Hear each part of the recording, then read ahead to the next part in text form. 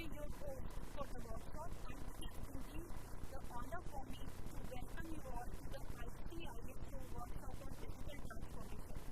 It is a matter of pride for the Bureau of Indian Standards to organize this two-day workshop on digital transformation in collaboration with International Electrotechnical Commission IEC and International Organization for Standardization IEC.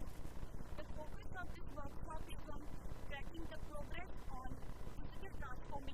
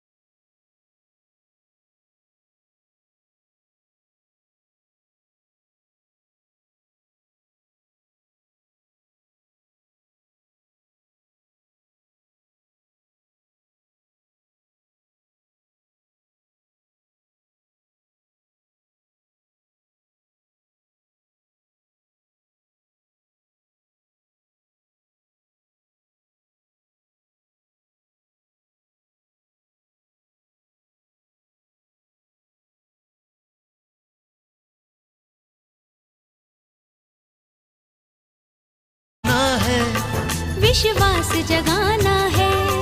हर इंद्रधनुष सुंदर जगमग धरती पर लाना है। कुछ रचना है, कुछ सचना है, कुछ रचना है, कुछ सचना है, कुछ रचना है, कुछ सचना है, नई राह बनानी है।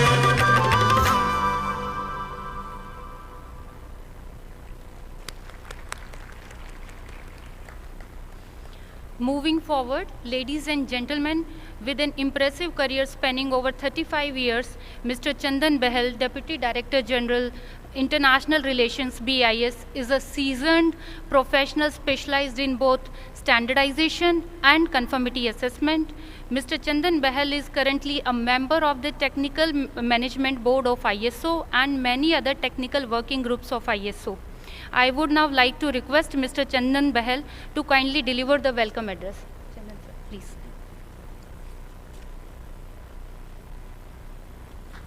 Thank you, Nisha. Good morning, everyone. Shri Pramod Kumar Tiwari, Director General, Bureau of Indian Standards. Shri Vimal Mahindru, Vice President, IEC and Chair, IEC SMB. Ms. Mara Roland, Head of the Project Management Office, ISO. Mr. Gilles Thornett, Deputy Secretary General, IEC. My colleague, Mr. Rajiv Sharma, Mr. Rajneesh Khosla, fellows from the national standards bodies of SAVs and JISC. We are very happy to have you here. Representatives of the Indian industry, academia, and my dear colleagues. It is indeed a great privilege and pleasure to welcome you to the IEC ISO workshop on digital transformation being organized by the Bureau of Indian Standards. Recognizing the importance of digital transformation and the need to bring the developing world to the forefront of it, BIS first reached out to ISO and IEC to organize a workshop in India on the subject more than a year ago. This event is the culmination of BIS's concerted efforts in this direction, and I am thankful to both ISO and IEC for their support in making this happen. The healthy turnaround for this event is a vindication of the relevance of this workshop and shows that our initiative is in the right direction at the right time. Digital transformation is drastically reshaping activities all over the world, be it finance, commerce, education, or services. The recent pandemic has especially given a major impetus to digital transformation. The world of standards cannot afford to be oblivious to this phenomenon. Going the digital way can enhance the efficiency of standardization and boost the penetration of standards amongst the general masses.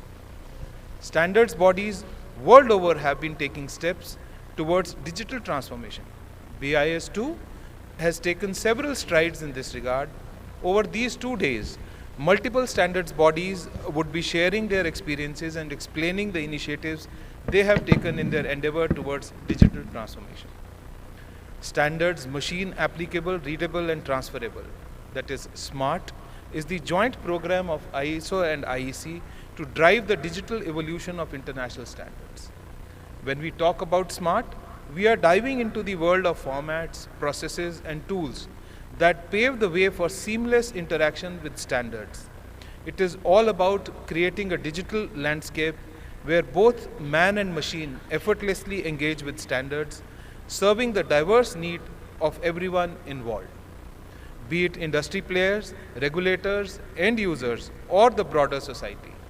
In a sense, standards become the common language for both humankind and machines. It is also the mental treat to imagine having digital standards tailor-made to suit our requirements.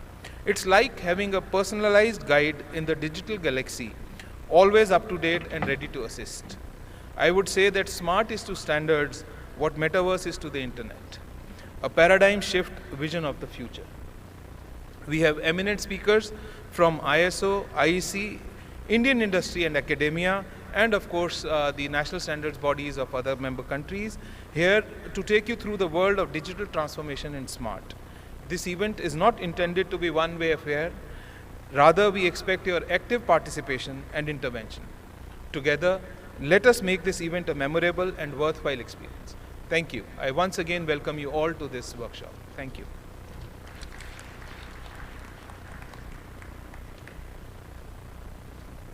Thank you, sir. Next, we have with us Mr. Rajiv Sharma, Deputy Director General BIS, with an experience of 35 years in both national and international standardization, certification, and testing activities as well. Mr. Sharma represents India in IEC Standardization Management Board. He is also a member of IEC Directive Maintenance Team, Business Advisory Committee, and convener of SYC LVDC Working Group on Low Voltage Direct Current Publications for Electricity Access. He is also recipient of the IEC 1906 award. I would like to request Mr. Rajiv Sharma to kindly spell out the program objectives for our participants. Sir, please.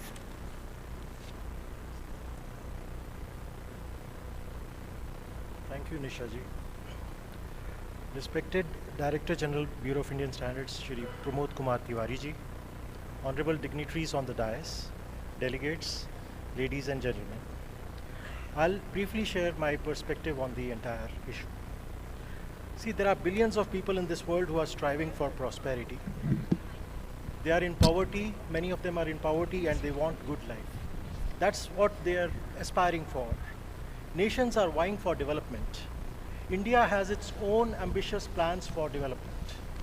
We are striving, we are ambitious to meet the target of becoming a developed economy by the year 2047.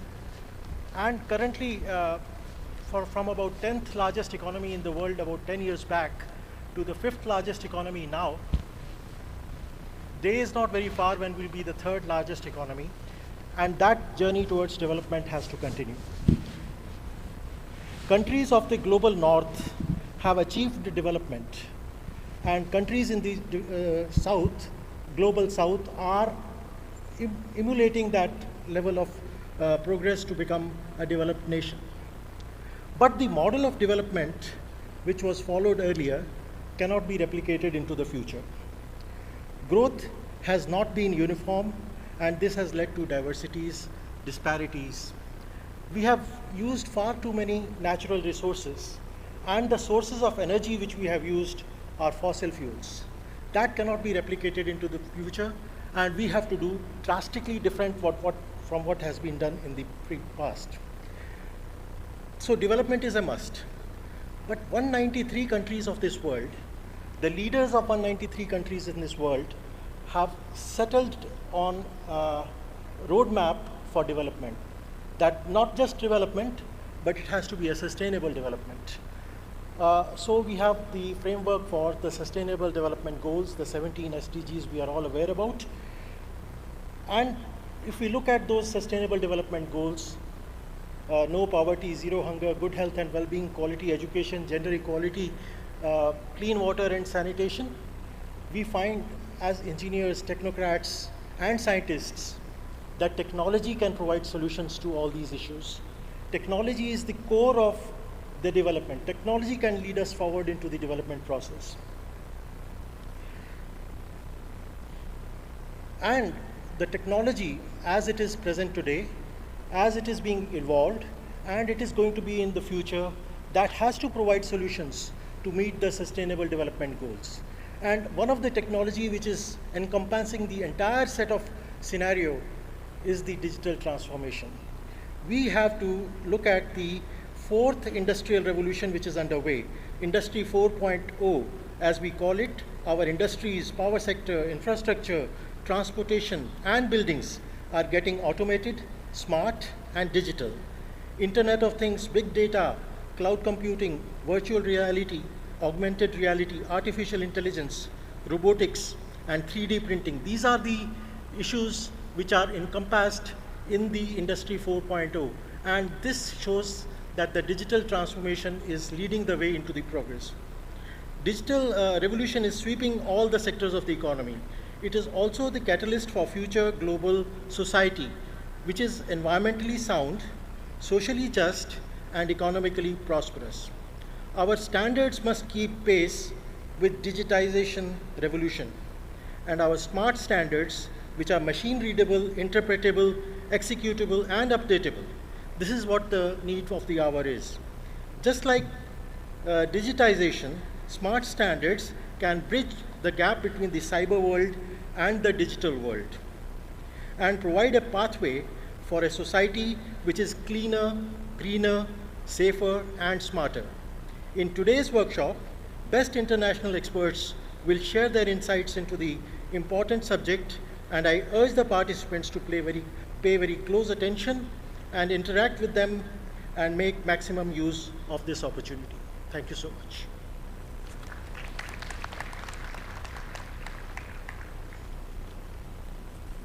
Thank you, sir.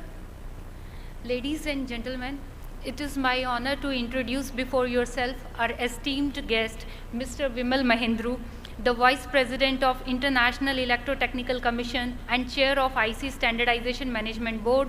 Mr. Mahendru also serves as Chair of IEC, SYC, LVDC and convener of several groups of IEC. His career experience of more than 30 years spans manufacturing, operations management, business development, strategy, governance and advocacy.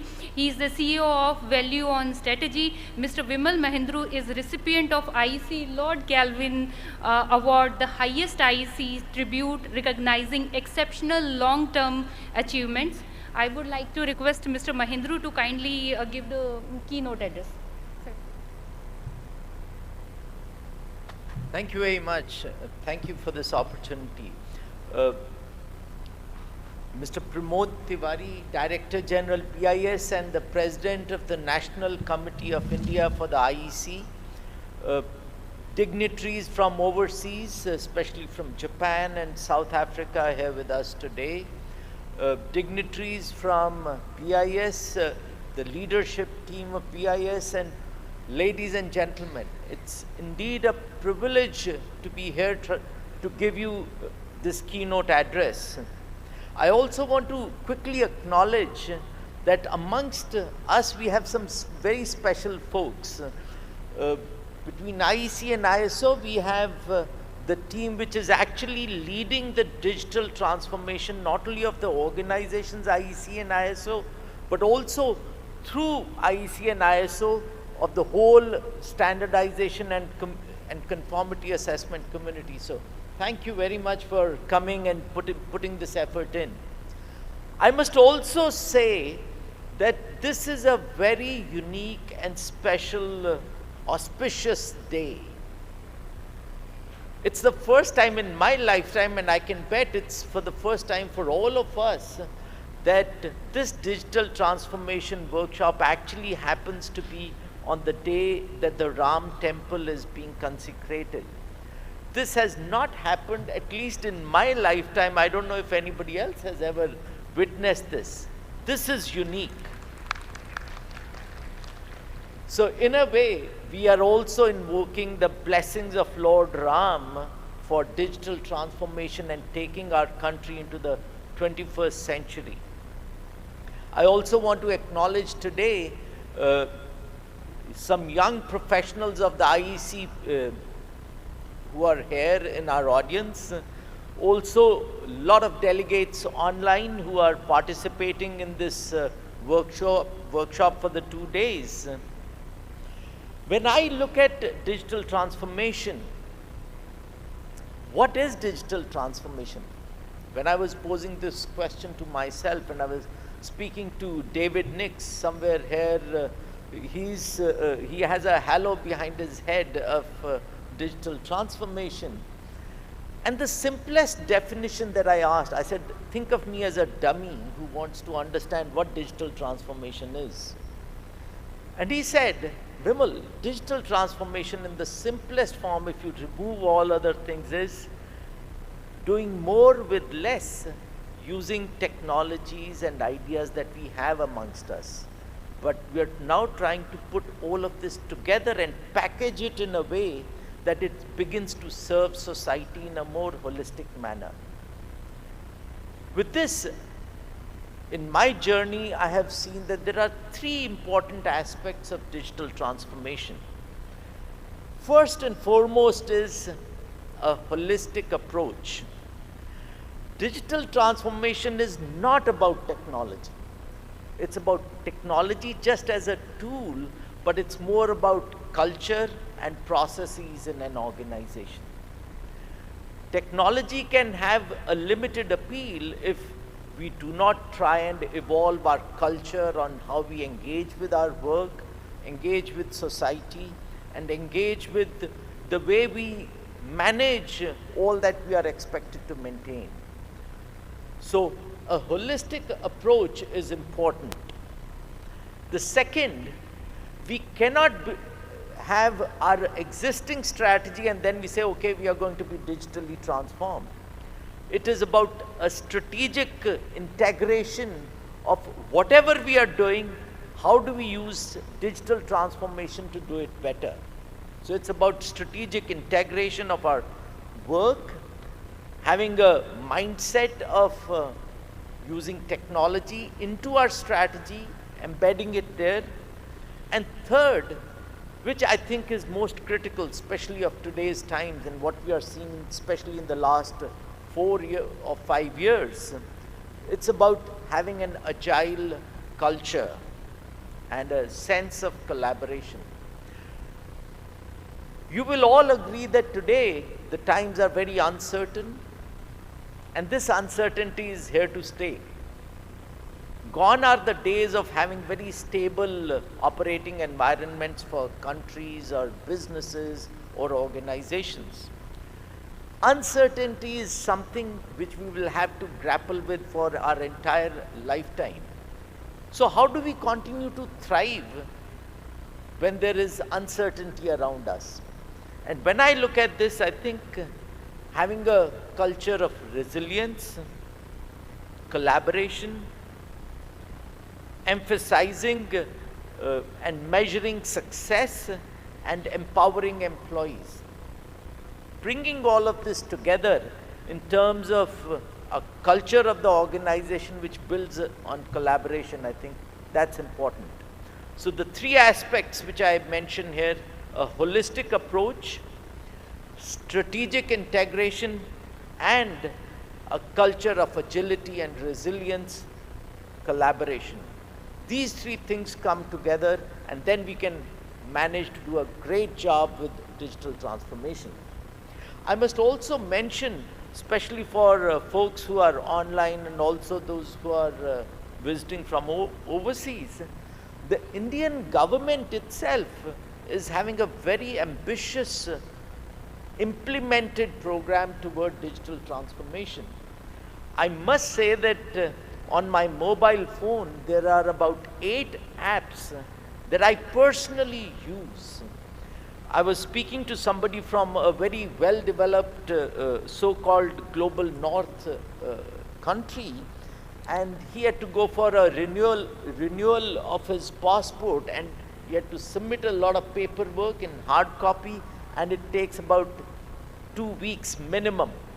In India, I had to renew my passport last year, and it took me less than 48 hours. Everything was online. I just had to go for giving my latest biometric updates. And that appointment also was online. In and out from the office in less than 30 minutes, and the passport was delivered to me within 48 hours. This is just one. I can, and many of my colleagues in India would be familiar with this. There is the DigiLocker, which is a digital transformation of the process of your legal records and your identity proofs, etc., which are now digitally available on your phone. And anytime you have to submit any legal documentation using that app itself, you don't have to carry any ID proof with you. Just using that app, you can take care of this. Digi Yatra for traveling anywhere within the country, that your whole biometrics and your boarding card is on this app. And this app I have used very extensively within India. M-Parivahan, I had to go for a renewal of my driving license. I don't need to go to the driving license authorities. All the work is done online and the driving license is delivered home in less than 2 days. For Aadhaar card, also all the work is done online. So what I'm saying is that the Indian government has already embarked on digitalizing and bringing services to the citizens across the board. This is not only for the so-called literate folks in the cities, even at the rural hinterland of the country, there is a lot of digital transformation. The government has an app called Umang, which is a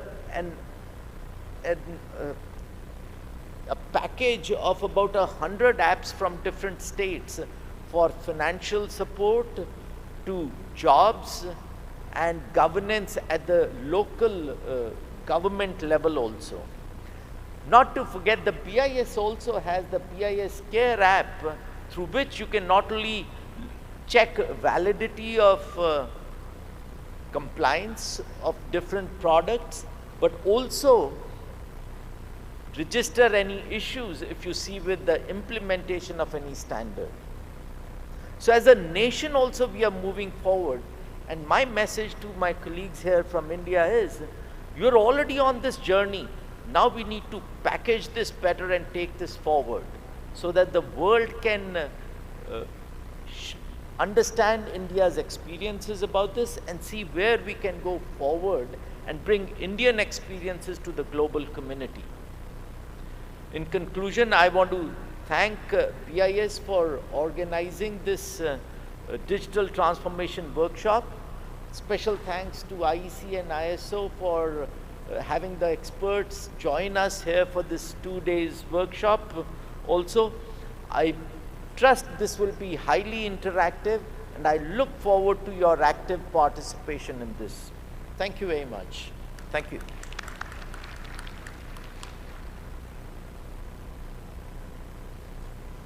Thank you, sir. Esteemed gathering, we also have the pleasure of having with us Mr. Giles Thornett, the Deputy Secretary General of IEC and Secretary of IEC Standardization Management Board, and Ms. Mara Rolando, Head of Project Management Office of ISO Central Secretariat. Mr. Thornett is former IEC Head of Standardization and Industry Strategy and Head of Information and Communication Technology Standards. Prior to IEC, Mr. Thornett was Managing Director of Zigbee Alliance. Ms. Mara Rolando currently leads the structure, implementation and measurement of the ISO 2030 strategy, including SMART program. Ms. Rolando has 10 years experience in medical device industry. She also has the experience of neurophysiology and electrical stimulation research. I would now request Mr. Giles Thornett and Ms. Mara Rolando to jointly give the theme address. Thank you.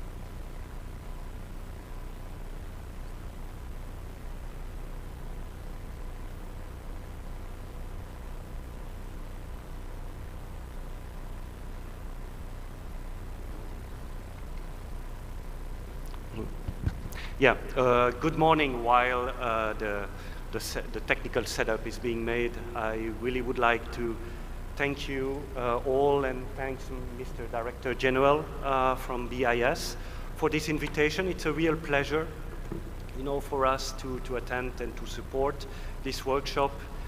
Dear BIS colleagues, delegates, I was actually at BIS in July this year. I met, I think, some of you in the room. It was a real pleasure to talk about the IEC strategy. So in this short presentation, Mara and I are going to introduce you quickly to our SMART program. But before that, we would like to give you a very quick introduction about the IEC and ISO strategies to really set the scene. I just want to say as well that, well, it's a pleasure for us, of course, to let you know about this program, but we also would like to hear from you, from your experience in India about digital transformation, what we can bring back home. When I say home, it's in IEC and ISO, of course. Based on your experience, based on what you have done already. I was actually jealous to hear Vimal Mahendru saying about getting your passport in 48 hours, you know, that will make a lot of people in Europe very jealous, because I can tell you, it doesn't happen like that in most European countries. So I think we can really learn a lot from your digital transformation experience, and that's why it's a real pleasure. So we have a couple of slides to introduce IEC and ISO strategies. I'm going to start with the IEC part. I'm sure you're all very familiar with IEC. Just a couple of reminders in figures. The IEC was founded a bit more than 100 years ago by Lord Kelvin, a very famous figure in physics. We bring about 30,000 experts from 174 countries, with a little bit more than 200 technical committees. Some of them are actually joined with ISO. You know, JTC1, for instance, about IT, and a very new one, JTC3, actually, which was set up a couple of weeks ago to look at quantum technologies. And we hope we can also count on India to provide technical expertise in these new joint technical committees. If we look at the IEC track history, we have about 11,000 publications, mostly standards done so far. But it's not only about standards, it's also about conformity assessment. And we see those two aspects really fundamental, the kind of two sides of the same coins. At the IEC, we run 4 conformity assessment systems in different fields related to electricity, electronics, renewable energies. And we believe the combination of standardization and conformity assessment make, let's say, our activity even more powerful and impactful. If we look at the map, we have also 5 regional centers to cover the whole world. Although we're based in Geneva, we have a lot of activities across the world to really support all our members in the different regions and geographies they operate. If we look at the technical activities of the IEC, we cover roughly 99% of the world population and electricity generation, so that's quite a lot.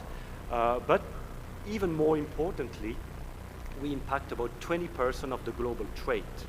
So I think the story behind the IEC, and it's pretty much the same for ISO, it is about technical development, but it's really about facilitating trade across the world.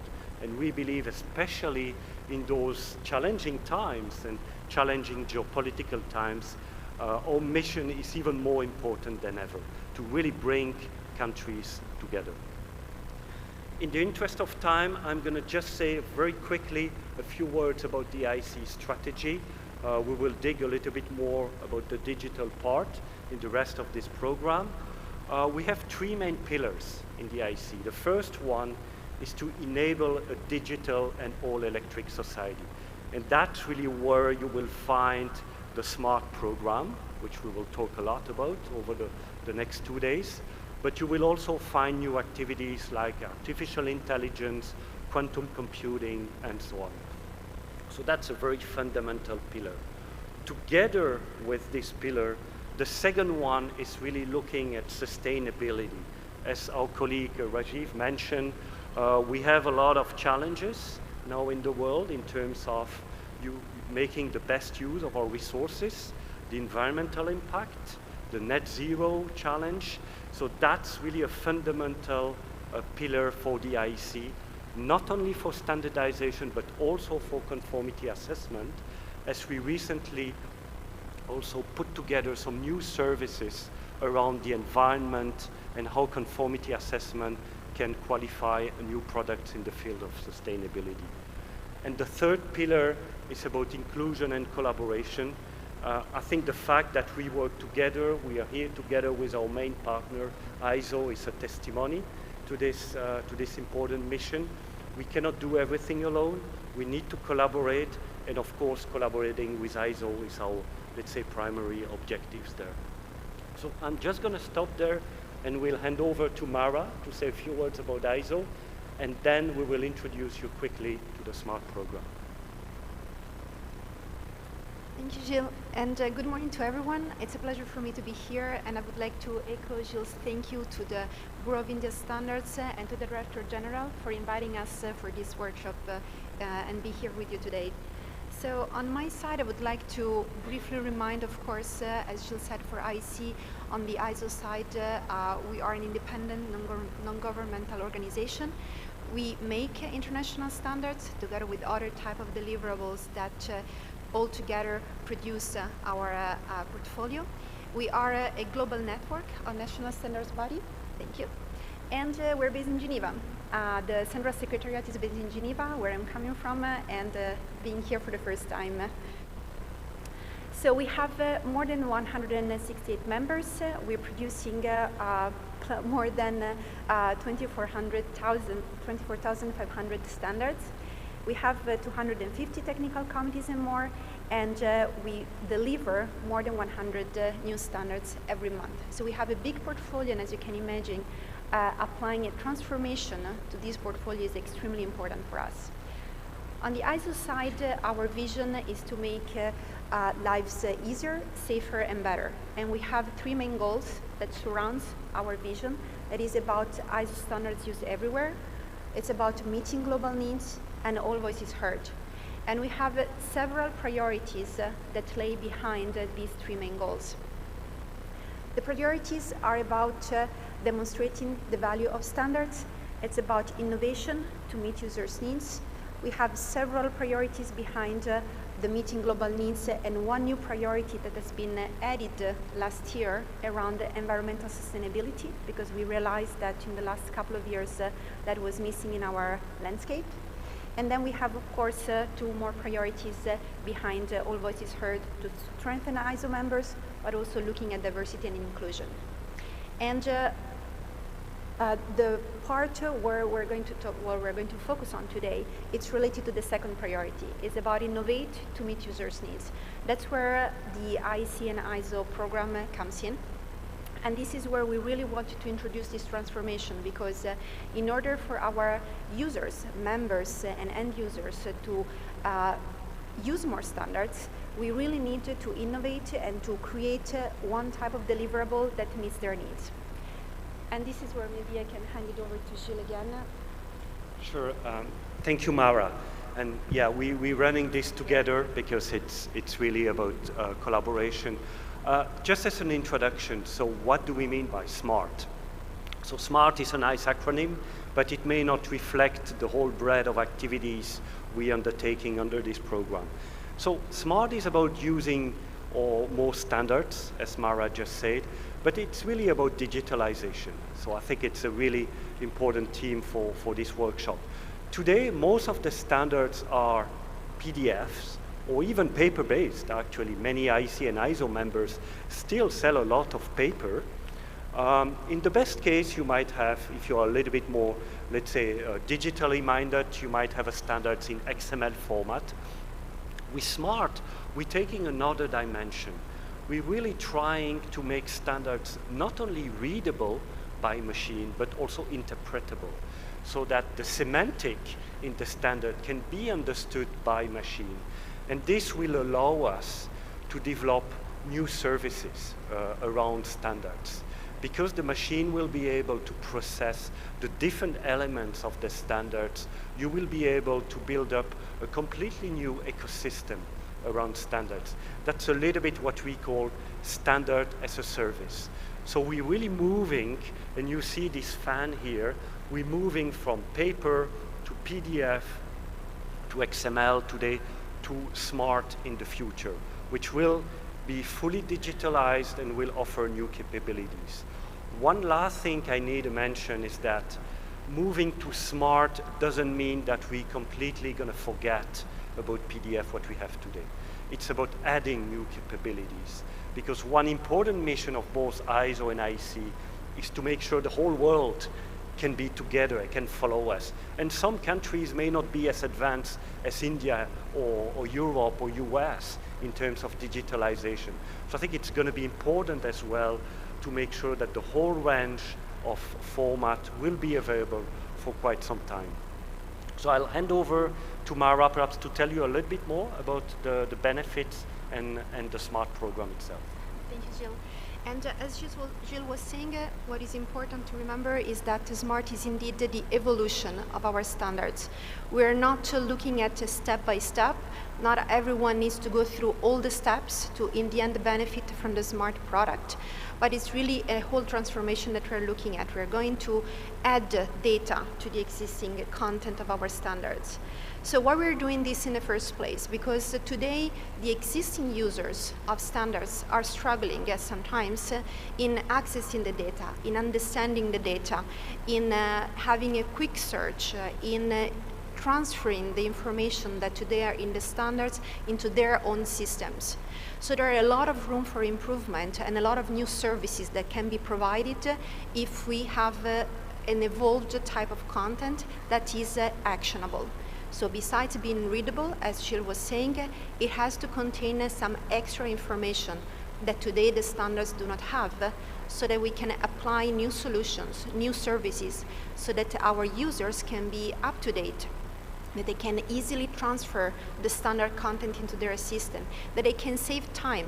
We have, for instance, tested how long it takes to extract requirements manually as a person out of standards like 9001.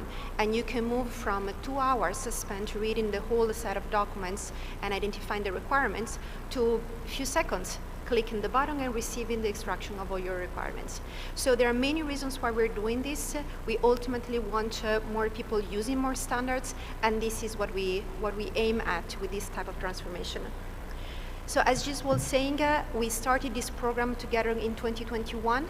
On both sides, we were exploring possibilities on what SMART might look like. We signed a collaboration framework at the end of 2021. We launched together the project in 2022. We spent the first year around the planning of the execution, the collection of use cases that became fundamental for identifying the needs of our users. We've identified possible options from a business model perspective, and mostly we also explore all possible technologies, because technology was not really the problem. It was more what we wanted to do with it. So then in 2023, the focus of the program was on testing. We've run a lot of pilots on both on ISO and IEC side, and this afternoon we'll be delighted to show you what these pilots produced, what SMART looks like today, what it might be look like tomorrow. The focus of 2024 is to rely on all this experience, to collect everything that we've learned last year, and to provide a roadmap for the transformation for both ISO and IEC starting next year. Yes. Thank you very much, and I hand it over to next.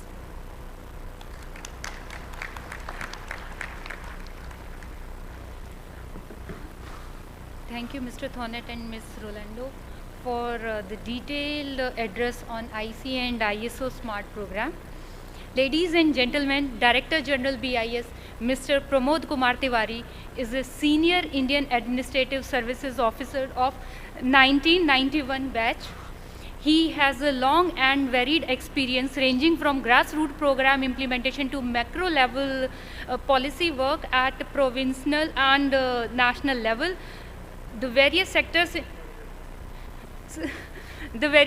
in which he has worked include education, social welfare, human resource, revenue, finance, disaster management, and food and public distribution. He is leading BIS as Director General since October 2019 and has been championing the phenomenal makeover of this organization. In his tenure in BIS, he has made various progress reforms, including digital transformation and strengthening stakeholder engagement. He also holds significant positions on the global stage as a member of both ISO Council and IEC Board, the core governance committees of ISO and IEC, and that of Council Standing Committee on Strategy and Policy. I would now like to request DG BIS to kindly deliver the inaugural address. Sir, please. So, good morning, esteemed delegates from ISO, IEC, fellow national standards bodies, representatives of Indian industry and academia, and my dear colleagues. It is my great pleasure to be present here with you all today for this important IEC ISO workshop on digital transformation. This landmark event underlines the commitment of ISO, IEC and BIS, as well as the partnership between these organizations to strive for global good. Considering India's presence in the realm of IT, I am certain that India can contribute significantly to the journey towards digitization and digital transformation. You may be aware BIS has been actively involved with both ISO and IEC since its inception in 1947 and is one of the founding members of ISO. We participate actively at both technical and policy levels of ISO and IEC. I am happy to share that currently BIS is a member of the apex technical and policy level bodies of both the organizations, that is ISO Council, ISO TMB, IEC Board and IEC SMB. We are one of the largest standards making bodies in the world, having more than 22,000 national standards. This is being done with the help of nearly 400 sectional committees, having nearly 15,000 domain area experts.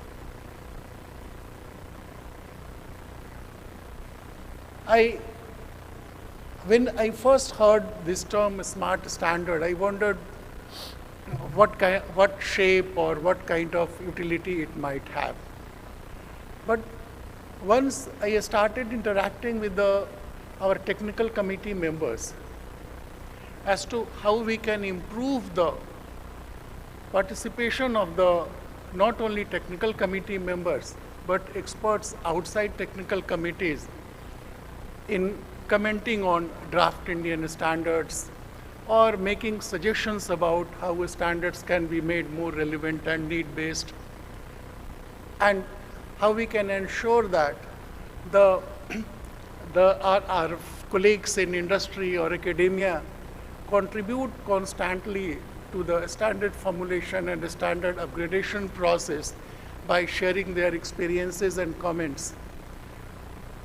We realize that they face difficulty because of the way standards are being written.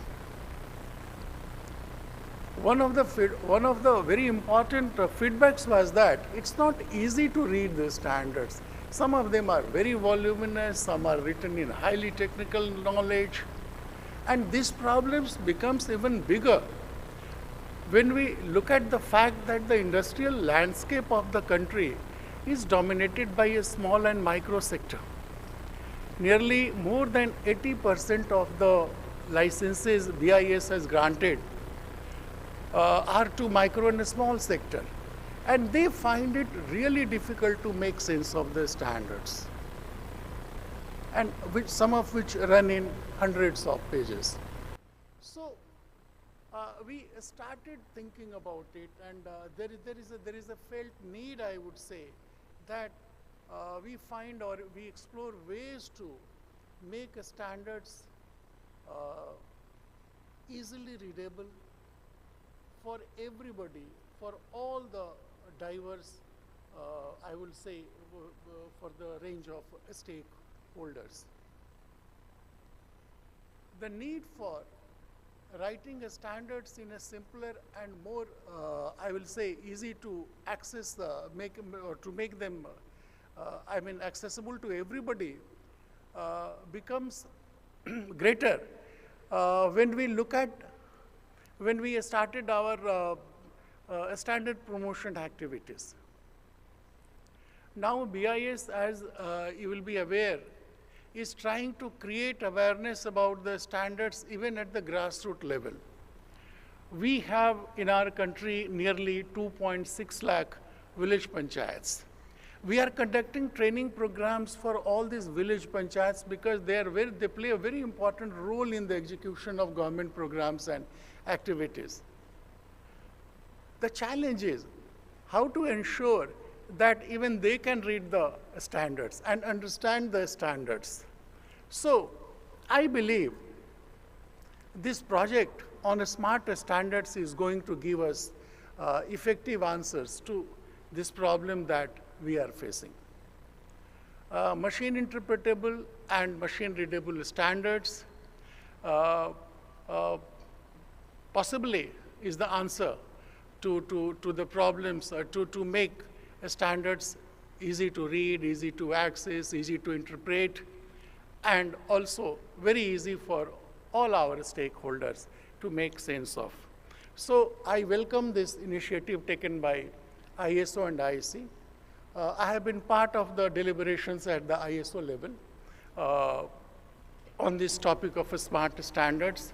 And I want to place on record my sincere thanks to both the organizations to agree to our request to have this very important workshop in India.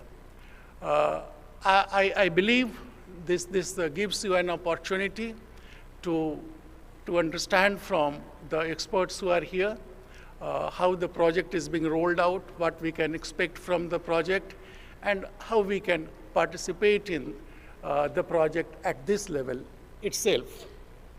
So with these words, I think from the presentations of Mara and Mr. Giles, I could get the impression that technical session has already started.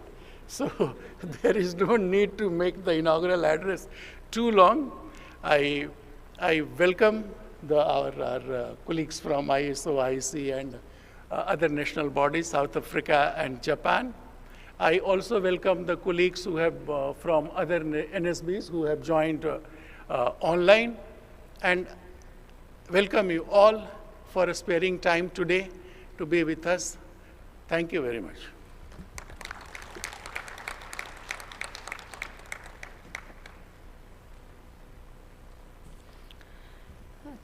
Thank you, sir, for inspiring all of us with your motivational address. With this, we come to the end of the inaugural session. I request Mr. Rajneesh Khosla, International Relations Head, BIS, to kindly present the vote of thanks. Sir, please.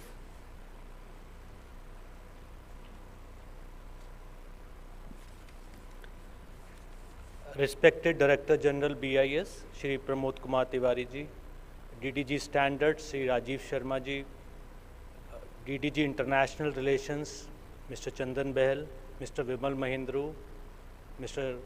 Gils Thonet, Ms. Mara Rolando, esteemed delegates, dear colleagues, ladies and gentlemen. It is my privilege to propose the vote of thanks. We are deeply indebted to Shri Pramod Kumar Tiwari, Director General BIS, for his wisdom and guidance in conceiving this workshop. As elaborated in his inaugural address, we at BIS have envisioned many initiatives for the digital transformation of BIS and have successfully implemented them under his leadership. I also take this forum to express my gratitude to Shri Chandan Behel, DDG International Relations, for his welcome address, and Shri Rajiv Sharma, DDG Standards, for setting the tone of the workshop by taking us through the program objectives. I would like to acknowledge our long-standing collaboration with Mr. Vimal Mahindru, Vice President of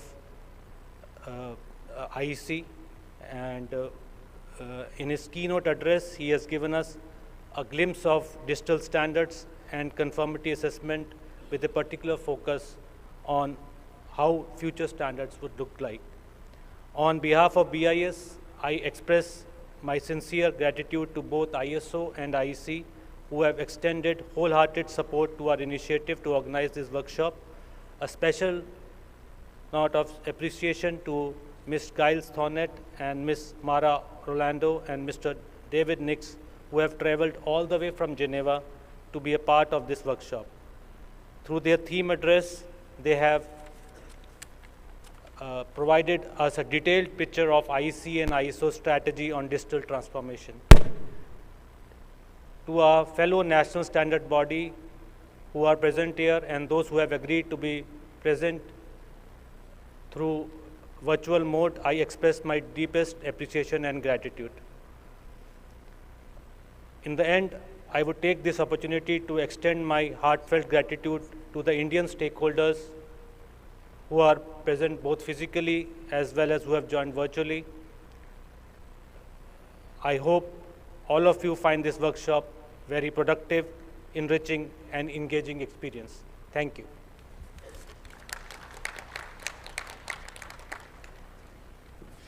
Thank you, sir. Thank you, dignitaries. Now we will start the technical session. So may I please request the dignitaries on the dais to please be seated in the first row.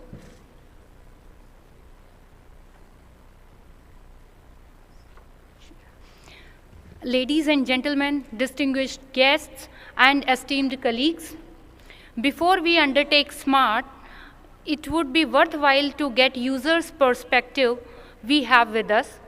Now, we therefore have an interactive session on how and why digital transformation helps BIS, which will be chaired by Mr. Vimal Mahindru, a veteran in the international standardization community.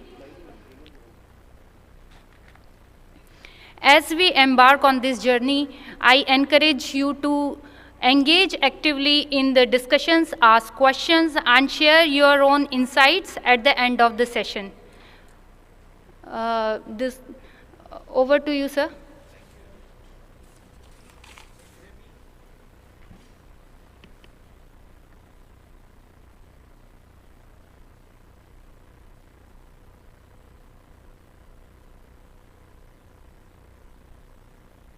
मैं कौन करूं?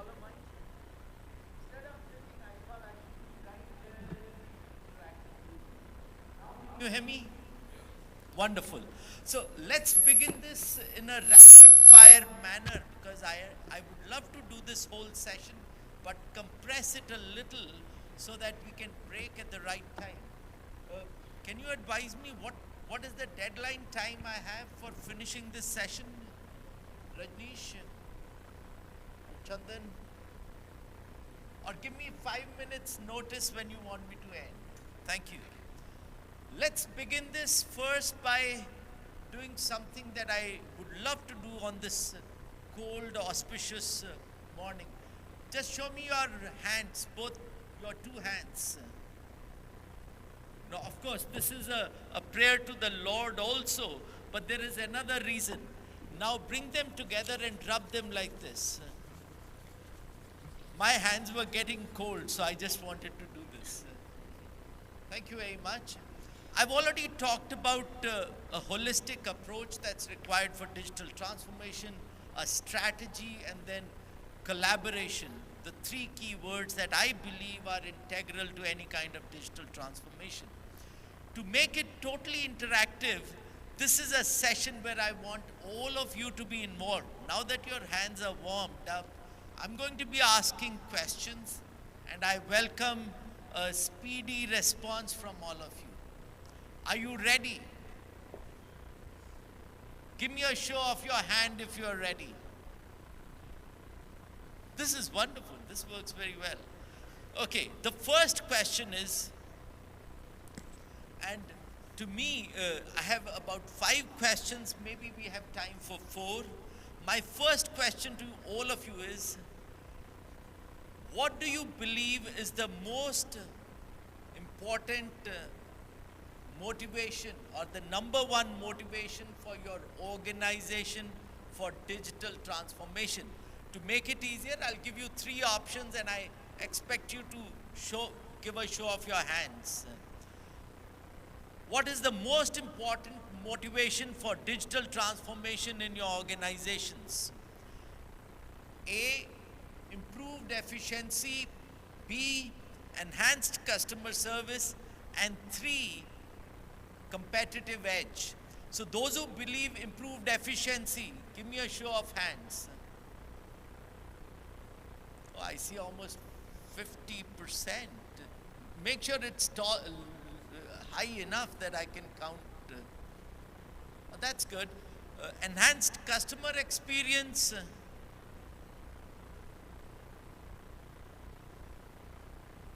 And competitive edge. Guys, I hope you're not raising your hand in each of the 3 terms.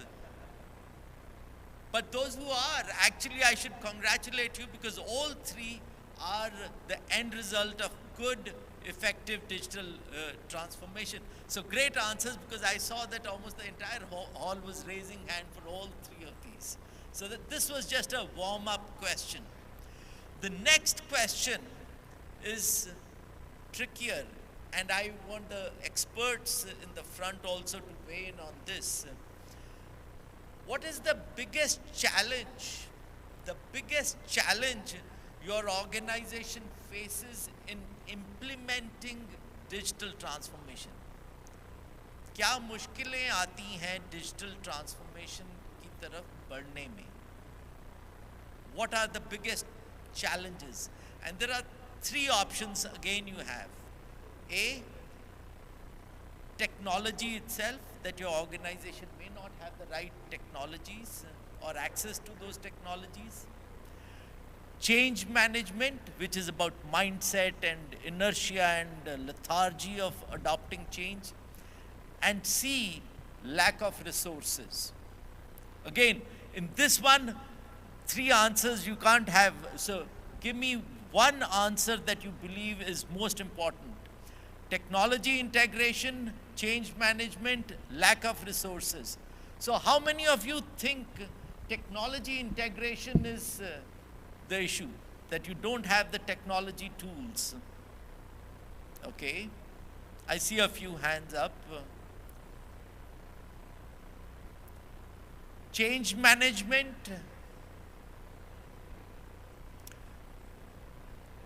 I think looks like there is an overwhelming agreement that it's a cultural mindset, inertia that needs to change. So it's, and somewhere this also was coming out in the inaugural session, that technology is just a tool. It's the mindset and the culture of the organization that makes a real difference. Anyone who feels lack of resources is the issue?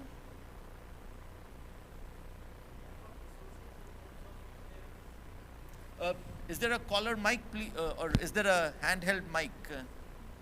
One here and then I'll come here. Yes, please. Just quickly introduce yourself.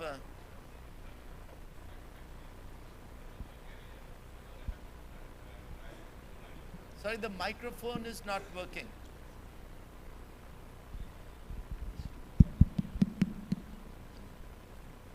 I have grown as a scientist, but whenever I've since 30 years, when I've tried to conceive anything to be done, I've always found some sort of resistance or some kind of problem with respect to generation of fund and the resource constraint. Because of that, I could not do further.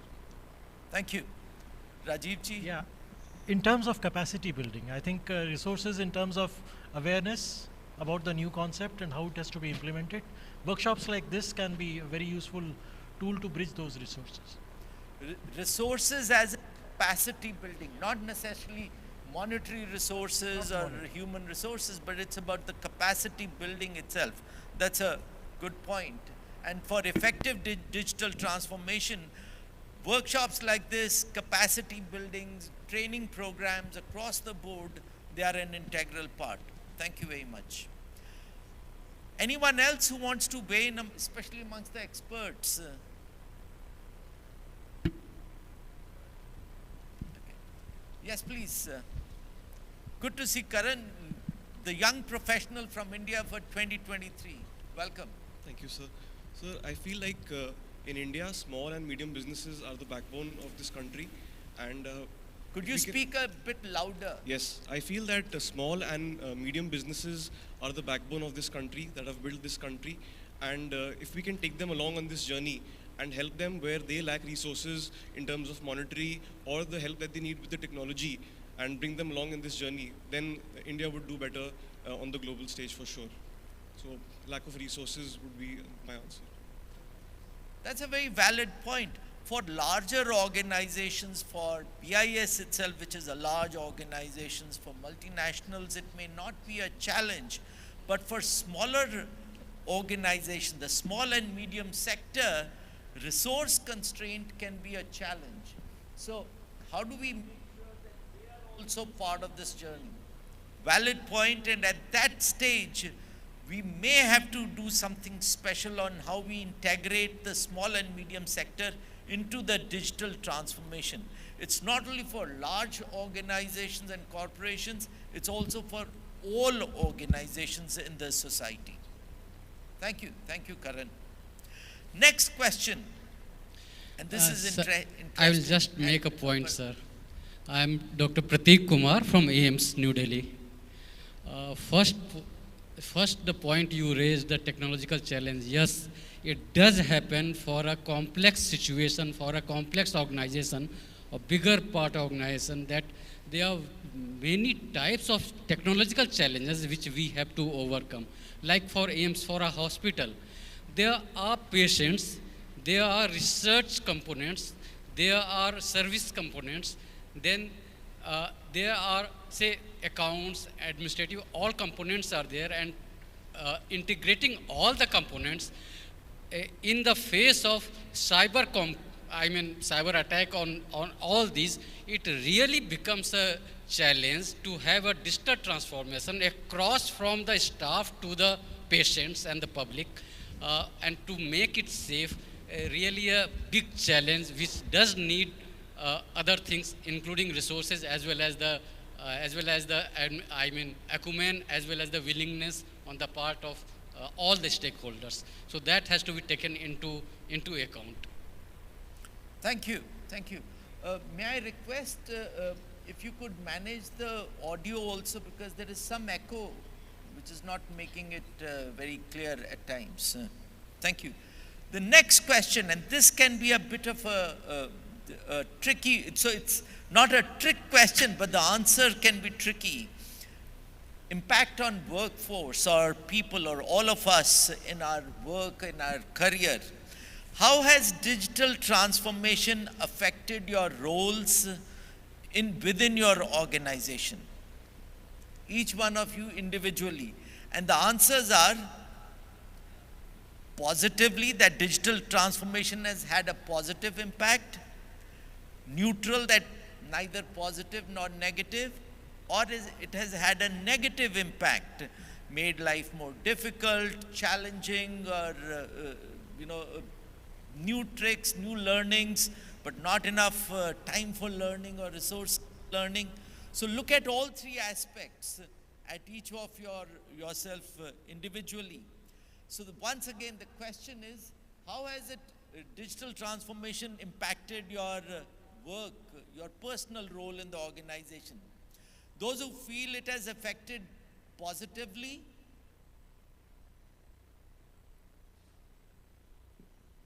this is really impressive. I should congratulate Pramodji that you're doing a great job. I saw almost all the hands up. Let me also see, how many of you have felt neutral, that, neither positive nor negative? No one? Okay, I see a few hands here. And negatively impacted? One. May I offer the mic? Why do you feel it has negatively impacted? Just introduce yourself, please. I'm Wadwa, representing Consumer Organization Voice Society. So we had been publishing that... Just keep the microphone closer. Yeah, we had been publishing the print version of the Consumer Voice magazine before the COVID, So after the COVID, we changed over to the digital magazine. So we had thousands of subscribers. Now because of the digital version, our subscribers have come down drastically. So you can say about 1/10 now. Very true. It has changed business models, especially for hard copy printing. Mr. Pant? There is one more dimension to it. It has definitely affected positively. We sitting anywhere in the world globally, we are able to do our work. Files do come, we examine, we take it. So decisions and efficiency has improved. We check the documents, everything is happening seamlessly. That's one part, that's very positive, cannot be replaced. But at the same time, the job of primary job of BIS is documentation, writing standards. The art of writing has gone down in the process. That's because everybody is, On mobile, they are doing a few sentences here and there.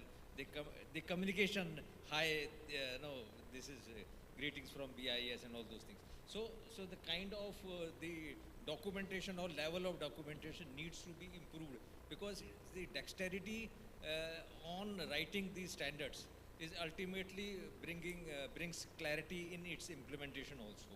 So that is one area where we have to work. Very relevant points you make. My colleagues from South Africa, yes please.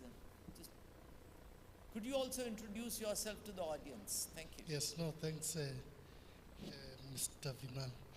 My name is Matlali, I'm from South Africa.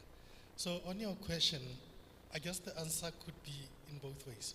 Of course, we will answer to say it is positive from the employer's point of view, because as we said, digital transformation brings efficiencies to the organization. But imagine if you are a worker. So we would need, say, 5 people before we implement e-balloting. After the implementation of e-balloting, because efficiency has improved, you don't need 5 people. You now need 3 people or 2 people. So if you are an employee, you will experience it as being negative, because then it leads to those job cuts. Thank you. Very interesting point. On the whole, positive, but of course, there are some things that we need to kind of cater to.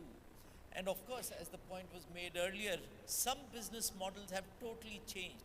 I remember this food delivery business was nowhere as big, but COVID kind of enhanced this whole journey toward digital transformation.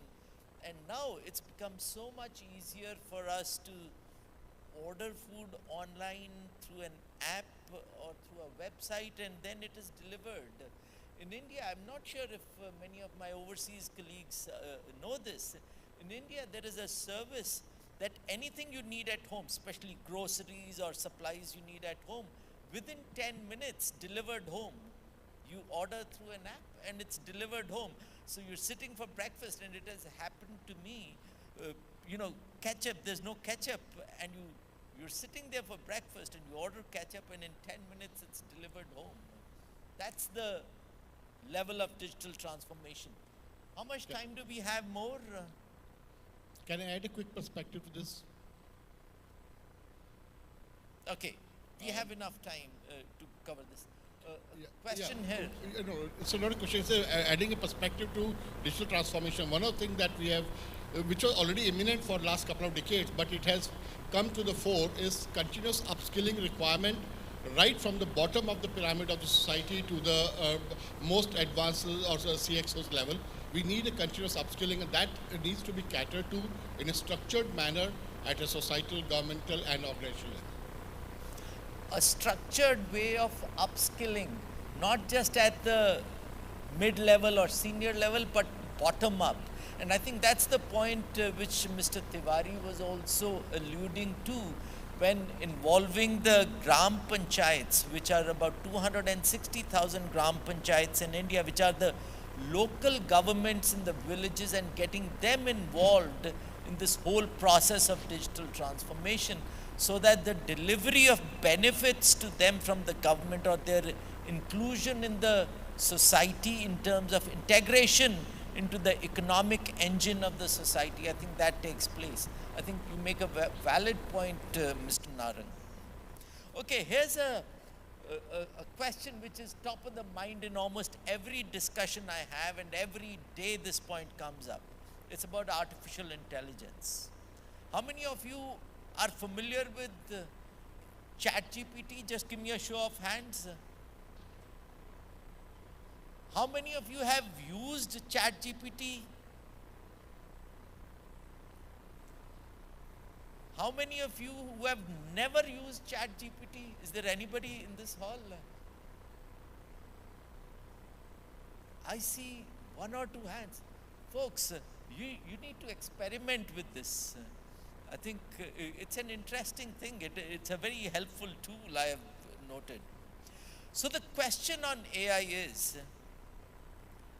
how close is AI development government to having significant impact on standardization and conformity assessment. How close are we? Are we at the right time? Now is the right time for that significant impact? Are we 1 year early? Are we 2 years early? Or are we already late? So let me ask, how many of you feel that we are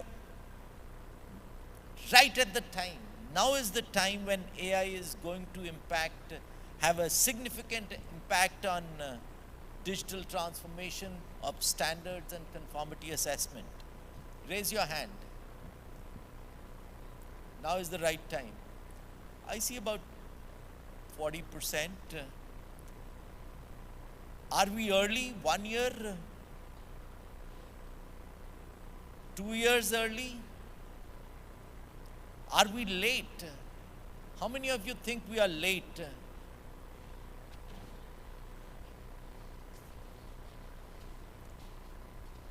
This shows about 30% hands. So looks like 30% feel we are late, 40% think we are on time, and maybe 30% are still undecided and trying to see where. I can assure you, after this 2-day workshop, you will all agree that we are right at the cusp of the big influence of AI on standards and conformity assessment. From the work that I'm doing, from the standards that are coming up, I can confirm to you that there is a significant impact on society itself. And if society across the board, across use cases is going to be impacted by AI, there is no way that standards and conformity assessment can be left behind. We have to keep pace because that's where our role is in helping society manage new technologies. So thank you very much for this. My last question, and then I'll try and wrap it all up together. There are many different aspects or tools within digital transformation. What possible technologies are going to help most in digital transformation? And again, I give you 3 choices. The question again is, what are those technologies which help digital transformation? A, cloud computing, B, data analytics, and C, artificial intelligence. How many of you think that cloud computing, connectivity across the world, across all systems and working in the cloud is going to help digital transformation? I see about 50%. Data analytics, that you can collect the data, but analyzing leads to it. I see an equal number or maybe even more. I see. Third, artificial intelligence. Maybe this is reflecting the truth also because same number of hands up for all 3. So like the first question, it looks like all 3 aspects collectively are important for digital transformation.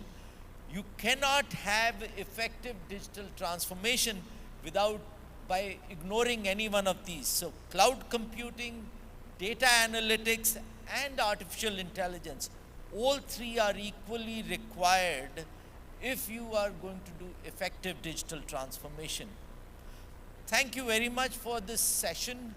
This gave me an opportunity to get this ball rolling on the technical session, without really getting technical and trying to bring you all into this. For the rest of the day today and tomorrow, we will dig deeper into this whole process of digital transformation, what it requires, how you do it, what are the first steps, where are the gaps, where are the pitfalls, and what is that rainbow or pot of gold at the end of this? Or is there really an end to this? Maybe it's a journey. I personally believe that digital transformation itself, like life, is a journey. There is no end to it. There is no time no point in time we will say that let's do these 5 things and then we can say we are fully digitally transformed, because it's layer upon layer of change. And is there an end to change? Perhaps not.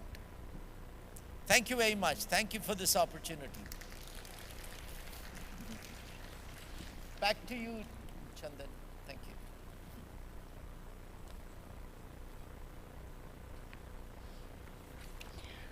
Thank you, Mahindra sir, for the interactive and engaging session. Now we will break for the tea. As we have been requested by many participants that they want to witness the Shri Ram Lala Pran Pratishtha Samaro ceremony being held in Ayodhya, therefore we will be broadcasting the ceremony meanwhile. I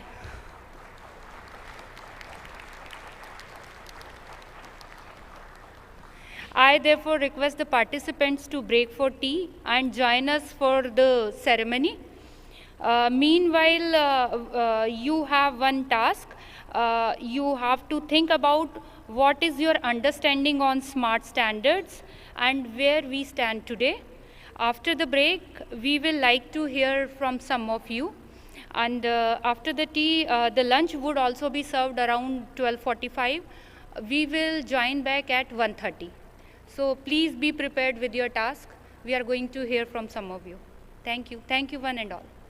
सुगंध सिंचाई गज मनि रच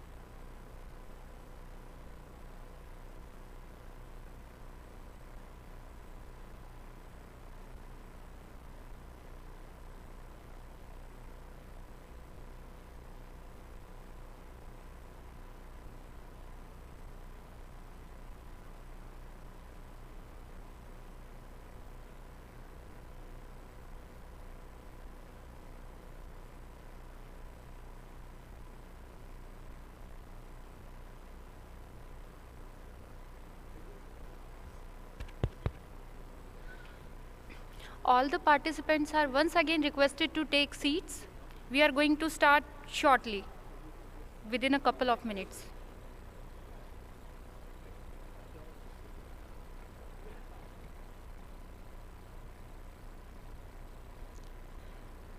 We are behind the schedule, so we need to catch up a lot.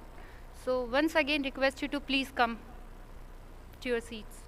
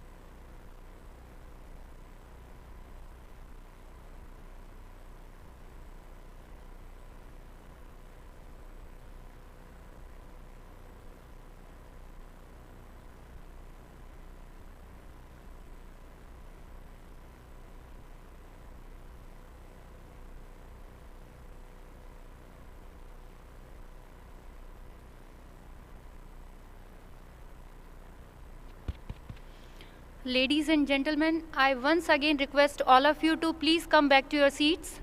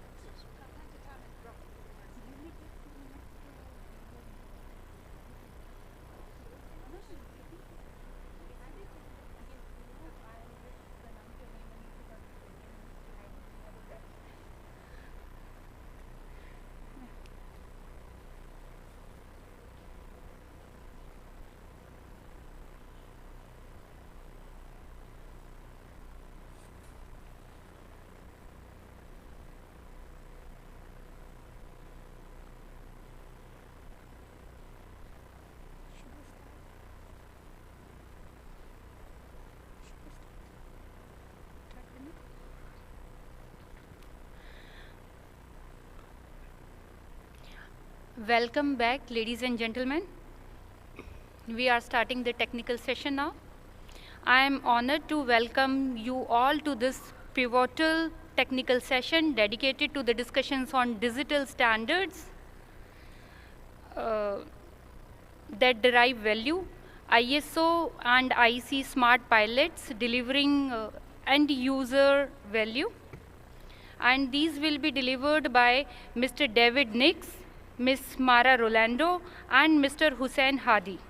Mr. David Nix is Digital Transformation Officer of IEC. He has over 25 years of experience using digital innovations to drive changes for organizational value. Previously, he has also served as Chief Knowledge Officer at Gavi.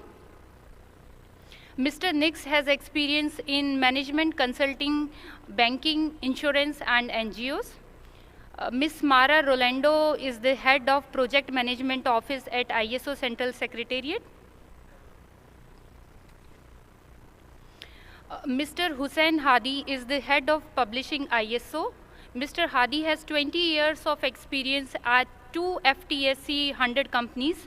Prior to this, he was working as lecturer with the Legal Technology and Innovation Institute and Government of Dubai Legal Affairs CLPD program. Mr. Hussein Hadi has specialization in digital business models and the application of AI and new technologies. So I'll give this dice to all the three of you. Thank you, sir.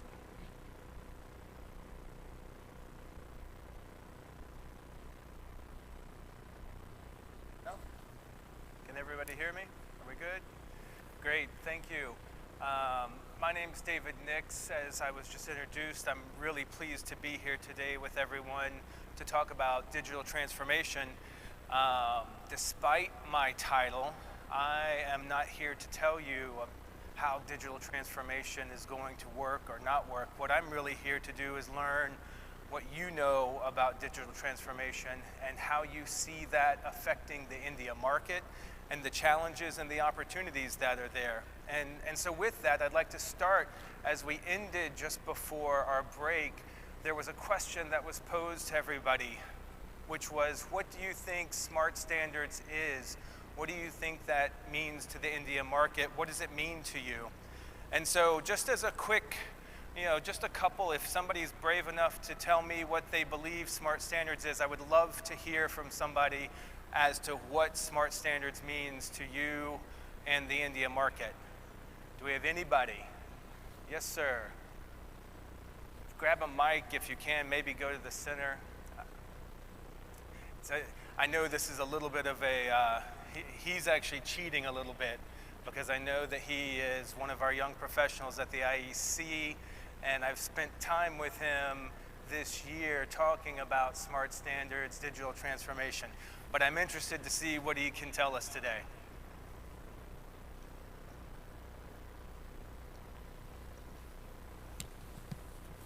Yes, thank you, David.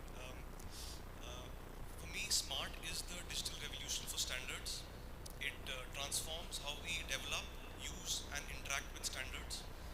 And it's where we leverage the latest advancements in technology to better access, gather, and understand the requirements and standards. And this helps standard developers for easy authoring and updating of standards, for standard users in the industry where they can better integrate standards into their technology stream and therefore create better products. It helps standard users, which in terms of conformity assessment, better understand how to test and reach compliance requirements, and also for policy makers where they can learn better in terms of, they can learn what the standards represent in terms of what are the industry's best practices and help create better policy and make better decisions for the country and for the economies of the world. Great, thank you. I'll take this opportunity again to put a plug in for the Young Professionals program. It's clearly working, and we would love to see more young professionals engaged. Is there anybody else who wants to share a perspective on smart standards? What do they think it is? Kishore, fine, Kishore, come on, tell me what you got. why I thought I must share this thing was I have been used to the old breed of standards, and now we are what are the changes we expect and we hope and we are trying to bring in. So this way I see smart standard. First thing that they bring, which is very important, are agility in developing the standards. More collaborative, because now we have online, people can do that. So the agility, efficient, because technology is changing so fast. We cannot afford to have 3 to 5 years the development time of standards. That is also one of the things enabled by smart standards, using all the technologies along with the agility, collaboration. Another thing is, now these smart standards can be integrated into the business processes, engineering techniques, and conformance testing program, compliance testing schema of product design, system design, solution design. That's how I look at it. One of the things, but there's not then I can go on, but I'll stop here. Thank you. Great, thank you. Thank you. Look, I think that my experience in having these discussions with a lot of the different members across the IEC, there are a lot of different opportunities that Smart Standards is going to help. And I think as was touched on earlier in our program, in the introduction, Smart Standards is not something that the IEC came up with and we just decided, oh, we need to go do digital, right? It's not as though we're sitting around like all thinking about how do we make more money, right? What we're all imagining is how do we support industry? How do we drive quality? How do we drive and improve sustainability and the quality of products in the market? And what's really driving digital transformation for the IEC is digital transformation in industry. And as industries become more digitally capable, as they become more digitally mature, they are needing standards that are available digitally, that can be integrated and support their digital maturity. And so in fact, our digital transformation journey is in response to industry and our members and the demands that are being placed on the needs for digital standards in the future. And so we're constantly looking at what does the market need, what do our members need, and how do we support that going forward with this digital transformation. We've talked about what really happens in industry if we don't have digital transformation. And a lot of this is what's happening today, right? The application of standards is a very manual process. It takes reading hundreds of pages of documents to find the right information, and then a lot of copying, pasting into the operational technology tools that designers and manufacturers are using. There's a lack of transparency today about the change, the pace, what's coming around standards in the future. And ultimately, there's a decrease in acceptance of standardization and kind of a move towards more just the de facto standard. And so these are things that we're hoping to counter with digital transformation and smart standards in the future. So what do we really need? What does industry really need? What are we trying to support?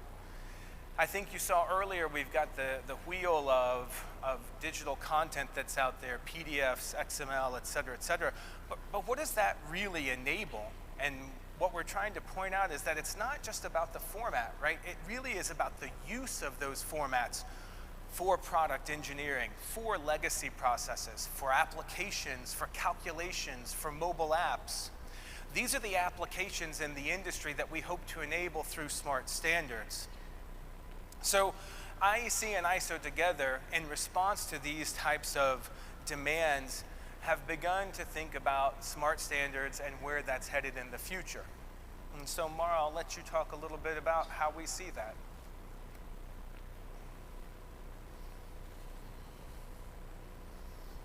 Thanks a lot, David. I don't have the mic like him, so I'm going to stand near the computer. And as David was saying, we've embarked together in this journey to better understand what are the needs that drive this technical transformation, this digital transformation. And we've spent quite some time to gather all the use cases across different type of industries, different sectors, different regions, because of course, as you will learn throughout this workshop, not all countries have the same level of digital maturity, so not everyone has the same need. We've tried to collect all these use cases, and we've identified three main personas. There's a lot of text on this slide, no need to focus and read it all. The core message that I would like you to focus on and to take away is that Smart can support different type of personas with different level of maturity. We can identify the simpler user, the one that really would like to benefit from the standards, but is not really able to identify which is the right standards, where to find it, how to really understand its context, because it's new. So we want something simpler for this beginner. Then we can also offer something more efficient for those users that are already familiar with the standards, but are still struggling. Maybe they still need to put in too much effort to really benefit from the content of the standards. So we can offer something that is more efficient for the use of the standards. But we can also offer something that is more innovative for those that are already considered high-performance users.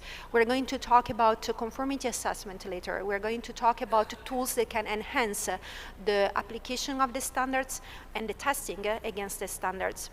So these are the three pillars that we've used as a reference throughout last year for the testing to identify solutions for these different type of profiles. And when we're talking about users, for us, users is not only the person sitting at the industry level, but are also all of you, the experts, the members. So we're really looking at a different level of maturity and different level of services. So what we did last year was indeed testing. Another slide with a lot of text. But the key message here is that comparing to the existing workflow of standard production, where our experts create the content, then we manage the content, we distribute it, and then the end users use it.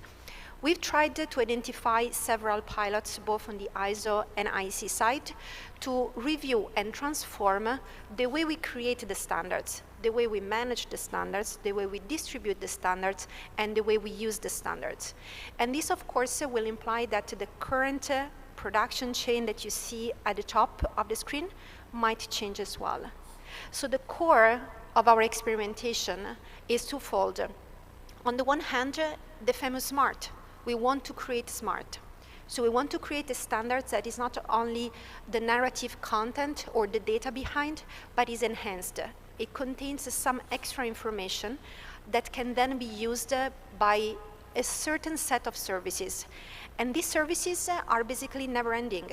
What you're going to see later from Hussein and David is basically the tip of the iceberg of what can be done in the future. We want to prove the value of the standards on what's on the left side of the screen. So basically, what you can envisage is that today, the technical community, the experts, the members, all this group of people are creating content. So from the top of the slide to the bottom, they are currently creating content in Word, so that's the Word standard. They're using new tools like the online standard development. They are creating their national content.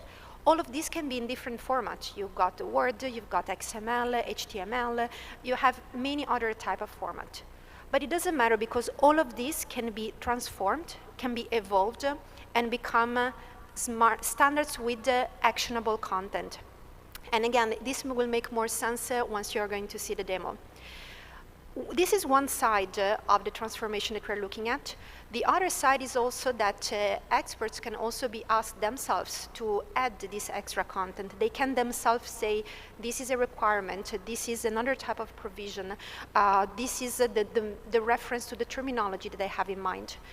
And this would be what we can call a native creation of the SMART standards.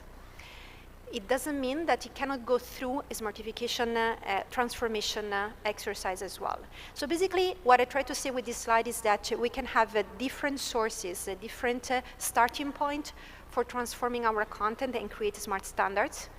And at the end, the services that we're going to provide are still going to be based on the same type of content. So I will hand it over then for the demo, and you can see that we've tried to cover all of the areas of this chart with our pilots. We've tried to look at the smartification process per se. We've tried to look at the services, and tomorrow we're also going to look at the prototypes more related to the OSD part. Thank you very much. Great, so we want to go through and start showing you actually what this means. And because so I've been now at the IEC for a little over a year and a half, and when I started, and the first thing that I think Gilles told me when I walked in was smart standards. And I said, well, what is smart standards? And there was a PowerPoint, there's a lot of documentation, and this is what it all means. And it really took me a while to figure out what is smart standards, or what does everybody mean by smart standards. And it wasn't until we really started showing what we think it is that it kind of connected. And I think that's been a huge part of the progress that's been made over the last year. And so we're going to show you that. But before I show you that, before we launch into it, one of the things is that I'm not the most technical person out there.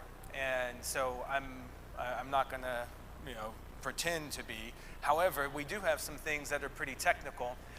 But what I'd like to understand is how technical are you guys, and how much technology do you really want to see? And so let me ask it this way. How many of you know what XML is? If I can just see a show of hands. How many of you could create your own XML document? A few of you. How many of you write code? A few more of you. Okay. All right. Well, so I'm going to show you a little bit more around the technology. I'm going to go through it pretty quickly. For those of you who are more technical and you want to see it, let me know, and I'm happy to spend some more time kind of going through that. But let's start with our demo. And so I'm just going to switch over. And as we go through these demos, I think what's really interesting is to make sure that we start with who the users are. And so for what we've kind of envisioned as part of these smart pilots is that we have a set of users out there who are developers. They're developers at companies and industry. They're developers for consulting companies who are helping other companies implement standards, and they are building apps. They're developers within our members at the national committees, and they're looking to integrate international content and standards with national content and standards. Overall, these developers are the technical people who are helping build interoperability across how people use standards and the content and the data that we have. Today, developers can't do much, right? Today, developers can say, well, I can give you access to a PDF. Maybe I could download an XML document. That might be hard to use if you don't know about it. And so we're trying to give these developers a way to use the data and the smart standards to make it interoperable across a multitude of different use cases in there, out in the marketplace. And so what we've conceived of is this developer portal. And the developer portal, you can imagine if I'm a developer working for a manufacturer, and I'm working with product designers, and the product designers use a requirements management tool, and they'd love to have standard requirements built into that requirements management tool. The developer is sitting there thinking, how do I do this integration? They can come out to this tool, out to this API portal, and within the API portal, they can begin to see the types of APIs that exist for integration. And so as a developer, I may come out here and say, I'd like to see what kind of applications I could build. What could I integrate? How do I do interoperability? And within this, I can begin to see the types of APIs that exist. And so, for example, I could say, show me a list of all the standards. So if I'm now wanting to build a search that searches across smart standards and shows me the list, here I have the mechanism that's necessary for me to integrate that into my application, into my website, into my mobile app, so that they can use that data. It gives them all of the information necessary to be able to build this application.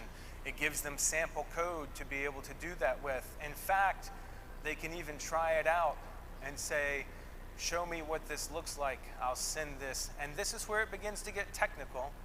I begin to get the response so that I can see what the code looks like and how that works. In this case, access denied, I don't have the right level of security.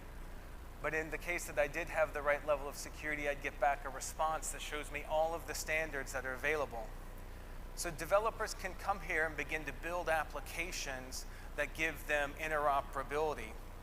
As well, we've created other demo applications that they can begin to see how this might work. So for example, if I want to pick a standard, and in this case, I'll pick, I don't know, IEC 62660-1, and what it comes back with is what are the number of permissions, recommendations, requirements, terms and definitions that are in that standard. And so I can begin to look at all of the standards in this fashion. How many requirements, permissions. And it's a pretty simple application, but it gives us an example of how this works. So for developers, integrating data, integrating smart standards into their applications, we've conceived of this developer portal to support them in the future. If I switch over now and I think, well, now I'm not a developer. Now I'm now I'm just the average user out there. And let me see if I can go back.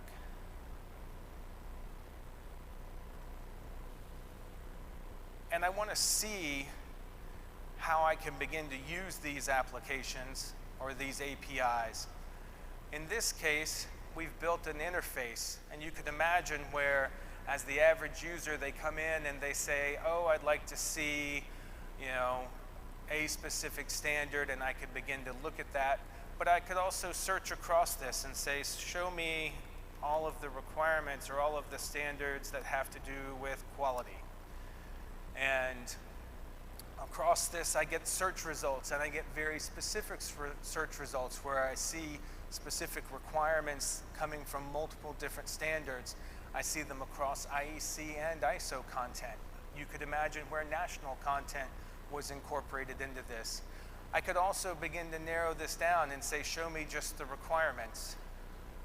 And then it would dynamically change and show me the requirements. Or I could say, show me only the ones that are in utilities, and it shows me the ones that are based on utilities.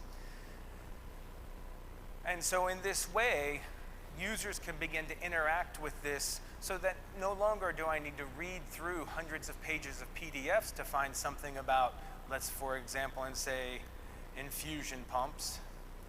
I can type in infusion pumps and it brings back to me the specific requirements. I can then click on that and it shows me the entire standard, and it takes me directly to where I can see requirements for infusion pumps in this standard. I could then navigate to the rest of the standard if I wanted to. I can see all of the scope, the objective. I can see how that's all broken down. In this case, a little bit more coding than we would like to see, but you can see how this componentizes the standard into all of the pieces and allows you to navigate through that.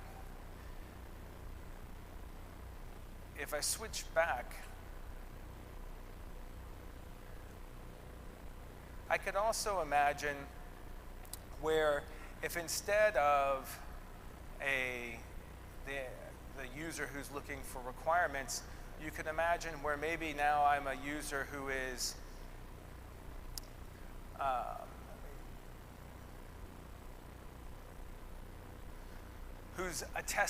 I'm working as a test engineer, and I'm working on how to build a test plan for a certain product.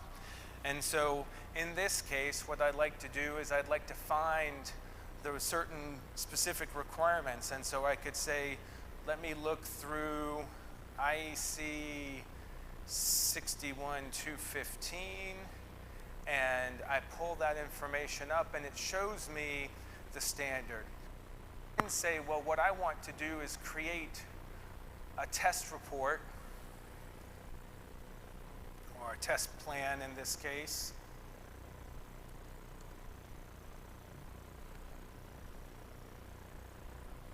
And as part of this, I decide that as I look through here, I think, well, to build my test plan, I think repeatability is a really important part.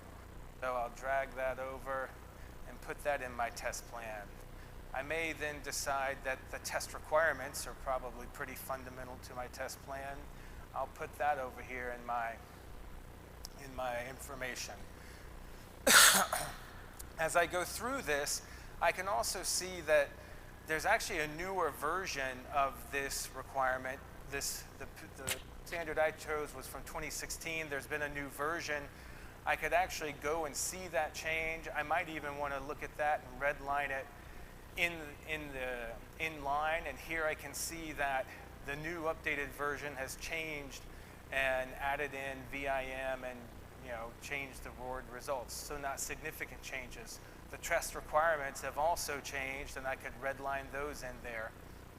So now I'm able to take specific content from a standard. I'm able to create a new test plan or a new test report, and I'm able to see what's changed between different versions of the standards.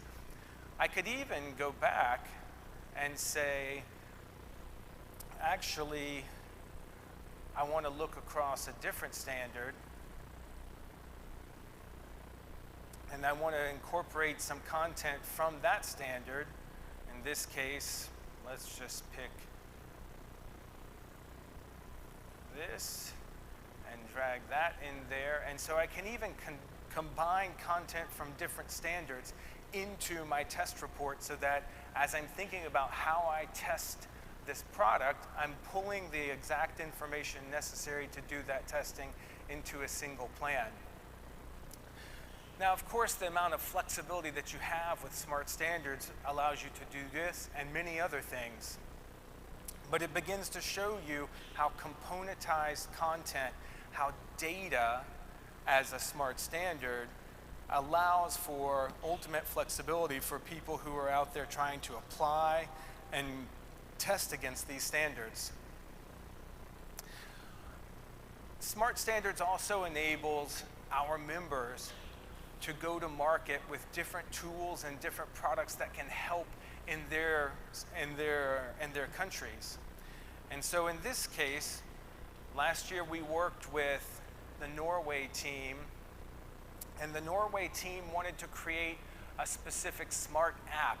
So they wanted to use the smart standards data that's been generated in order to create, in this case, an electric utility smart app. And in Norway, they have a lot of different electric utility companies that are out there, and they're trying to use and create standardization across those electric utility companies using the standard, or using the common information model. It's an IEC standard. And so they've created an app by which the utility company users can log in. And for example, in this case, they're trying to create an outage SMS specification. Well, this is already part of the common information model standard that we have. And so the utility industry user would come to this application, and they may create a request. And that request is say, I need information on how do I implement this standard. We would provide back in very specific terms, here's the XML that you need in order to support specifically what you're doing. And in fact, we could change that into JSON if that makes more sense for you. We can also then see that in the context of the overall standard, so that the user not only has the code, but they have it in the context of the standard so that they can apply that very specifically. And so in this way, our national committee in Norway is thinking about how do they go enable specific domains in Norway in order to improve adoption of IEC and ISO standards in the market. So in this way, we're really trying to address a multitude of different users' access and needs out there. As Mara mentioned earlier, either making it simpler for those sorts of, for those users who just really want simple access, all the way to advanced users where they want integration and interoperability with tools that they're already using. We've created these kinds of examples of where this could go in the future. We fully expect that over the next journey and this next digital transformation journey, we'll continue to refine these options and we'll continue to help integrate them into the national markets and into our national committees and members. So with that, let me turn it over to Hussein and let you share some of the other pilots from an ISO perspective. Yes.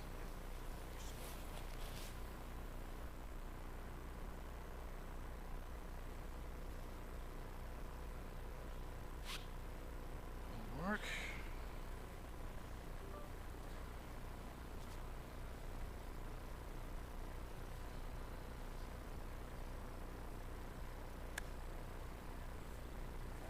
Some help there just to get that on the screen.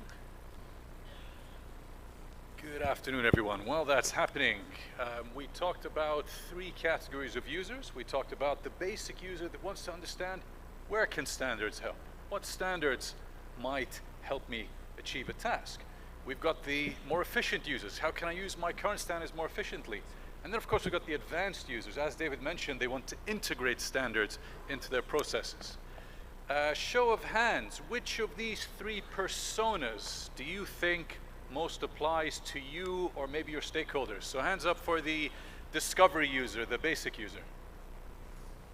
Not many. For the efficiency user. Okay, 3, 4. And the advanced user.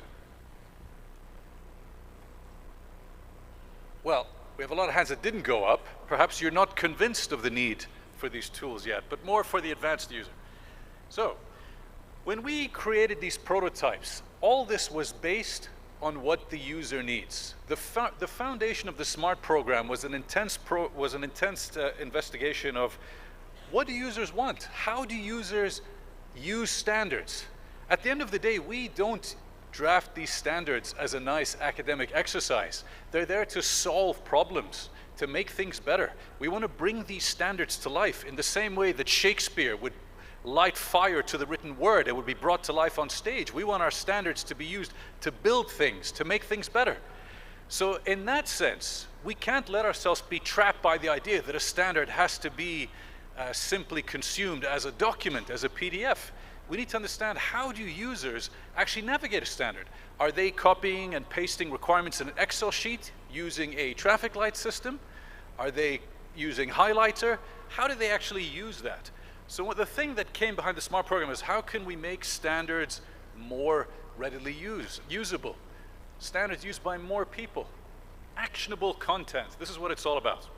So what we've got here is the selection of the different prototypes that we have developed.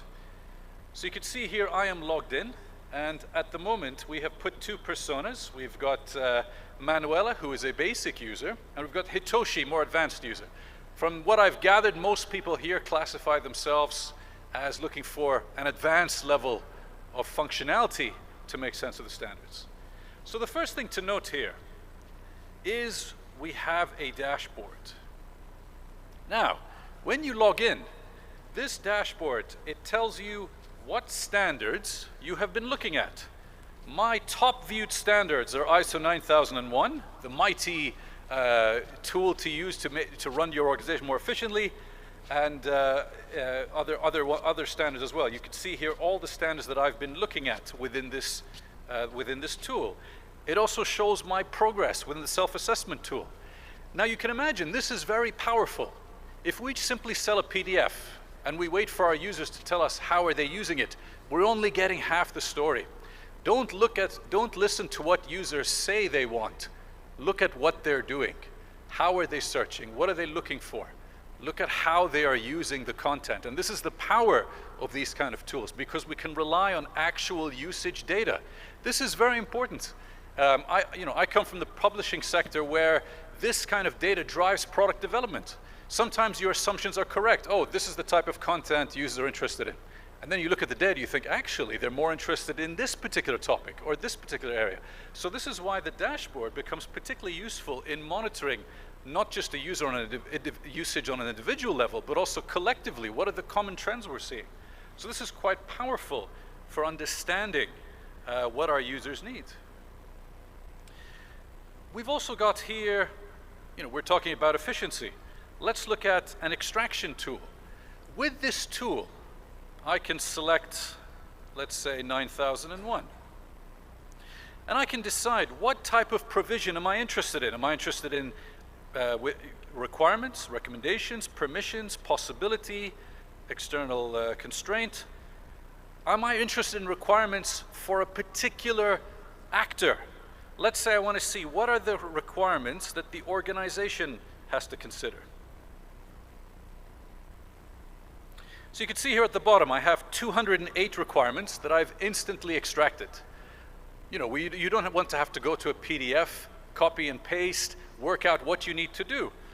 Perhaps I think to myself, I want to look at requirements for top management instead. I do my preview. That took me a couple seconds. There are only 24 requirements compared to the 200 for the organization. As usual, the leadership team have to do a lot less than the organization does all the work, but at least it shows you that I can be very specific in the requirements that I need. At the end of the day, I don't want to spend my time reading a standard just for the sake of it. What do I as a user need to do? What does my IT team need to do? What does the cybersecurity team? What does the compliance team? I can decide which actor within the organization I need requirements for, and then I've got those requirements right there. That's an example of a requirements extraction tool. When it comes to self-assessment, I know that I have an audit coming up. I have a very expensive consultant coming in. I have an examination coming up. How do I ensure that I've prepared myself? How do I ensure that I've taken those first steps? Let's say I am ISO 14001, environmental management. I know I got to get this right. I can't afford to get it wrong. So I look at this particular standard, and I want to assess, where are we? What have we done? What have we actioned? What haven't we actioned? And I can say, this particular part is not applicable. This part is applicable. I can say, this is in progress. I can say, this one has been actioned. And I can review my progress here. I can even put a comment. I'm nearly there, but I need someone else to double check that I'm on the right track. So you can see there, it's a very useful tool for enabling you to take those first steps towards self-assessment. And you can track your progress. As we saw on the dashboard, I can see how I'm doing. Now, we're talking about users, the end users using the standards. What about the experts? What can SMART offer experts? How can our experts get involved in SMART? Well, let's go back to 9001. At the end of the day, what makes ISO and IEC great is not the technology, it's the people. We bring together the best of the best from all over the world, and they collaborate in a structured way, and it's neutral, and it's a distillation of best practice. That should always be what drives us. That's our selling point. That will never change. Technology will never replace the power of people coming together. But saying that, we want to empower them to use tools to work even more efficiently. So I'm a committee member of a committee here. And I've been assigned to look at, I can decide, do I want to look at the requirements? Perhaps I say to one guy, I need you to check the permissions. And I can select just permissions. And over here, I can then say, do I approve this? Yes. This one, I don't like the way it's drafted. This is not in compliance with the directives. This one, I'm not sure. And you can type your comments in there. So once again, we're engaging experts within the smartification process to create smart content, because ultimately it's not about making machine readable standards through machines alone. We're using many different ways to do that. How are we doing this? Ultimately, what we've done within this program is to break down standards at a granular level. What do we classify as requirements? What about recommendations? What about permissions? We're really looking at the content within a standard as data and making it manageable, making it actionable. So over here, we've got our discoverability tool. So you guys, of course, are familiar with using the online browsing platform at ISO or using Electropedia at IEC. How can we take that concept further to have a tool that can help us discover what standards can help us? So we have this tool that can help us navigate the standards and suggest which ones might be applicable, let's say in the construction sector, let's say in the automotive sector. One thing about our Smart Studio is that we've really tried to break down a standard, to make it easier for someone to navigate. You don't have to shuffle or scroll down or do primitive keyword searches. We want to really help you navigate the standard, look at cross-references, look at the links between different standards. In this case, for example, there's no normative provisions. In other cases, there are. So we want to make it easier for you to combine different ones. So for example, I've selected 4.1. I then want to add a different section. I can choose which one. So I can view different parts of the same standard. I can combine different parts from other standards. And once again, I can actually see here, I have 61 requirements, 1 recommendation, 27 term occurrence. So this is very powerful. It makes it easier for me to navigate the standard and know what I'm looking at, how much work I have to do. You know, how perhaps ultimately I can assign who does which requirements. So this is essentially what we have started playing with. We have a discovery tool which will enable me to work out which standards apply. I have a studio tool which enables me to navigate the standard, go between different sections, combine different sections. I have my verification tool that experts can use to decide, is this content secure? Is it in line with how we should be doing it? I have an extraction tool. I can instantly extract the requirements, all the requirements in one go, or requirements from a particular actor within the organization. I can use a self-assessment tool to help me manage how far I need to go, what's my progress. Eventually, we will also be creating a wizard. I can then look at the usage statistics to see how people have been using it. In this particular case, looking at the dashboard, it also shows me with my self-assessment how far I am. So you can see here that 338 not actioned. So in this case, the user here has not even started, has a long way to go. So this is what's really powerful about this, is that we're basing our decisions on what the user needs and then qualifying those assumptions by looking at the data. So this is what we're really trying to do here. So what I want you to imagine, you've seen this functionality. How might we design the products of the future? Would you combine, for example, an extraction and self-assessment tool? Would you have a subscription database, and then I pay an additional fee to have access to these particular features? Perhaps I pay a higher fee for a requirements extraction tool. AFNOR, for example, already has their own requirements extraction tool.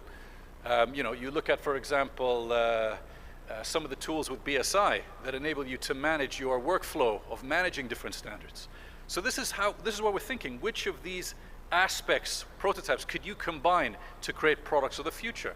How would you price it? Would you price it on a simple subscription? Would you do it pay as you go? The first 5 times you do a requirements extraction are free. After that, you pay a fee. Perhaps you're allowed to do a number of searches up to a point, and then in which case different pricing comes in.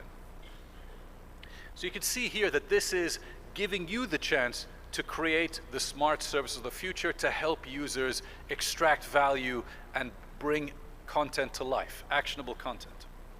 So with that, I want to get us engaged and get your opinion on smart. So to start off with that, we'll just do a little survey. Can I ask you all to take out your smartphones?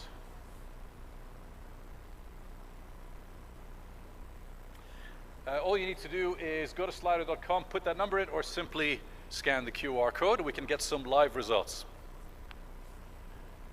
So we want to find out, what's your initial thoughts? Have we given you enough taste of the potential of what smart services would look like? You know, we're trying to save users from simply scrolling down a PDF, copying and pasting, trying to work out which standard applies, trying to work out which requirements to give to which person in the organization. That's what it's all about. All right. So, which prototype would be most interesting to further develop for the Indian market? Now, of course, these are not active products as they are. You could, of course, combine. You could have simply, this is a requirements extraction tool which I'm going to put on the market. You might combine it with other features. Perhaps you have studio self-assessment requirements in one tool. Wow, so far we have 100% for smart self-assessment. Interesting. That's probably, I mean, look, all of these might be, but that seems to be the most interesting.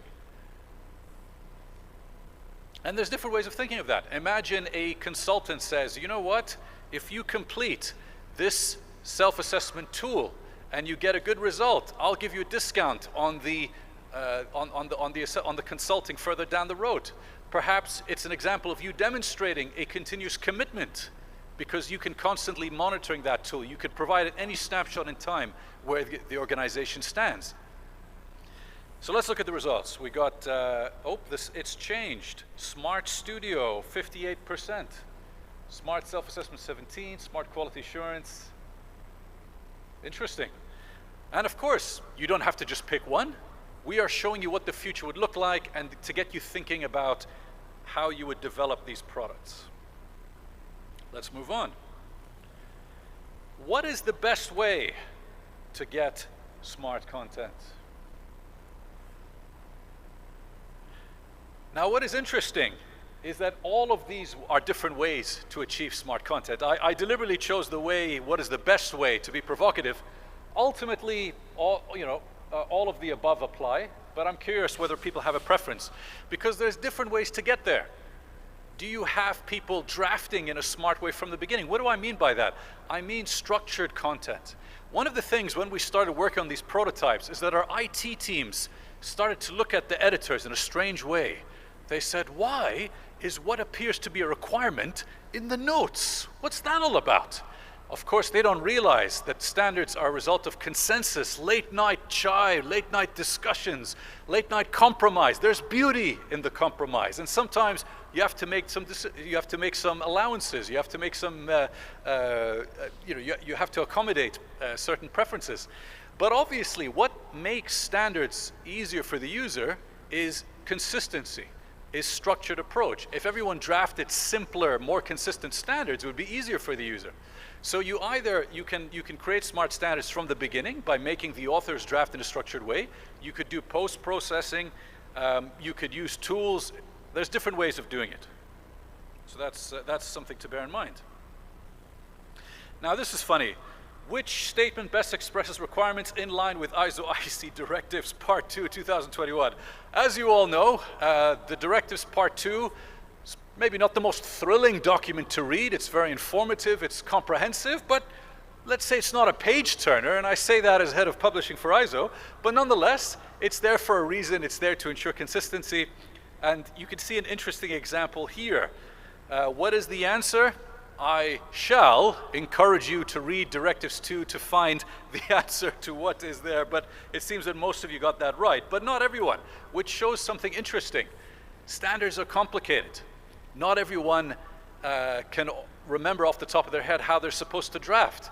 We have to bear that in mind. It's all very well asking people to draft consistently in a structured way, but we need to help them. These experts are working for free. They're giving us their valuable time.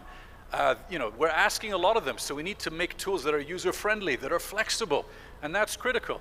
So you can imagine that one of the things we need to bear in mind is making it easier for people to draft, building in safeguards so they don't have to worry about formatting. That's something we'll talk about tomorrow. How can we take away the pain so that the poor experts don't have to sift through the directives? Wait, how do I submit a diagram again? Is that page 37? Where is that? We want to make it easier for them. So the user is not just the end user, but it's the users of the ISO and IEC system. They're also important.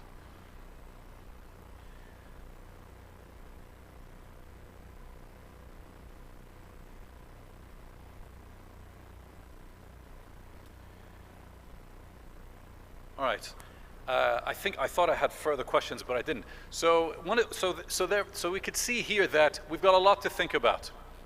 How are we going to create smart content? What's the best way to do it? Are we going to start smart from the start by getting authors to write in a more structured way and giving them the tools to do so? Are we more concerned with processing at the very end, giving full flexibility to the committees to draft as they please? How are we going to create these tools? Are we going to have subscription-driven models, pay as you go? Are we going to have more of an online marketplace? A lot of interesting questions, and this is where you all come in, because smart is the future, smart is for everyone, and you don't need to be a technological wizard to get involved. In fact, we don't need too many technological wizards. Have you noticed what happens if you put IT guys in a room? It sometimes goes weird. We need the voice of common sense, the voice of reason. We need product owners, product managers. We need creative people. We need user experience experts. So this is an invitation to have a glimpse into the future and to think about how you want to get involved. Whether that's at the very end. Perhaps you have, I'm delighted that we have members of industry here. Perhaps you'd like to get involved as end users to validate the content that we're coming out with, to decide, is this functionality worthwhile? To be honest, I'd like a button here that would tell me which regulation applies. I would like to be able to move this to there. We need end users to validate that. We need committee members to make sure that the tools make sense and that they don't contravene what you're trying to do, whether it's at a directive, a style level, or you're at a national level. So we need everyone involved. So with that, are there any questions or thoughts on smart and how you'd like to get involved, or what you think should be our next steps, or anything the panel would like to add?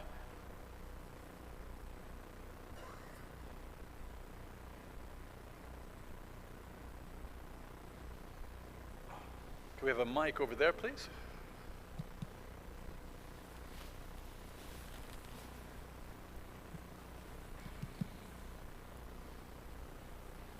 Hi, my name is Anilesh and I represent the industry.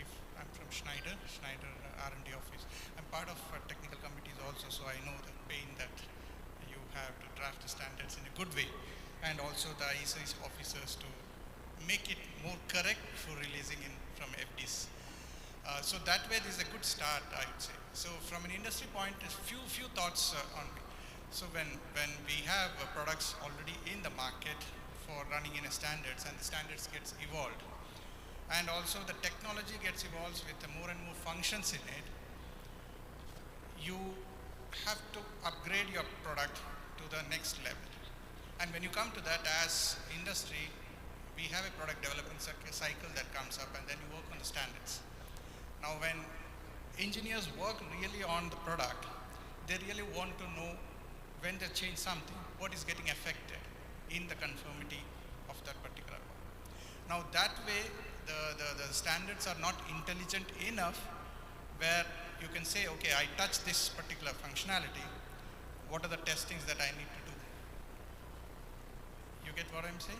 So this is something that we had really implemented internally, how to read a standard when there is a product evolution, and to give an idea of what testings have to be done if I put this particular function under development. So that gives an overall idea of how much effort it takes and how much effort it takes to do a conformity assessment or re-conformity assessment.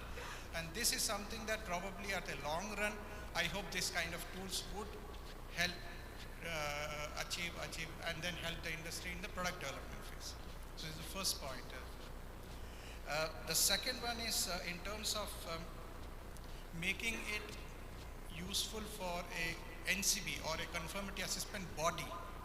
When we have product and you evolve a product, you go to the conformity assessment body and then have to dig out all the history about it, and then probably a test plan comes out. Now at this stage, if these smart products or smart standards can help, that if you change this is the final conformity assessment plan that you get. So that means you directly jump in and actually do the testing, and then you are ready for it. You don't need to go through the entire cycle of going to the conformity assessment body, evaluating it, and then testing it out. So this way, when you have market access regulations coming in every country every now and then, the evolution of the product and getting the product into the market will be faster when these are actually integrated into CAs. That's the ultimate aim, because for example, when COVID was there was a very need to put, what do you call that, non-bacterial smart switches, okay, in the market. So in that case, you, as an industry, we develop switches which are in that technology. But because of COVID, you don't have the CA to do that evaluation, and so that we are able to put it in the market. So that way you lose the time. So those are the things that probably, these are things that you need to probably get integrated into a CA, so that the ultimate aim of having it smart is actually enabled, and then it is useful for the user at the customer end. So that's my thought from an industry perspective. No, thank you very much for sharing your thoughts there. At the end of the day, you have to take a structured approach. You start with the end user, what are their needs? You build the business case for that, looking at what are the users you're targeting. Are we targeting this big corporations, compliance teams within there? As was said earlier, is this more for the small, medium enterprise user that is not sure what standards apply? And then you work from there. You build a very structured business case, and you get all stakeholders involved to create that. So it has to be done at a national level, and it has to be targeted. What we're giving you here is the building blocks. So the building blocks from a technology perspective, and the building blocks from a content perspective, breaking the standard down to a granular level. Any other questions or thoughts? Oh, sorry, the gentleman over there was first. Thanks. Thank you, Hussain, for a lovely presentation. This is Anupam Agarwal from TCS. Just two thoughts, Hussain. One, since morning we have heard a lot about SMBs getting into the fold of standardization, particularly in the context of India. So is your tool going to take care of a multilingual requirement for standards, so that it can be pushed further into the businesses where the cost of compliance is considered very high? And can this help in reducing the cost of compliance? And the second thought, which is about confirmatory assessments, are exactly a point-in-time compliance. Do you think that smart standards will take us into an area of continuous compliance? Thank you. Sorry, just to make sure I've understood the question, is it more about continuous conformity assessment? Yeah. I mean, absolutely. I mean, as David said, for the more advanced users, the idea is that you're integrating the smart content within your own systems, and then at any particular point in time, you can have a snapshot of where you are. So we've just showed you the very first steps towards that. Like, this is just a, we've showed you an example of how a simple assessment would look like. But ultimately, where we want to go with machine-readable standards is that it's fully integrated, because we know that standards is one piece of the puzzle. You also have your own internal requirements. You have other standards development organizations. You have laws and regulations to deal with. So it's one piece of the puzzle. We want to make that piece of the puzzle easy to integrate and to factor in. Hello. And just maybe just to add on, I think a lot of the work, especially relative to conformity assessment that we did during the smart pilots, we've definitely seen the need to look at standards and conformity assessment together. And it poses a tremendous amount of challenge relative to the way conformity assessment works today and the level of separation that exists in most markets from a conformity assessment perspective and for standardization. I think that at the same time we've seen challenges from some of the feedback that we've received from our conformity assessment teams out there have said, can you take a standard and make only a few requirements available to an end user and then expect that they're going to be able to achieve certification for that standard? And what does that really mean in a high-risk environment? Do we really want to expose only the top 5 requirements for a standard that is governing an explosive environment and the certification around that? These are hard questions that haven't been solved yet, for sure. And if we haven't shared enough that we are at the very beginning of this journey and there are a number of challenges that we have to work through and determine what the right answers are, I think conformity assessment is one of those areas that we need to continue to explore. We need to look at how smart standards impacts conformity assessment and what are the needs from a conformity assessment perspective that we may be able to embed into smart standards. In the end, there's most likely a balance that we have to achieve relative to standardization and conformity assessment to make sure that we achieve the goals that we've set forth in the market. As Anupam asked on the systems point of view, in this presentation, I'm asking from the last presentation, which was a technical kind of thing. Isn't this the same UDDI standard, which was that is Universal Description and Discovery Integration Standard, which was part of this WSI, that is Web Services Integration? This the same thing exactly, which was in 2000s. So I'm having a really tough time with the echo back here, but I think what you're asking is, are the standards, is it the same standards that we're using across all of the pilots? I may have not have understood the question yet. Sorry, what I was asking is that, like Anupam was asking from the systems point of view, I'm asking from your presentation the technical point of view. That is, in the last presentation, whatever you showed, that is the same like UDDI. The UDDI standard was there already.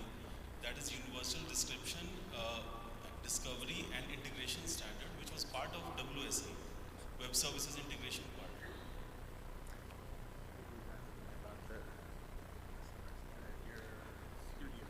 Yeah, for the studio, we selected we first did an analysis. So we took, for example, the 25,000 published ISO standards, and we looked at what are the different characteristics, how many of them are very text heavy, how many of them have formulas, diagrams, and we did that analysis first. And then we tried to select, for the purpose of the studio, the standards which characterize those different types of standards. So we have one that's very lengthy, like 9001, which is more text heavy. You have ones that is more like a list of definitions. So understanding that gave us patterns in the data.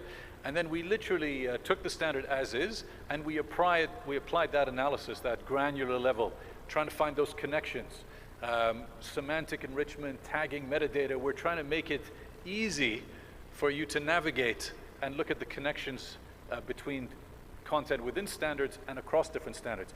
Eventually, we would like to smartify all standards, and then we leave it up to the NSPs to decide how that will work. Is that going to be a database where you can do whatever you like? You subscribe to the standards, then you can do whatever you like there in terms of functionality.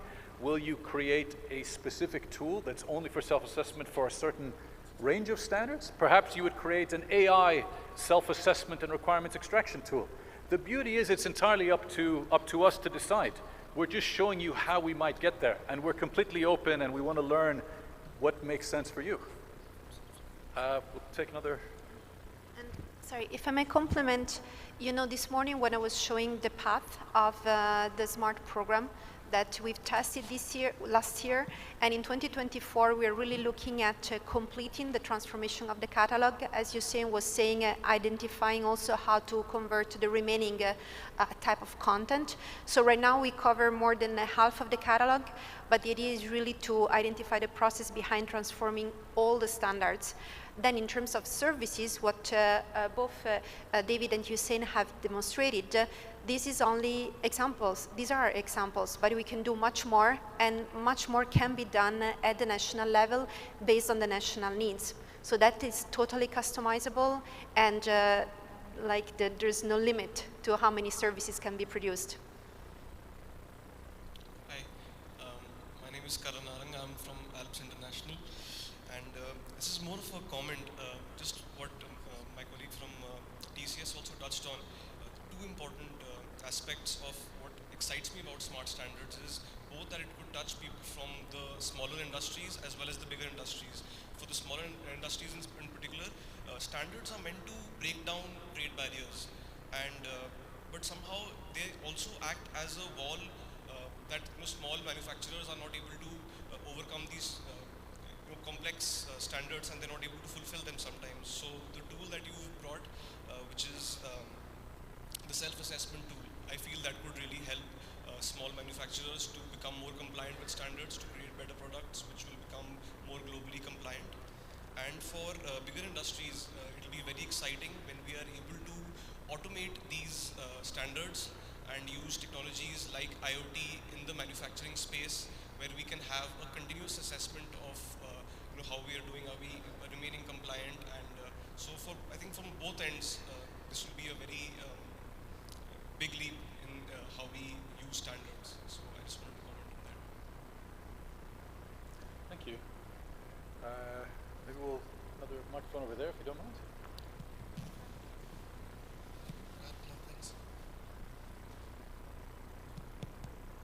Thanks, Hussein, and the panel over there. I was about to complain that you're not looking the site. People sitting on the side. Sorry, can you put the mic a bit closer? The sound is tricky for us up here. Thanks. Yeah, no, thank you very much. No, I was saying that I was about to complain that you're not looking the side of the hall. But I've got two questions. One is more of a comment. When it comes to what you can access as the user, and I'm talking from the NSB's point of view, I think that is something that we will have to then decide and put rules on the table. Because, I mean, from where we're coming from, we've got even different types of subscribers. We've got those who subscribe to our full catalog.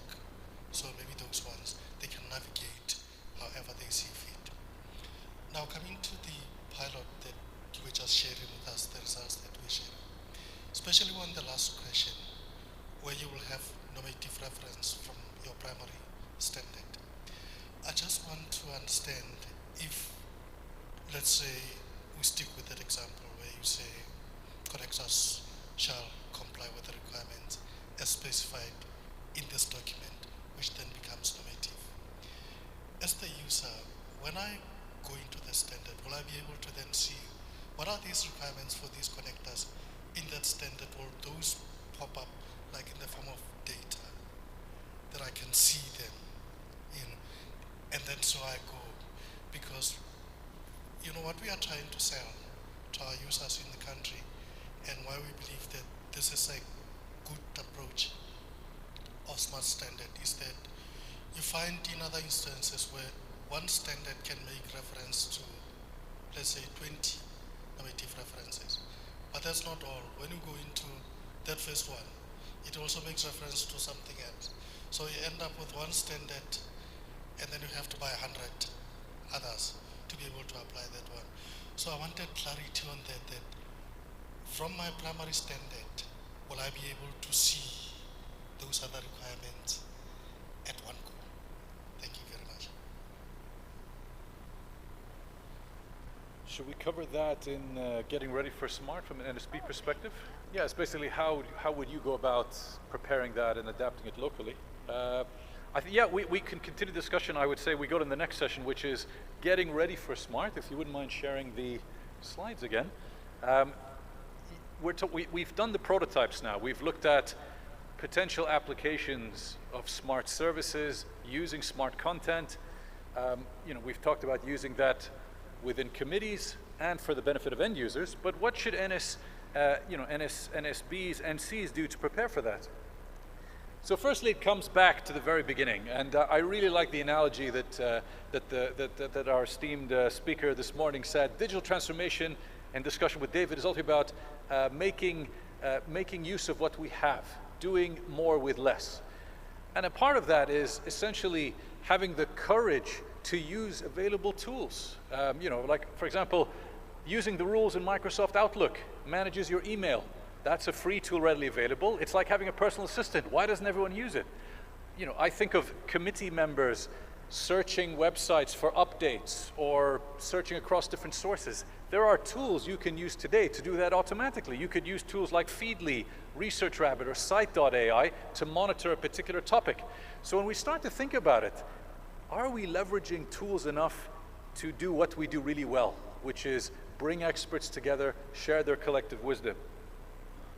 Whether we like it or not, what's driving digital transformation first was the long-term changes from COVID, remote working, using those kind of tools, but AI is also changing the game, not just because the tool is in itself or the tools are in themselves useful, but it's accessible.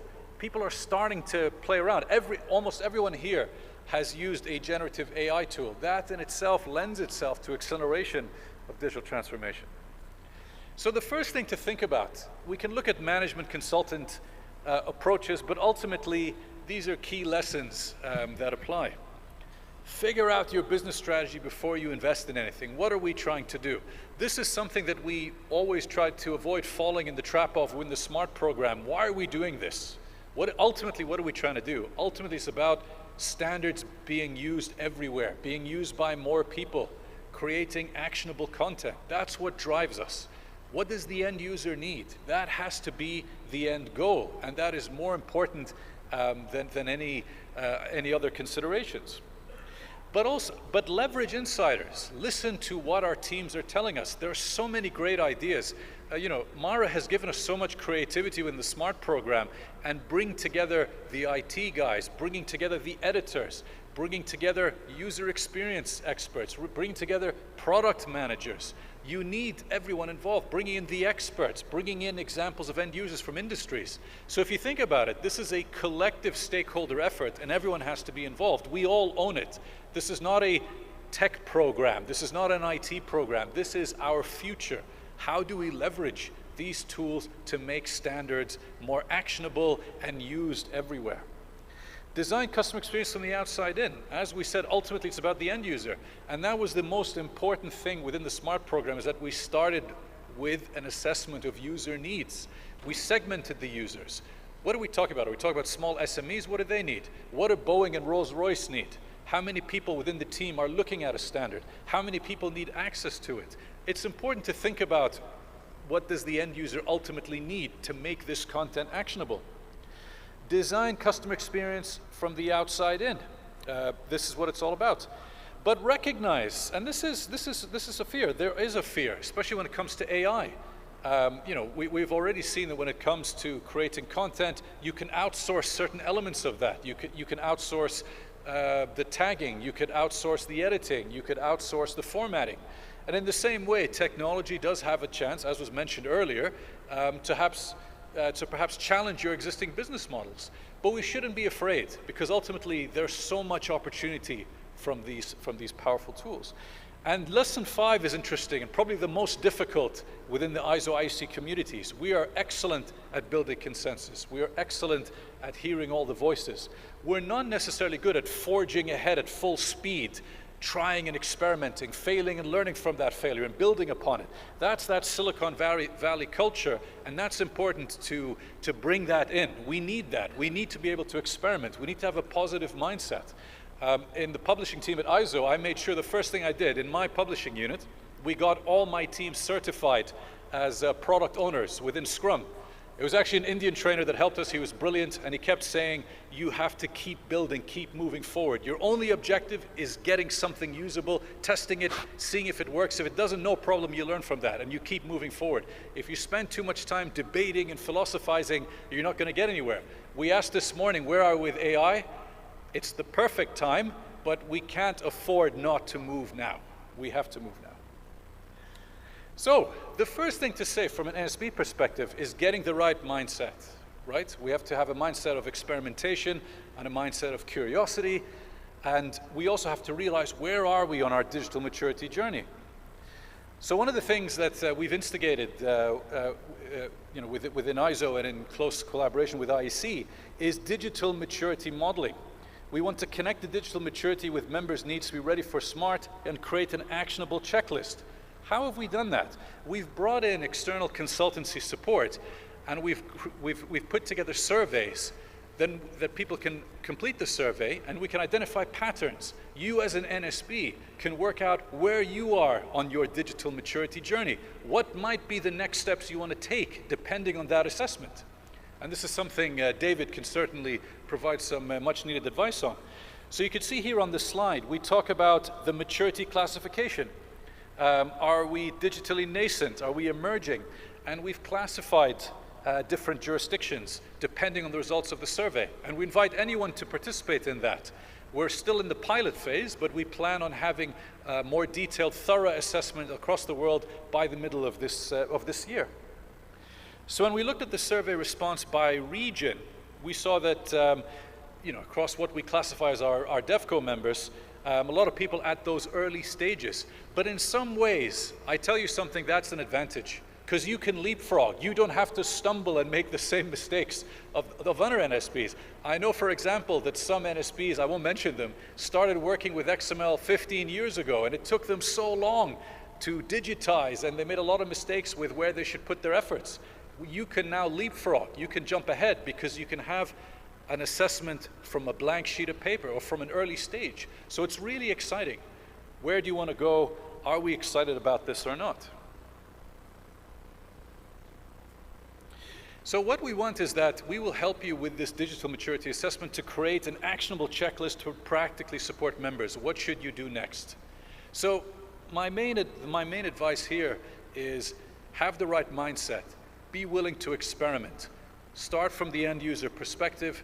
Work out where you are on your journey and go forging ahead, all guns blazing. Be fearless. At the end of the day, one great thing about India is that you guys have inbred consensus in you. You are the world's largest democracy. You have so many different languages here, and yet you have a thriving country. That's incredible. That's exactly what we do within the ISO IEC communities. But more importantly than that, you have technology at your heart. You have a brilliant young workforce. Within ISO, we actually outsource some of our work to partners in India that we work very closely with. So, what we want is the next Sundar Pichai, the next generation of Sundar Pichais, to not only put standards at the heart of everything, but to actually feel that this is a way where they can create new services, new products. So imagine, the future is built on standards foundations. The future is India. You put those together, that's powerful. That's exciting. I'll hand over to David now. Great, thank you, Hussein. Thank you so much.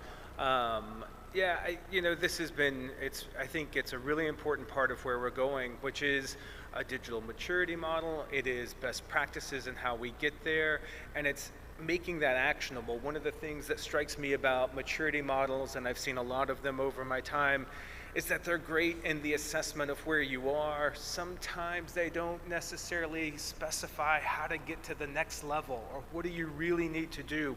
And I think that's a lot of where we're headed from an IEC ISO perspective, is not necessarily just defining the digital business model or maturity model, but thinking about the actionable steps to get to the next place. So what do you need to do today to be ready for SMART in the future? And if you want to deploy SMART in the next 12 months, what should you be thinking of? And it's not just the technology, as they mentioned, right? As Hussein mentioned, it is about understanding the skills that you have, the market needs that you have, and how to respond to that. An important part of that across the IEC and ISO ecosystem is the role of our members and their connection to the market, and making sure that we support that and making sure that they're able to deliver SMART into their markets and enabling them to be successful. So I'd like to bring Gilles up and Mara and talk about the next session, which is to understand from a member's perspective, what is it that we can do to help you be successful? What are the challenges that you see out there? And really open up a discussion to hear from you and to help you think about where the member needs to go, where BIS needs to go, what the role of BIS is, and how IEC and ISO can support them in the future. So with that, I'll open it up to questions or challenges that you see, and let Mara and Gilles share more from their perspective as well. Thanks a lot, David. While waiting for the first question, I think it would be also helpful with Jill to explain you how we've been liaising with members in the past year and what are the opportunities moving forward and how to collaborate with members. Because of course, as mentioned in the previous session, but also by Hussein, all members have a different level of maturity, different level of possibilities of investment in terms of resources, in terms of time. So we are very flexible in the way we are collaborating with many members. We have members driving the requests for new type of services, like the example that David brought up with NEC. We have members that co-develop together with ISO and IEC certain type of solutions. Other members that step in to test the product, even with their end user customers, and see if this brings value to the member and to the state. Yeah. So these are all the possible options, and we'll be really interested to hear from you how you see the involvement of India in the next steps of the ISO program, of the SMART program. Yeah, I can just add, we were to run this as a kind of an open a little bit brainstorming session. You have heard from the current developments, the pilots, what we have been doing with, other members across the world. So I think for us now it's an opportunity to understand a little bit better what we could be doing with India, with Indian stakeholders, what kind of ideas you would like to share with us. So it's a very prospective discussion, so no commitments, of course, but I think for us it's kind of an input gathering exercise. So hearing really from you what makes sense and what we could be looking at from both ISO and IEC's perspective. Thanks.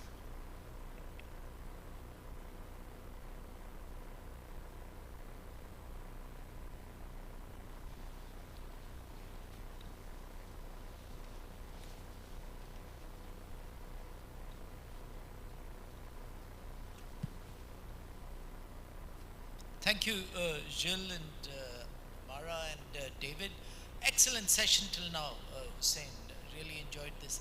My question, and I'm wearing my Indian hat now, the question is, in India, given that we have a very large pool of SMEs, very small companies which are involved in the manufacturing and delivery process of products and services, compliance, conformity assessment, certification is critical to them. They may not have the depth of knowledge or the wherewithal, resources for influencing IEC and ISO standards, but they still need to comply to all the standards. So what is it that IEC and ISO can do to really energize and enable those very small companies and bring them into this process of compliance? Thank you.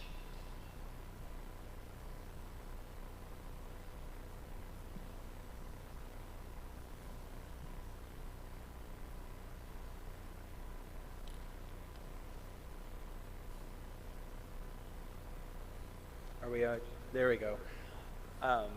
Thanks, Vimal. I think that just if anybody missed it, I think the question is about the smaller companies that exist in all of the markets and their ability to get certified and really use standards to drive their business forward when they don't have the deep resources that large international companies may have to devote to standardization and conformity assessment. And I think, first of all, I think there are two aspects to this that, from my perspective. The first is that if I think about digital transformation as a whole, and I think about a macro trend of digital transformation, I would say that part of what digital transformation drives is accessibility. And I believe that it creates a level of equality of access across information and services that may not have existed before. And so part of our opportunity for these smaller companies is that when we have broken down standards into actionable data and applications, we now also have the opportunity to try and personalize the experience with that information that makes it easier for those companies to get access to it and to use it. Now, I also think, and we've talked a lot about how digital transformation isn't just about the technology. So sure, we're going to turn it into data. Sure, we're going to make it accessible. But at the same time, it's going to open up different business models for how we can engage those companies, those smaller companies, into what we're talking about. One of the challenges that I've heard when we talk about standardization for smaller companies is that, I was talking to a small company that's building electric car batteries, EV batteries in Europe, and they're doing it on an aftermarket basis. They want to be the company that, supplies aftermarket batteries. But they're, a 50-person startup today. And they said, we'd love to use the standards, but when we go, we don't know exactly which standard we need to buy. And then we buy that standard, and when we read that standard, we figure out that there are 3 others that we have to buy, and then there are 4 others that we have to buy. And the next thing you know, we're spending $10,000 or $15,000 or francs on standards only to get content that's partially from each one of those, and we don't have $15,000 to go spend on this. And so when we think about not only the accessibility of this information, but it also gives us the opportunity to think about different business models that price the utilization of the information rather than the accessibility of the information.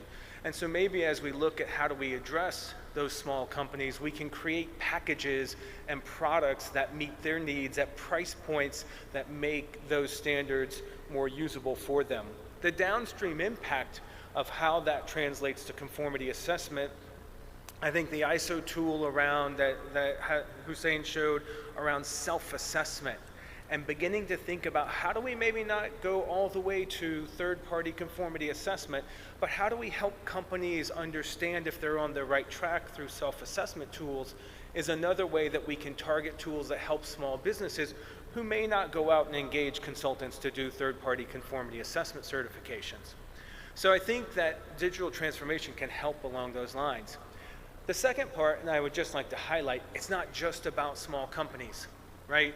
We know that inclusivity across standardization is an important part, whether it's small companies, whether it's bringing younger people into the ecosystem, whether it's being gender neutral and making sure that we have all of our, more women involved in what we're doing. I think that digital transformation is going to help us learn how and have the opportunities to reach those different groups as we go through this process and engage with them in ways that we haven't been able to in the future or in the past. And so not only is it about how do we take standards and make it applicable into small companies, but it is also about how do we engage young people, women in our expert groups and make them a bigger part of how we develop standards in the future. So I think digital transformation really will have an impact across all of those things.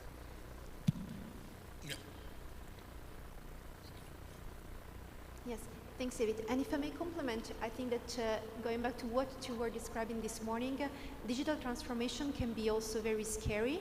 It can be perceived as expensive, as too transformational, but there are always 2 sides of it, because even the example you mentioned about the time to get your passport, it was certainly very expensive for the government to do the transformation, but not for the user. You could benefit from it. So there's this second side of the digital transformation that I think we should also focus on.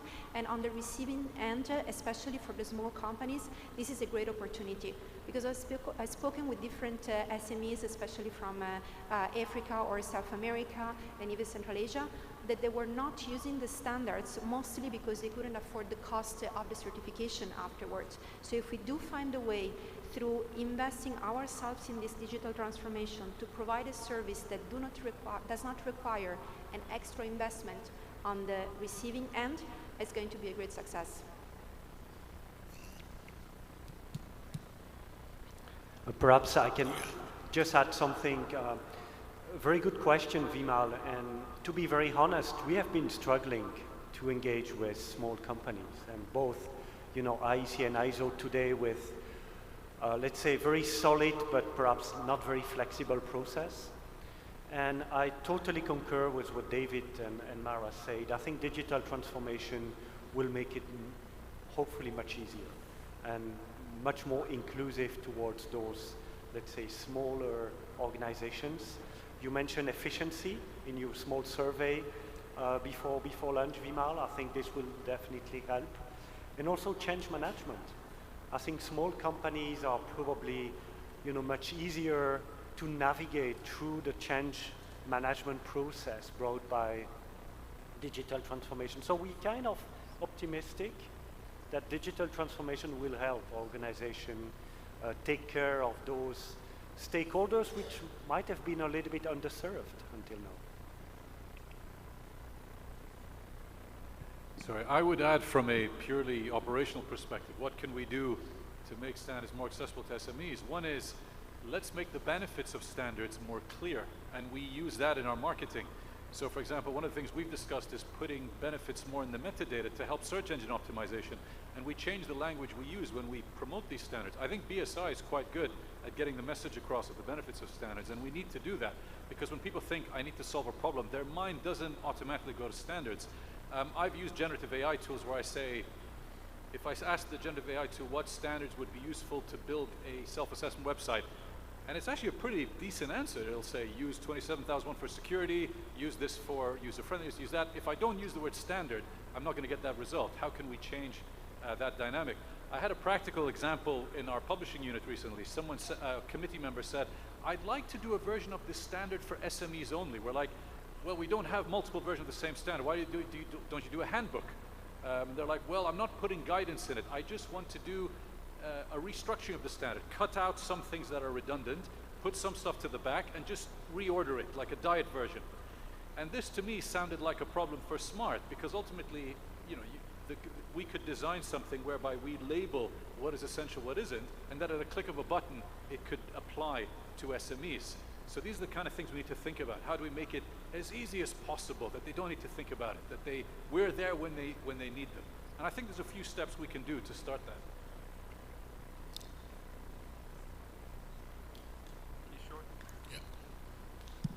So taking the discussion a little further, I understand the flexibility in business model that we'll get. Now the question is, are we already clear what level, because see, to bring in or pull in the SMEs and the startups, you need to open up some information free of cost so that they understand that, okay, below this level or beyond this level, it's paid sales or whatever it is. Now, are we already clear on the contours of up to this level of information anybody can access so that they understand what modules they need to buy, what they do not need to buy, and licensing models? And my another question would be, how can we involve startups and MSME into standardization in this new regime at the national committee level? Because now it becomes a little more open. People do not have to really come attend the meeting. And is there a liberalization strategy on the roadmap for broad basing the standard development because of smartness?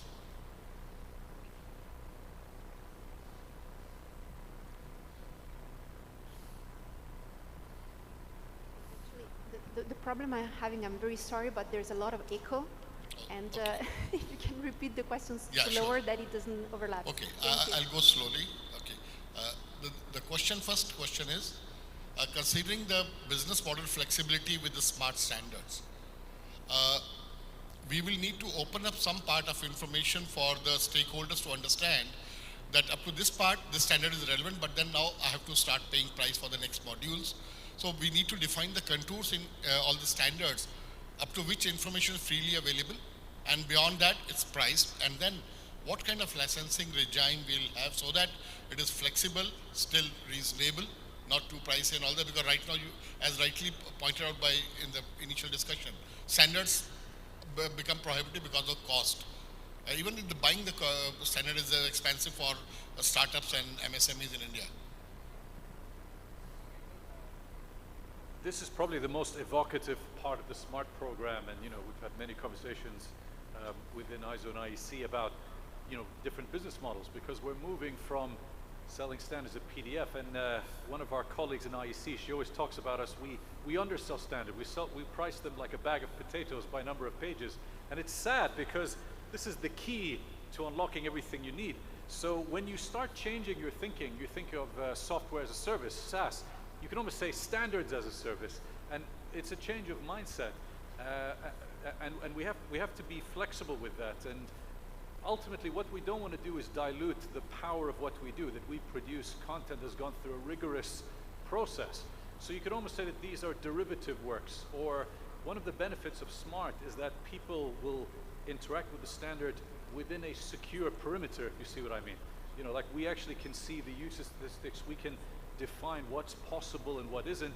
But the beauty of it is, once you've made that data granular, we can be completely flexible with the business model. I mean, there's nothing stopping us deciding what functions are included in a particular package, what content is included, how do you price, do you do a limit on downloads, is it per usage, is it a bit like how newspapers are doing it, the first few uses are free, but I'm inspired by examples of NSBs that are starting to do more free standards. Like at ISO, I think we've got 1,000 standards provided for free at the moment, but I'd like to see more examples of Australia's reader room, where you can log in and you can access all Australian standards for non-commercial personal use.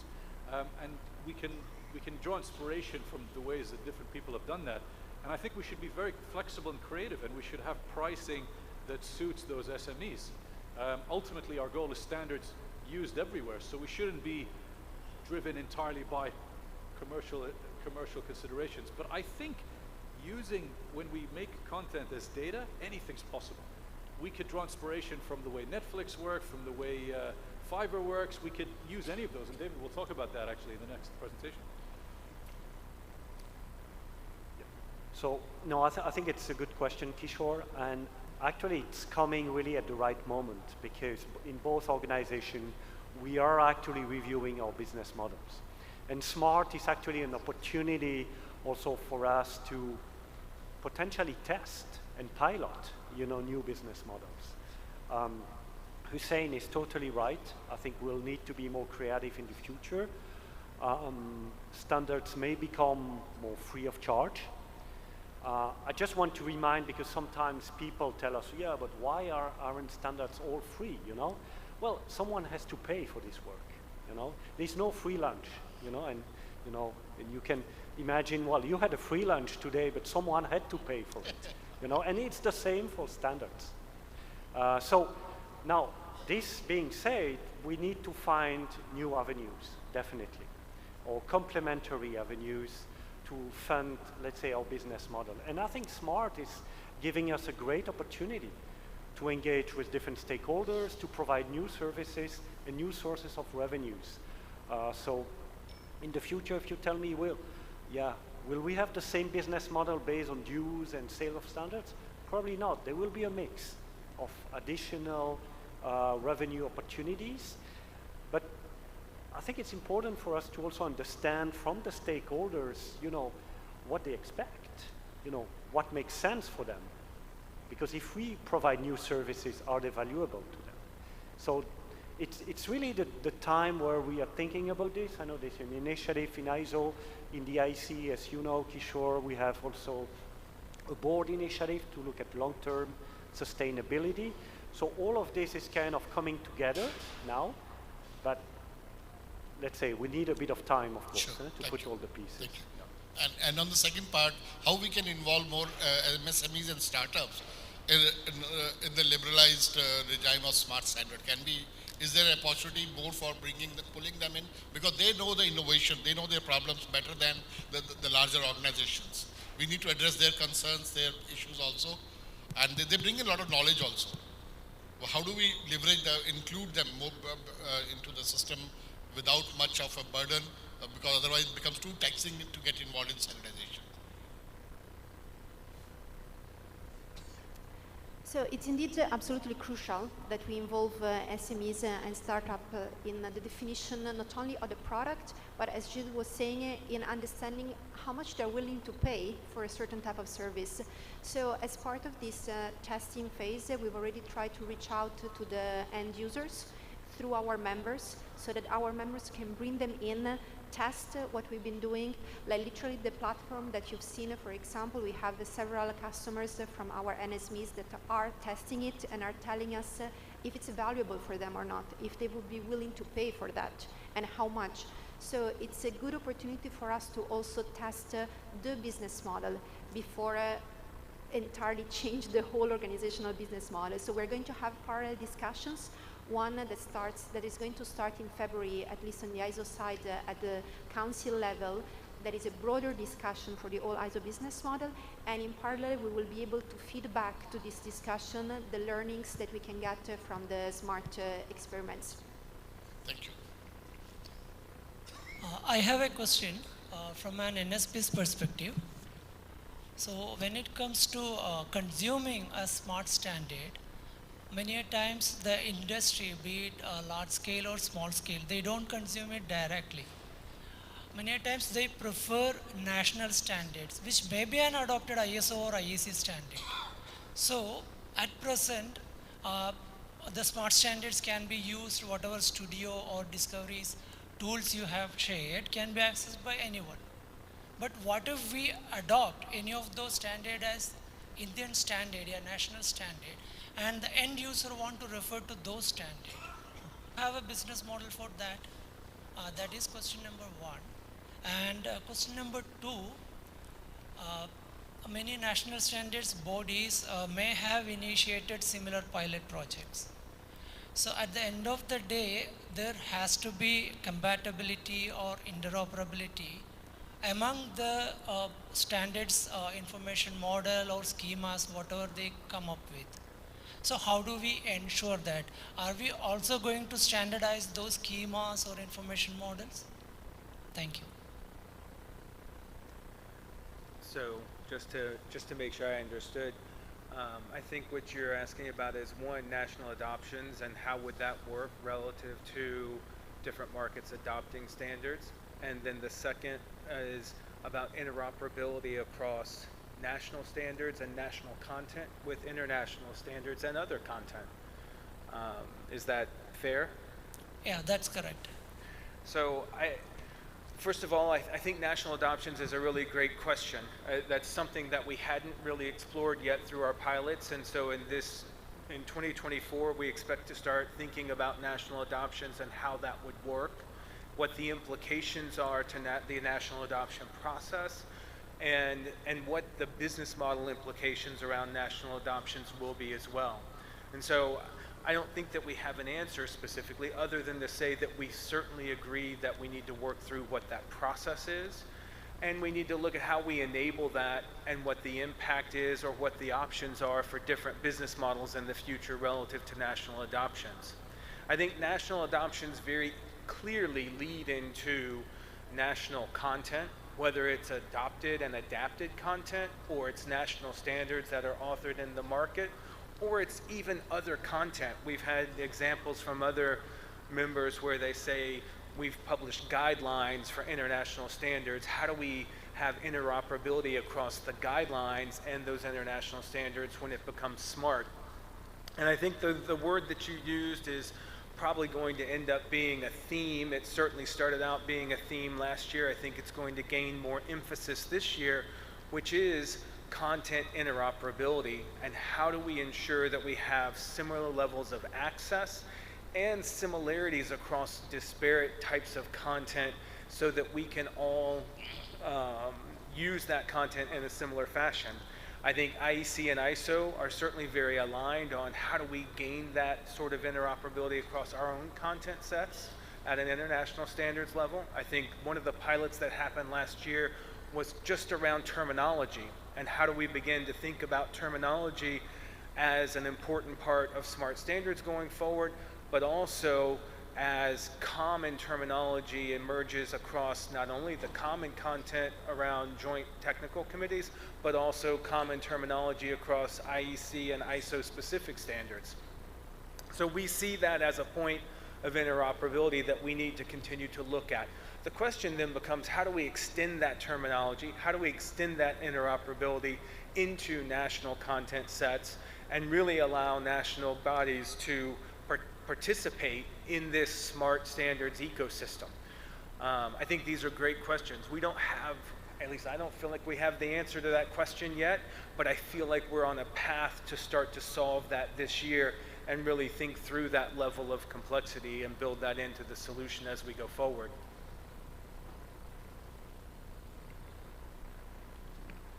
Hey, just to add, one thing I will say, which is great, is that the ISO and IEC editorial teams have an excellent working relationship, very integrated, and we even have a joint workshop coming up on the 5th of February.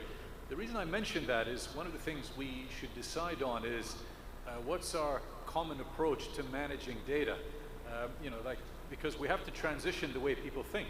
At the moment, we've got people that are very text-oriented, and they focus on layout.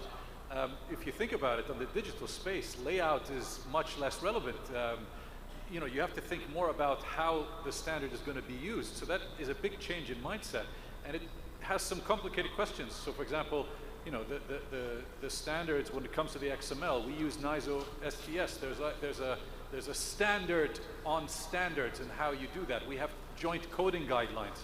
So this is something that we need to make sure that when we have these discussions, we involve Sensenelec and we involve others, which we do, because we need to have a joint understanding of how we code, how we tag, how we structure, how we draft standards. I mean, we'll be talking, for example, tomorrow about the online standards development tool, which is a shared co-authoring tool that we all use. So it's important that, exactly like you said, there's consistency there.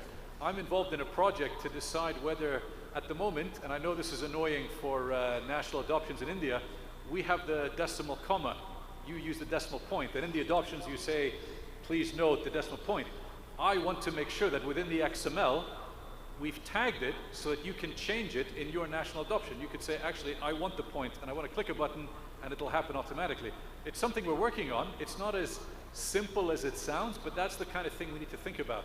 What works for a national adoption level? How can we give you that flexibility, but how can we do it in a coordinated way? So there's a lot of discussions there, and anyone that wants to get involved to help us answer those big questions, really appreciate your feedback. A lot of very interesting debates on that sometimes. It's not always straightforward. Indeed, and just one more additional comment to complement what both David and Hussein are saying in terms of need to align from a technological point of view. I think that there's also one element of, again, digital maturity that needs to be considered, because among all of our members, there are some members like VIS, which is quite big with a lot of resources behind, and there are other members that might have 3 employees in total. They cannot really set up systems, they cannot develop tools, they cannot invest, they need to receive the service. So we're talking about the transformation of national content, this being national adoptions or national standards. We also need to think about the different business case behind.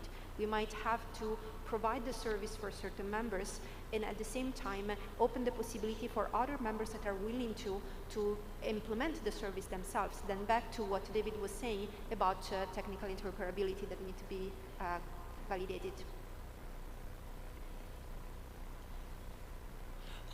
Maybe in terms of technical interoperability, one of the impressive work done by IEC SC3D, I think the publication of Common Data Dictionary. So do we have something in pipeline, something like that?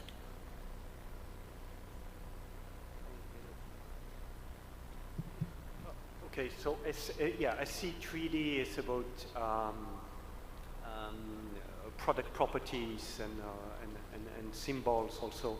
Well, what we have in the IEC, it's a very, very specific question as I understand, is this committee has been working on putting product properties on a database. The database currently, you may know it, is a free access. It's still based on a kind of old technology. What we have in the IEC is also an initiative to modernize database technology and also to put it much more coordinated and aligned with the needs of the SMART program. So from that perspective, yes, we have an initiative, an internal initiative ongoing, which will also serve this specific subcommittee working on product properties, but also SMART at the same time. And potentially, I know ISO also expressed some interest in using potentially the same technology. But yeah, this is work ongoing. We expect this year to have some IT developments around that. Yeah, and maybe just to add on to that, I think a lot of what we talk about today has been our PDFs and our content and the text that's out there. And I think that's obviously a tremendous amount of what we have from an existing content base. However, we certainly know that there are standards as databases. We know that there are standards as applications, standards as code. We know there are code components that are supporting standards as we go through this. And as we look at the future of smart standards, it is about incorporating all of those different types of content components into where smart standards is going. We've certainly started with our standard content and PDFs and XML, but we certainly see how that extends to those other more technical aspects in the future.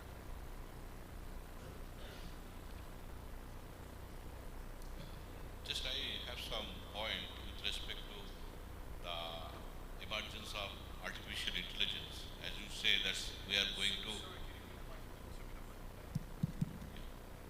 we are now talking about the smarter applications to develop the standards. And we have seen over a period of time that standard mostly available in PDF document and in a very static way. When you talk about the emergence of intelligent transmission systems and applications with respect to automated vehicle, and we find the document we have prepared through IS 39003 that is related to the your guidance to the ethical safety for automated vehicles. I recently happened to be one of the committee members. I found, based on the deliberation of the experts, we have been able to formulate the practical guidance. When you talk about ethical safety basically perceived in a different way by different people. Of course, we have been able to formulate some document. My feeling is that when the emergence of artificial intelligence is application, we are trying to get it and try to make it as a smarter. Why do we not practically think of bringing this document with another upgraded level using the artificial intelligence, saying that any kind of ethical safety has been perceived in many people by different countries, how it converges, and can we get a uniform standard or we get a divergent standard based on the community and the country specific.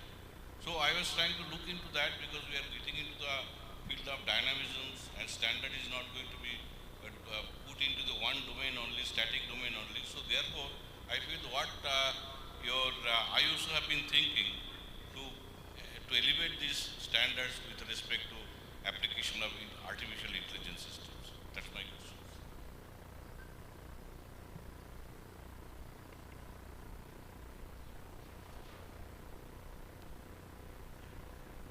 Thanks. So if I understand correctly, why don't we almost leapfrog and go straight to using these AI tools, if I'm summarizing correctly?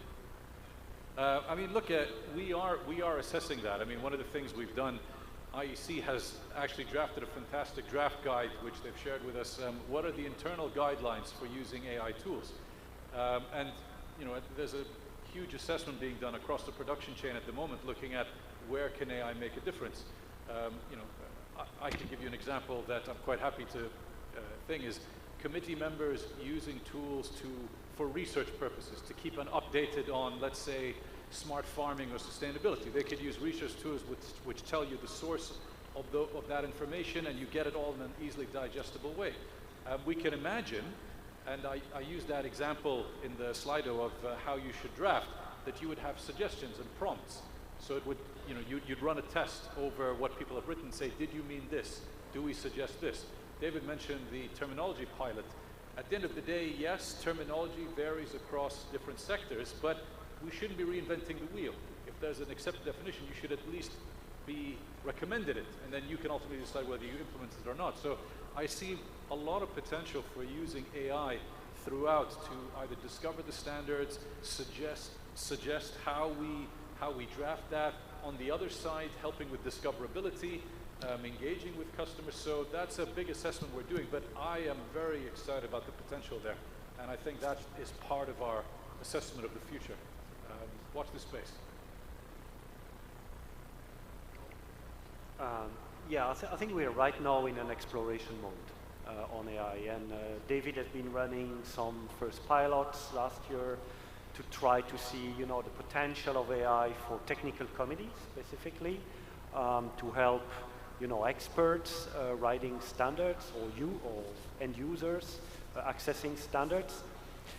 The approach we have taken on the IEC is a kind of a balanced approach. There are some risks, of course, in terms of, you know, data privacy, in terms of, you know, not offering necessarily to the entire world the copyright material of both IEC and ISO, but at the same time, we don't want to stifle innovation. So we want to take a kind of a balanced approach there. And at the SMB side on the IEC, on the IEC side of the house, we have now a new other group looking at the governance of AI for technical committees. This initiative just started. We put in place already some initial guidelines. We're looking at some pilot project ideas. The goal is really to come up with some pragmatic and actionable advices for our technical committees. And then this could be extended to the whole committee. But I think on purpose, we don't want to rush, because we want to see also, we want to see innovation coming, but we are aware there are some risks as well. So it's more of a balanced approach, and definitely 2024 will certainly be an AI year for both organizations. Yeah.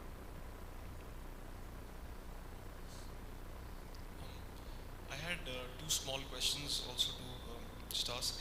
One is, with all this talk of componentizing standards and this pay-as-you-go subscription models, I often wonder, what about, how do you ensure the integrity of requirements is kept intact with standards? I think of an example that David gave, you know, conformity assessment in an explosive environment. Like if you break down standard into smaller pieces and you go with like a pay-as-you-go model, that could prove disastrous. That's one question. And the other is, you know, as such smart individuals yourself, and you have so much experience working on the international level, how do you think India could contribute to this smart standards evolution? We'd love to hear how you think we could do that, and how the BIS could, you know, help ISO and IEC on this journey as well.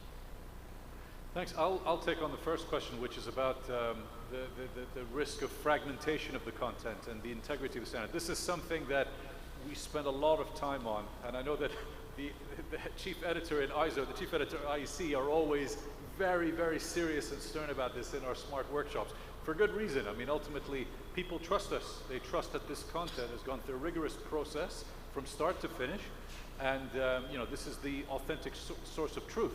So there's two things to say here. The first thing is, often when we talk about smart services, we're talking about the next step.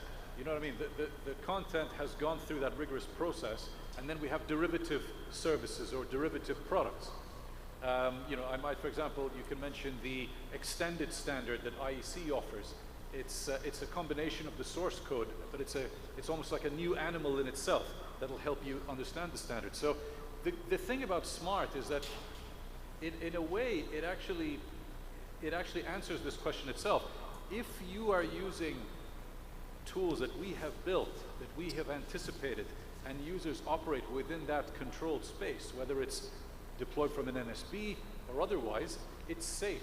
Because all we're saying is you can use it to solve your problems. You can use it as you see fit. And you're doing that within a controlled, safe environment. So we're not saying that we're only going to sell parts of the standard. That's not what we want to do. But what we're saying is we're making it easier for you to action that standard. So for me, it's basically the next step. You're not having to rely on the word of a consultant necessarily to bring that to life. You can use your own journey. I think one of the tools that we didn't demo, which we're working on, is a wizard, just to guide you through the standard and help you make sense of it. So I don't see a problem there with fragmenting it. I would see a problem if we started selling small parts of the standard through a third party, and that would definitely dilute our brand and trust, and that's not something we would want to do. So always we want to be able that you could trace it back to the original source, and that any usage of the standard is done in a controlled environment, and we've anticipated that. I don't know if anyone wants to add anything to that. Yeah, and maybe just to add to that, I mean, as I noted with the small business use case kind of earlier, we already face that challenge. Just because you've grabbed a standard and you're applying it, it doesn't mean that you've read all of the references to the standards that also exist out there. So at the end of the day, we already have a certain level of fragmentation, if you will, of people not reading all of the requirements necessary to achieve a certain goal because they're spread across different standards. Smart standards is intending to try and help people navigate across these pieces. And so rather than thinking about it as fragmentation, thinking about it in terms of surfacing out all of the requirements regardless of what standard they come from relative to achieving a certain goal is where we're headed. And I think Hussein's exactly right. If we get to the point where we're just selling you a single requirement and then you can take that and go, I think we've probably failed the members and the market. But if we're making sure that you have access to all of the right requirements regardless of what standard they sit in, we may have achieved a better goal there. I think we have time for one more question before we go to break. The gentleman in the back. Hello, my name is Chandra Mohan. I am from Siemens R&D, taking care of digitization and innovation. Sir, can you hold the mic up closer to yourself, sir? Hello. There you go. Yeah, is my voice audible? Okay, yeah. I am Chandra Mohan. I am from Siemens R&D. I am taking care of digitization and innovation. My question to you is that because within our organization we had set standards how we can code either back end or front end, and if we have to develop some AI model, so that we are also doing, there are several ways. How, and that is also our IP or source code. How IEC and ISO can help us for standardization when as an organization we had our own standards and we are developing, we are producing products, either hardware or software, successfully.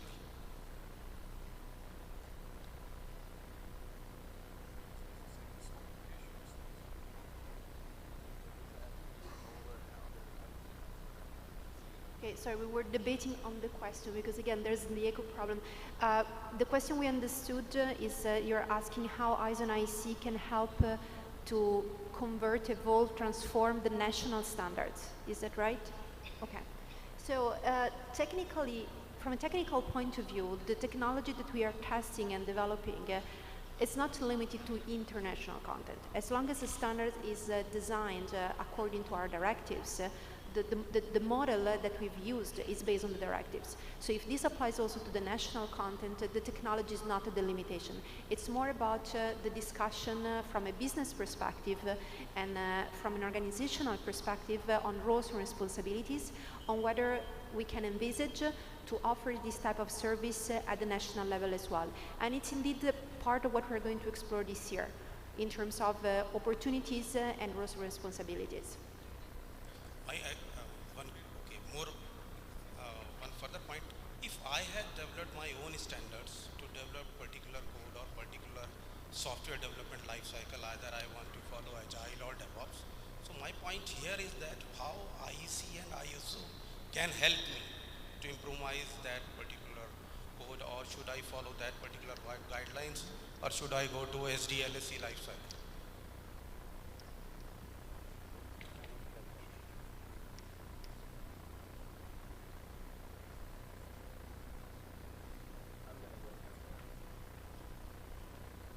So David is coming closer to better understand the question. I'm very sorry. The farther you are, the more the echo we are hearing. So it's a little bit of a problem. We're sending you over there.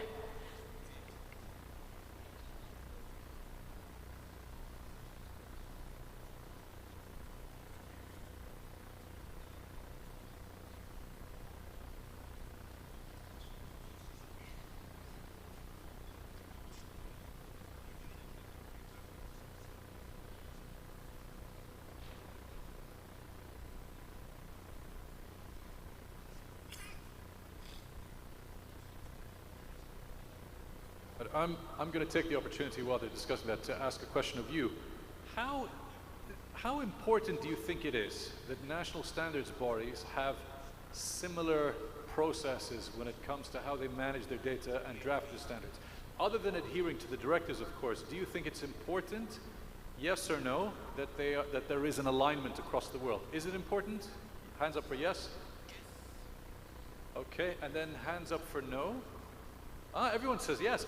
That's interesting. I will need your support then for rolling out the OSD and having agreement. You know, it's often quite difficult to get people to agree. That makes our job more difficult with development, is having agreement with how we structure, how we organize, but you've given me a remit to push for that. So that's great, thank you.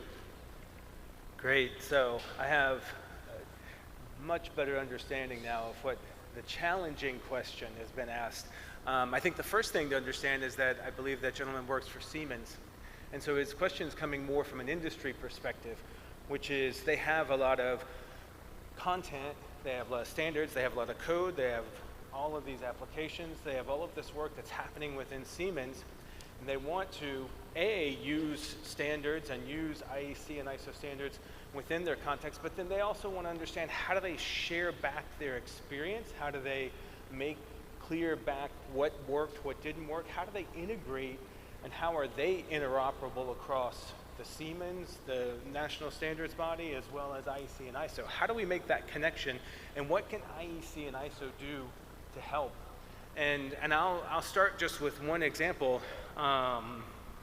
The pilot that I showed you from the Norway national standards body, where they're engaging with the electric utility industry and trying to connect those electric utility industry users with international standards, with national content. But one of the things that they've also incorporated into their smart app is the feedback loop from the industry user to say, look, we've applied this standard, here's how we applied it, here's what worked, here's what didn't work, so that that feedback loop can go back to the national committee and then ultimately back to either technical committees and or into our standards development process. So I think one of the ways that IEC and ISO can help is through our members and reaching into and connecting with industry stakeholders in their markets, and really making sure that the industry users have the opportunity to share back their experience, what's working, what's not working, as well as potentially changes that they have seen work in their environment. I don't know if there's other ideas that you guys like to share. I mean, look, it's a constant quest to involve industry in standards development. Let's mention AI, for example, which is capturing everyone's interest. So that's SC42. I'm sure most of you are aware. It's an award-winning committee that is, we've got 45 standards that have been published or under development and counting, which are excellent. We need more people involved. And the great thing is, and this is very much driven by IEC, we have these workshops which are freely available to the public. So these workshops are online. If you look up SC42 and look at that, you can join those workshops anytime. Everyone is welcome, and they're always on the lookout for more industry representation there. So that's something we encourage, and that's important for that to happen, to have that industry representation. And would you add to that, Mara, as well? No, it's just to complement what David was saying in terms of feedback loop from the end users. That's indeed one of the ultimate goals of SMART, because what even Hussein has demonstrated through the QA tool, for now it's developed for experts so that we can have the experts' feedback, but what we envisage is indeed the end users providing the feedback on the cost of implementing certain requirements, on the understanding of certain requirements, on the maybe even the changes that should take place for certain requirements, so that we can go back to the expert and then have a quicker life cycle of the standards and revision of the standards, and we can meet the market needs faster.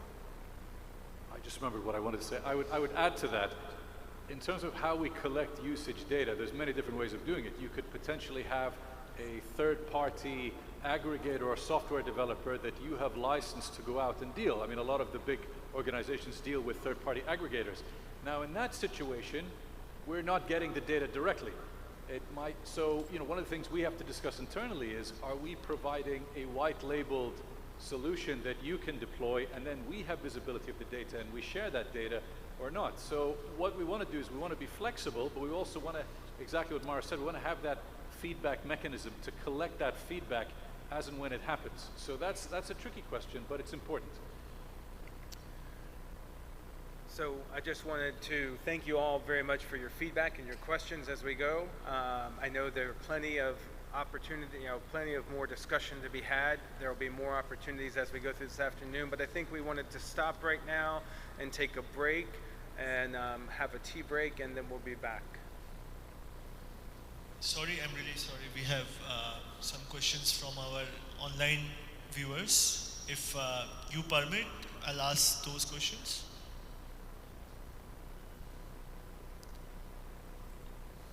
The last questions of this session. Yes, please, but if you can come closer, it would help us. Yeah. Thank you. All right, last question for the session. We've got a late entry. So we have Mr. Manoj from, he's one of our viewer on YouTube. This is a generic question, but I think this panel qualifies to answer it. What he has asked is, why are HS codes not part of ISO standards? And can they be made part of ISO standards, IEC standards from now on?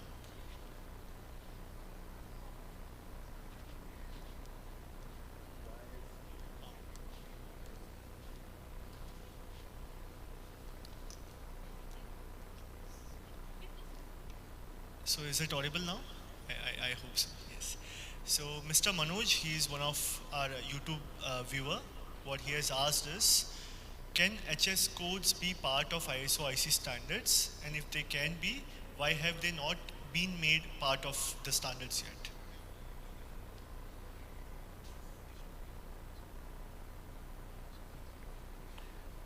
Do you know what, we were actually discussing that literally last week, so that is on the agenda. But there's a bigger question behind that, which is, what is a ultimate deliverable of a standard? And I think we have to free ourselves from the idea that a standard is simply a document. Now, for example, we already have in ISO, we have digital electronic inserts.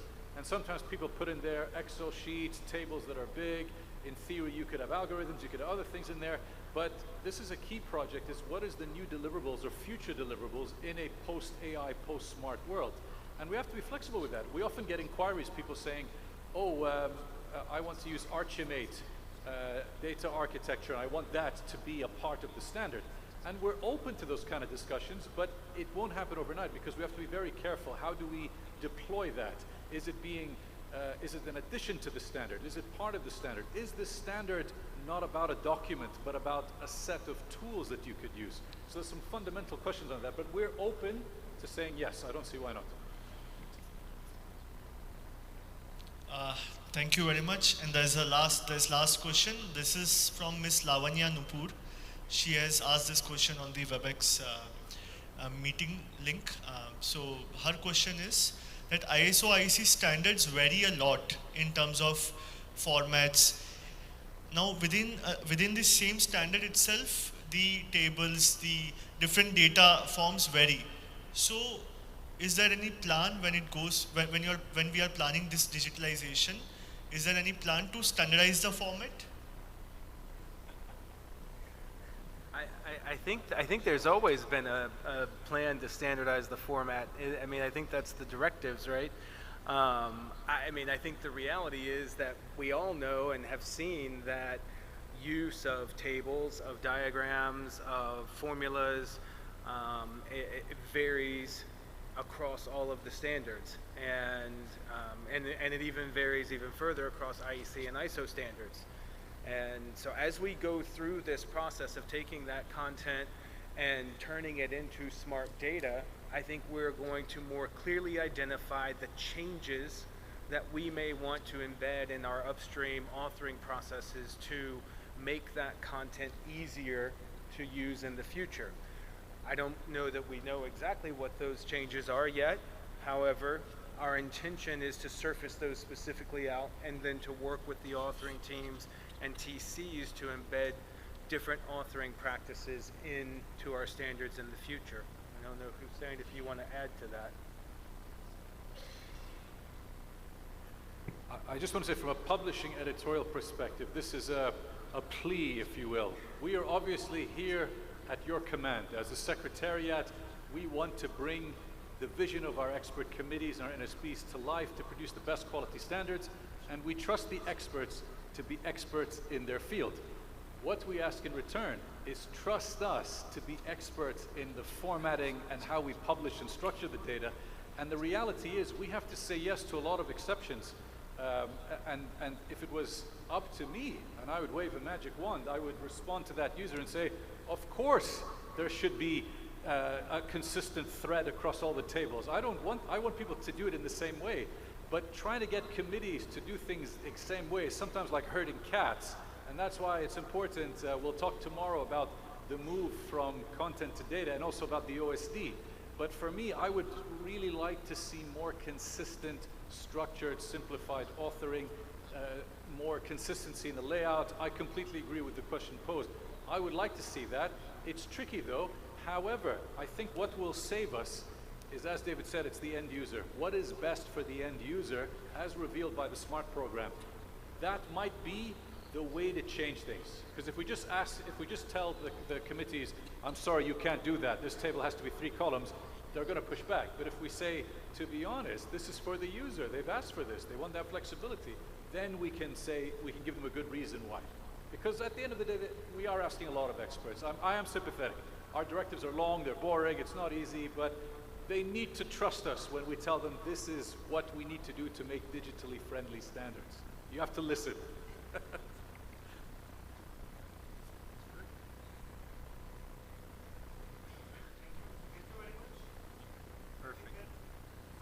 Please go ahead. So I think we're done for our session right now. We'll take a tea break and come back. Yeah, please.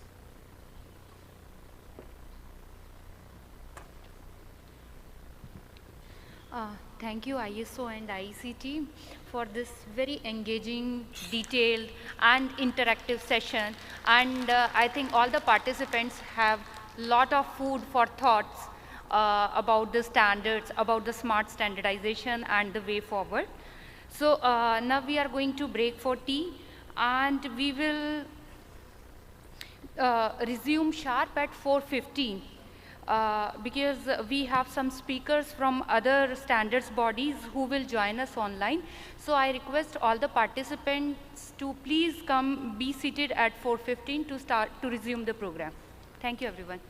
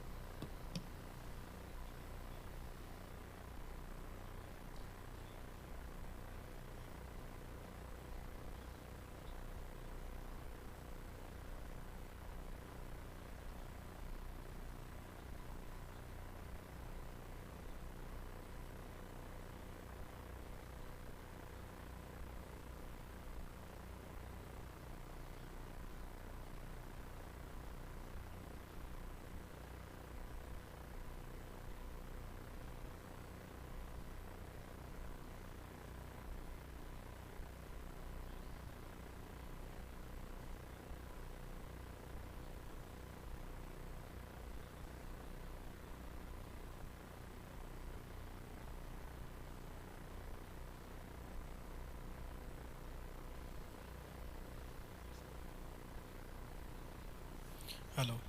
Check one. Check. Hello.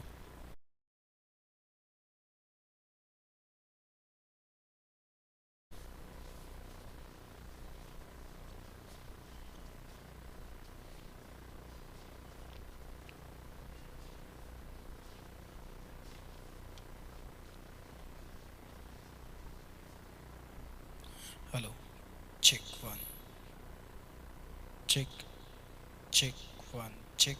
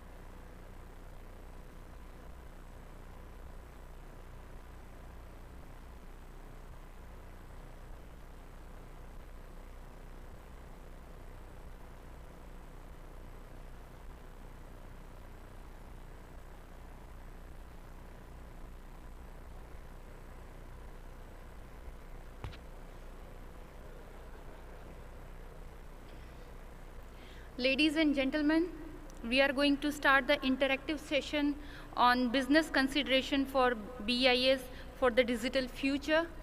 May I please request you all to be seated. We will start in a couple of minutes.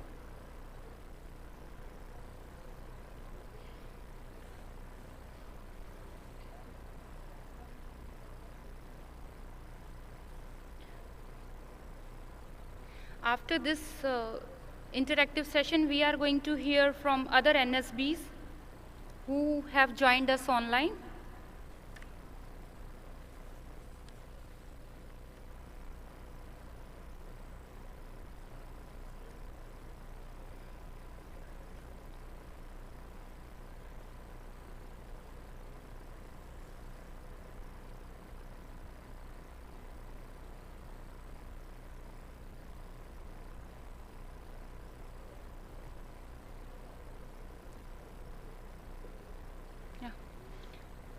So we have with us Mr. David Nix. He is going to take this session. I once again request all of you please be seated. Mr. Nix, please. I think we can.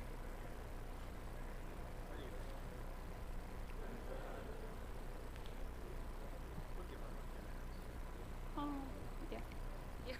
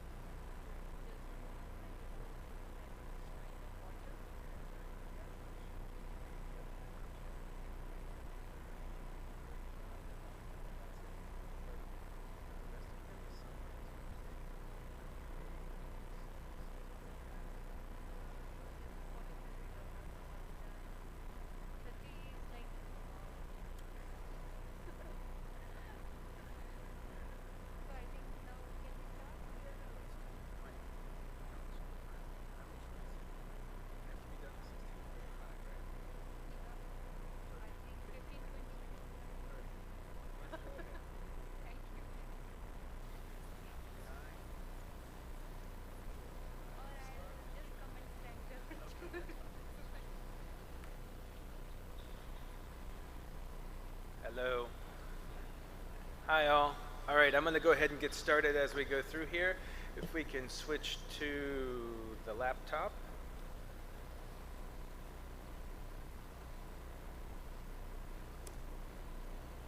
Not yet? There we go. Great.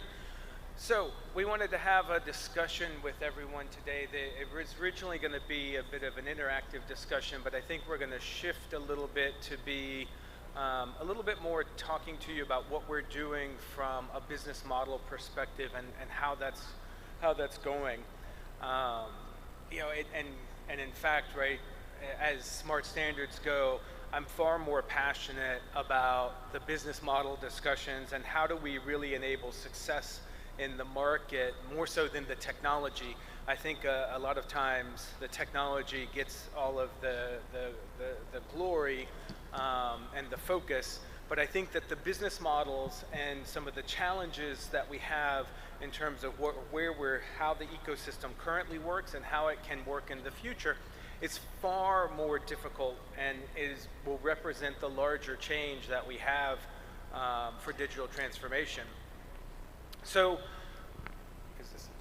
is that better? So for the Smart Standards program with IEC and ISO, we started last year and we had a joint business model group. And the joint business model working group was comprised of teams from ISO and IEC, and they came together and began to think about the business models.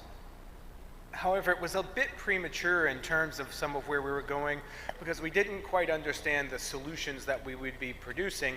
But now with the advent of the pilots, we're in a great place to really continue some of the business model working group, and going into 2024, begin to think about how we might imagine the business model for the IEC and ISO ecosystem in the future.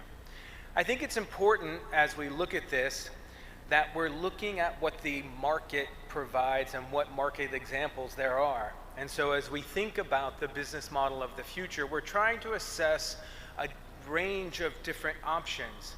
For example, you can think about a members-only business model. I think there are multiple different examples of members-only business models, and certainly in the US and Europe you have more of a retail model like Costco, where you have to be a member in order to have access. Here in India, I believe you guys have a members-only model that's emerging with some of the private clubs and the business models that are supporting that. Likewise, you see and you have a lot of discussion around platform businesses. Yes.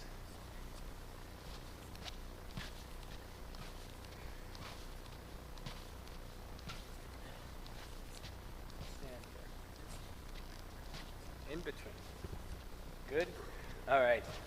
I think it's the systems aren't used to the American loud voice, and so I'm having to position myself in the right place to take, so the other thing, so the platform business is a business model where we have a business that is in essence creating the ability for other businesses to be successful. Again, here in India, you have examples of these platform businesses, Zomato, Swiggy, Flipkart, Paytm, that are making other businesses successful. And I've chosen examples that are here in India, but these business models exist globally. We also have thought about the idea of a franchise. What if we created a digital franchise and then every member could be an independent owner-operator of the digital franchise? You can imagine Tumbledry, Domino's, Lakme as these franchises that exist that are out there. Certainly we have business-to-business models and how businesses provide services to other businesses, whether that's Exporters India, India Mart, certainly Amazon Business is a good example as well. And then you have last the business to consumer, your typical B2C type of approach, right? I think you guys have several examples here in India relative to the B2C model. I think that's a very common model that we're all very kind of comfortable with. As we think about which of these models have which pros and cons for how we may work as a standardization ecosystem, it's important to imagine that we're trying to craft a business model that is in the best interest of our members, that supports the overall standardization ecosystem along with conformity assessment, as well as the secretariats in Geneva. Balancing out how all of those stakeholders play in these ecosystems across these business models is a challenge. We don't know the answers yet. We may find that some of these models don't work for us. For example, a franchise model just may not be the right model in terms of where we want to go to really ensure the adoption and use of standards globally. However, it's important for us to assess these as part of our process. Likewise, I don't think that we're headed towards the selection of one model. I don't think that we're headed towards the place that says it's a B2C model and that's the only model we're going to do. I think what we're finding so far is that different markets have different needs. And those needs will be best suited to specific different business models. So we may find some markets who want to use a B2B type of model. We may find others that are interested in a platform-based model.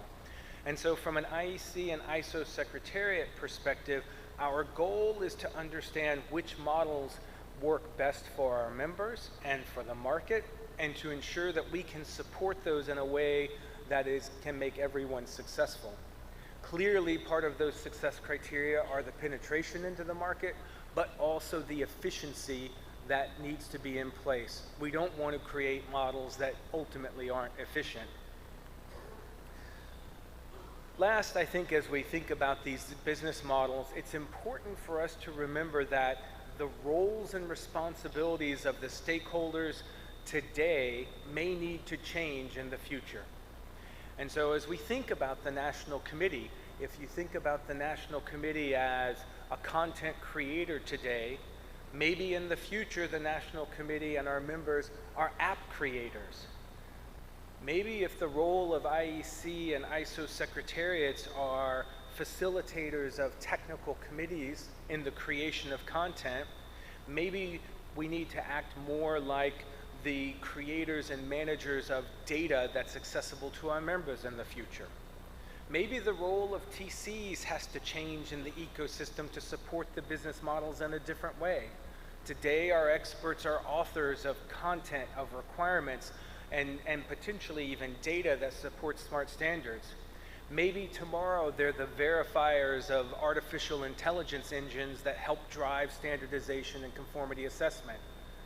As we think about where we're going, it's important that we don't put on blinders to the fact that the roles, the skills, the competencies, the capabilities of our organizations and teams will have to follow in order to support these different business models that we assess and believe ultimately will help us be successful. So as we go through this year, our intention is to think about these different business models and potentially pilot business model changes and to see what the adoption is like, to see, to Hussein's point, what kind of data does this generate? Can we say that this business model improves adoption of standards, improves the implementation of standards in the market? Because if so, then those are the models that we want to move forward with. If not, then those are the models that we want to avoid. And again, through our digital transformation program, we believe that experimenting and failing or succeeding quickly is the path to success. So this year we expect to begin to roll those out and try them in different markets and see what happens, looking towards the end of this year at identifying opportunities for us to scale those into the future. So with that, I'll pause. It's a very short session, and it's partly in short because we're at the very beginning of thinking through our business models and what needs to happen. Will continue to be a tremendous amount of engagement from our joint business model working group and with our members in terms of evaluating those. But I'll stop right here and see if there's maybe one or two questions that you guys have out there, or if there are concerns that are specific to the India market that you'd like to raise. I'd love to hear those right now.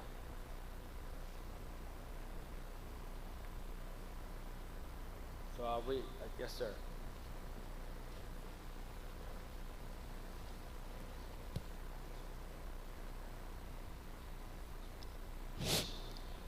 Good afternoon. This is P. Thal, a senior advisor from KPMG, and my industry experience is almost 35 to 36 years. And I have a long association with the Bureau of Indian Standards and have participated in the plenary sessions of ISO from time to time. My understanding is not that these are the 5 different models that you are thinking of. What we are looking forward, the basic 2 objectives is larger engagement with the clients, the people who are the consumers. That would be the main objective. Second is how do we leverage whatever we have created over a long period of time, whether it is IEC or ISO. How do we leverage it? It would not be one at the expense of the other.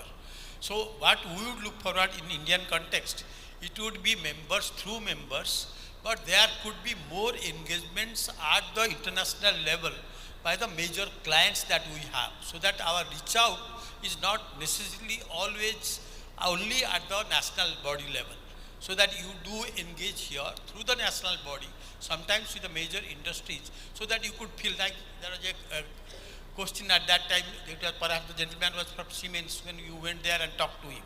So there are various understandings, there is certain gaps also. So how do we take care of that? That should be the priority. It should not be whether this particular model will work or that particular model will work. What would work is how the consumers and the clients see that it works for him and he benefits from the overall thing. And the structure that you have built over a period of time, there are certain gaps and there are certain areas, inadequacies which has to be taken care of. But not that either of this particular model will work or that one. That is my submission, and I understand Indian industry. I worked 35, 36 years. We need engagements, more engagement, both at the national as well as international. Thank you for the patience. Yeah, thank you.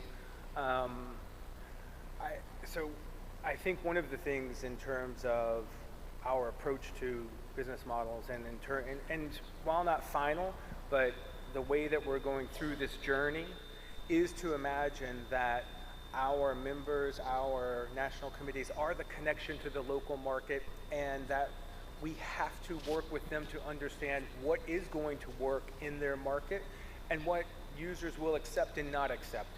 I think we can come with experiences from other markets. I think we can share what's worked, what hasn't worked. I think we can give ideas about, how to accelerate certain things based on work that's happened.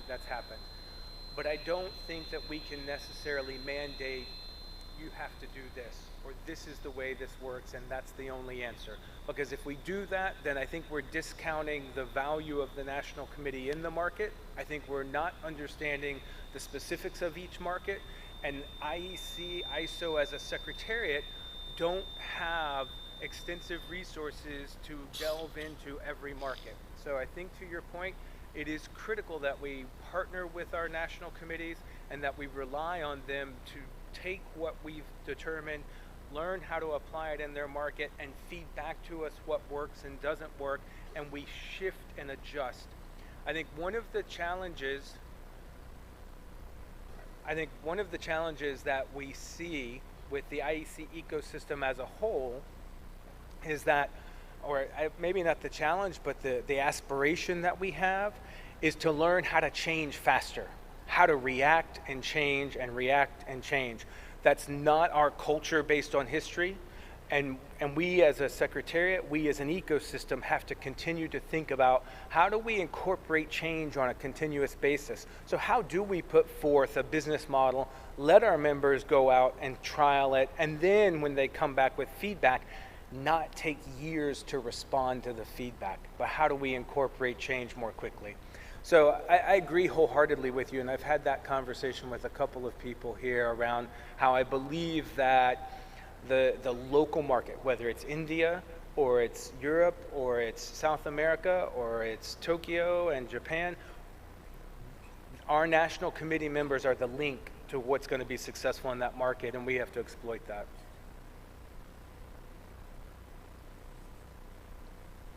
Any other comments or questions?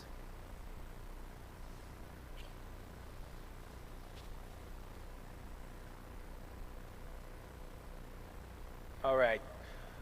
As I said, I think we're at the very beginning of this journey. I think that there's a long way for us to go in terms of really understanding how the business models, the roles and responsibilities will change over this digital transformation journey. I think we're going to transition now into some discussions from other national standards bodies and let them tell us about their digital transformation journeys. And I think it's a great opportunity for us to learn and hear from work that's being done in other markets. So with that, I'll turn it over to Nisha to let her introduce the next speakers and the national committees.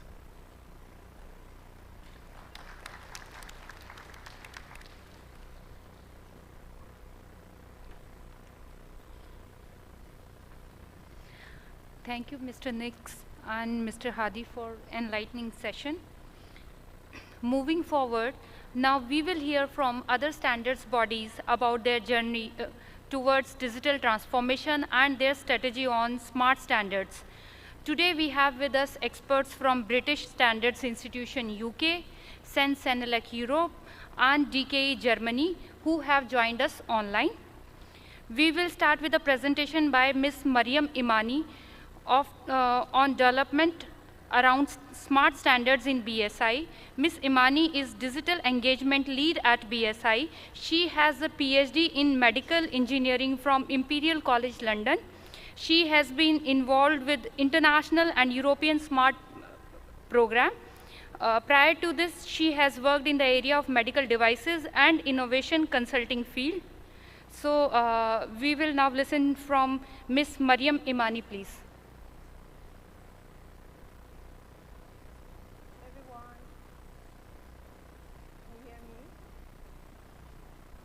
Ms. Imani, can you hear us? Yes, I can hear you. Can you hear me okay? Yes, we can hear you. Please start your presentation, Ms. Imani. Thank you. I think your colleague will be sharing my slides.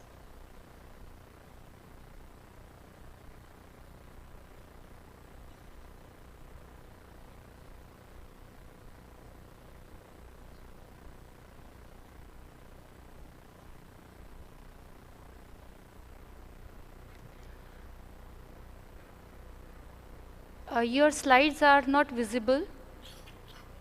I have shared my slides to be shared online, but I can share them as well.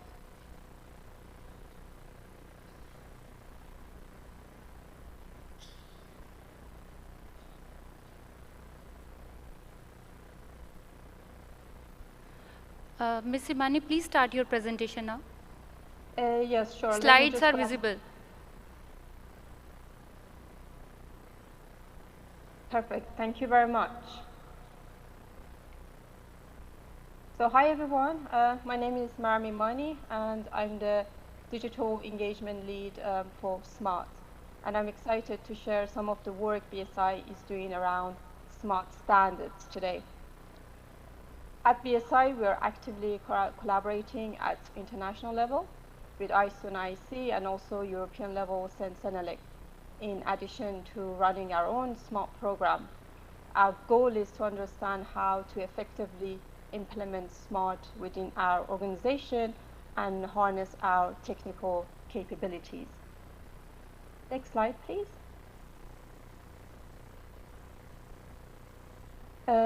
Apologies, these are the old slides. I just shared some new slide with your colleague. Let me just share them myself.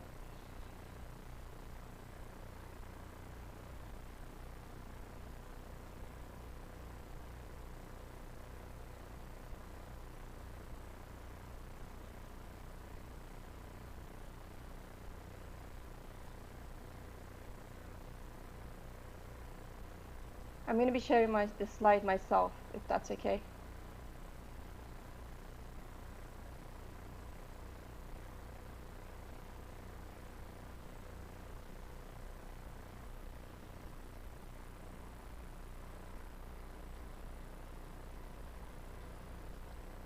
So currently we are in the discovery stage, adopting a user-centric approach. We've engaged with clients of various sizes across different industries to understand their specific needs and challenges. And our aim is really to explore how digital standards can effectively meet the user needs.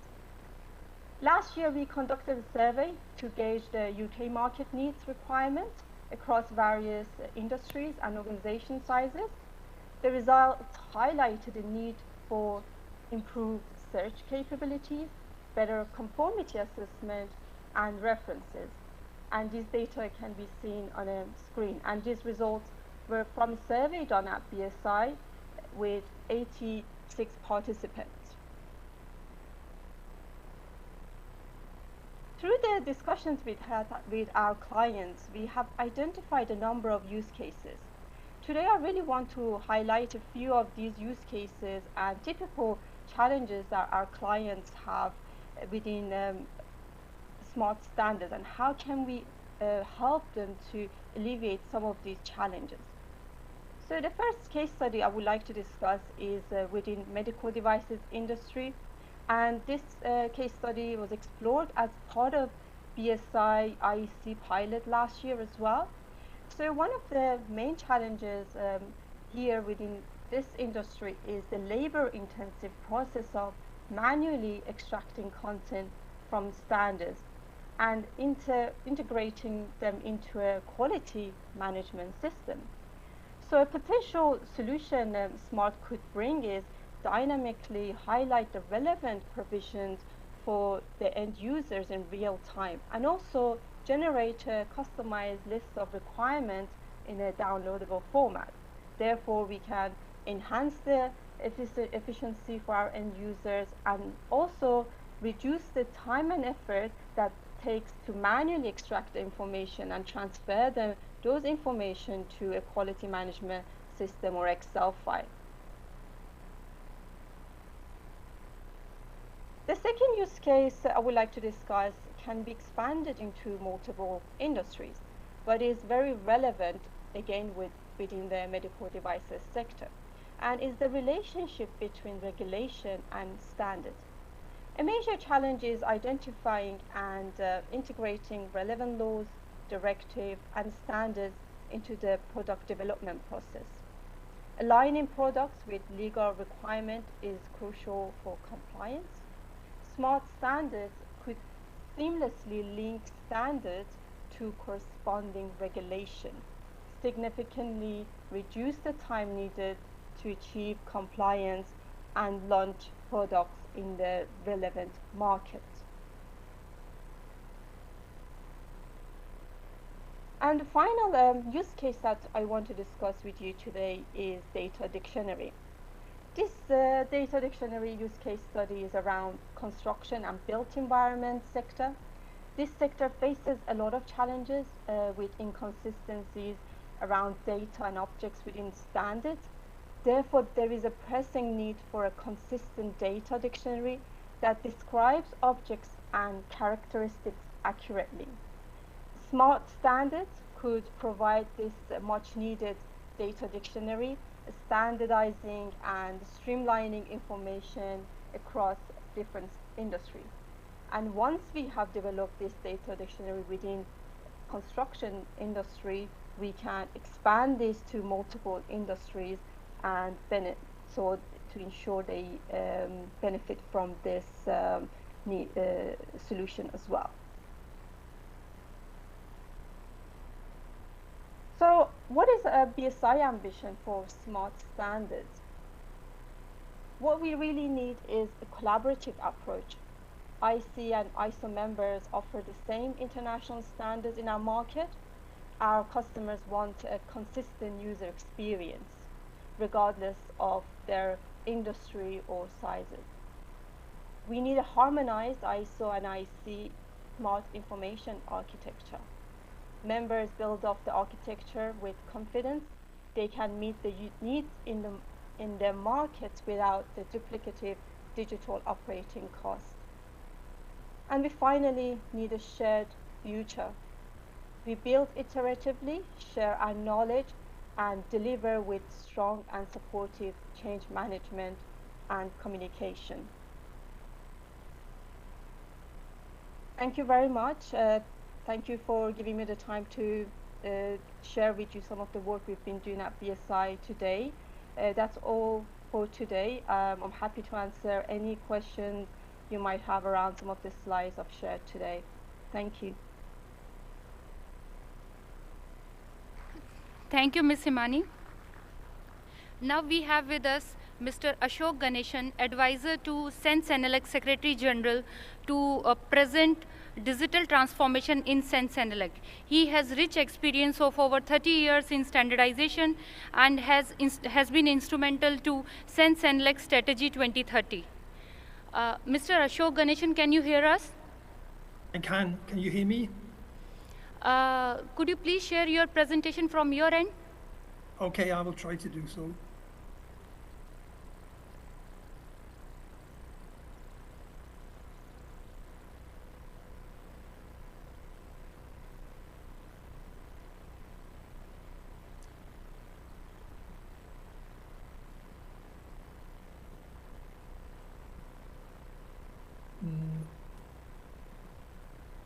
second. Yes, I'm nearly there. Can you see my slides? Yeah, we can see your presentation. Okay, thank you very much. And if you can hear me okay, then I'll dive in. I hope not to spend too long. Thank you very much for the opportunity to speak on behalf of CEN and CENELEC, the two regional standards bodies in Europe. And very importantly, both CEN and CENELEC are partners of the Bureau of Indian Standards.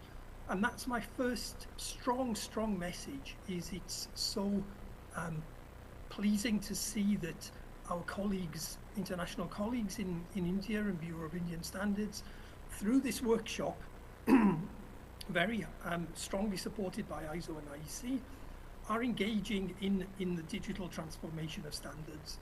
And that reflects the emphasis that we are placing in Europe on the digital transformation. In my 30-odd years in standards, this is the biggest change, the biggest evolution, and the most positive for standardization. And we cannot stress how strongly we encourage our international partners to follow the same approach, and to do so under the leadership of ISO and IEC.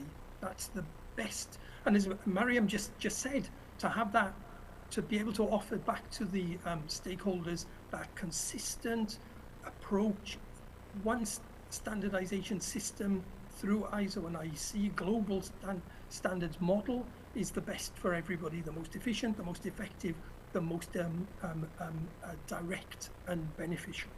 I'll move into my presentation. I'm not an expert in this field, so I keep it very general.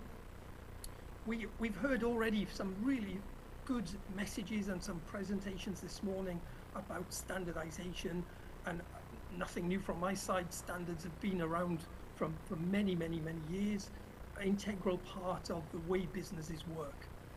We see that moving on to the new phase, the new era of new technologies, and it's such an exciting opportunity, and standardization is needed more than ever. And the new models, the new generation of standards that we're discussing today, digital standards, play that huge part in enabling our industry stakeholders, our business stakeholders, to evolve and build their businesses. And that's such a positive message and such a key message that we're happy to share with everyone. It's such a clear need to support that we have in our CENELEC strategy 2030. We want to produce standards that are fit for the digital economy, and that is embedded in our strategy that goes up to 2030. And it's through the transformation of standards, the way standards are made, the development process, and it's through the way that we transform the knowledge in standards and make that available to our industry partners, our business partners, to take the advantage of the knowledge in standards, which has been very excellently expressed this morning in the earlier, this morning for me in Europe, earlier this afternoon for yourselves in New Delhi. If I can look at the transformation of the standards making process to start with, again, nothing new from my side. We see what's been around for years. I started 30 years ago supporting the development of standards in the advanced materials area, and that was done through people coming together around a table. Very little was exchanged online at that time, maybe a little bit by emails, but broadly everything was done on paper and it was done in meetings. And now we see that huge transformation to standards being done online, and then therefore we need a process which supports that and embeds the online working of standards into producing quickly, accurately, and even better quality standards than we've been used to providing. And why not? Why not be able to have a vision of producing and contributing to standards from whenever and wherever we are? We do that through the online standards development projects, and the projects that we have in Europe. Again, Mariam just before me mentioned some of the projects being done at in the UK through BSI. and those are part of the, some of them part of the European sense-analytic approaches. And here again, we're looking at efficient use of the precious expert resources. We want faster standards to the market. We want improved quality, accuracy, and structure. Has been very well explained by people cleverer than me earlier on in the event. And the result will be enhanced collaboration, increased transparency, more relevance of the standards, and it will make life easier for everyone. We want to do that, and this is my key message as I started with. We want to do it in a consistent way for our stakeholders, the people who actually use standards, and also for the experts who are involved in developing the standards. We want this global model, which is based in the international ISO, IEC approach. Sometimes in regions like Europe, we need to add in our own regional needs. But of course, standards are implemented and adopted at the national level. So we need this continuum. This is what standards users are used to. This is what works. We need to strengthen it, and we need to focus.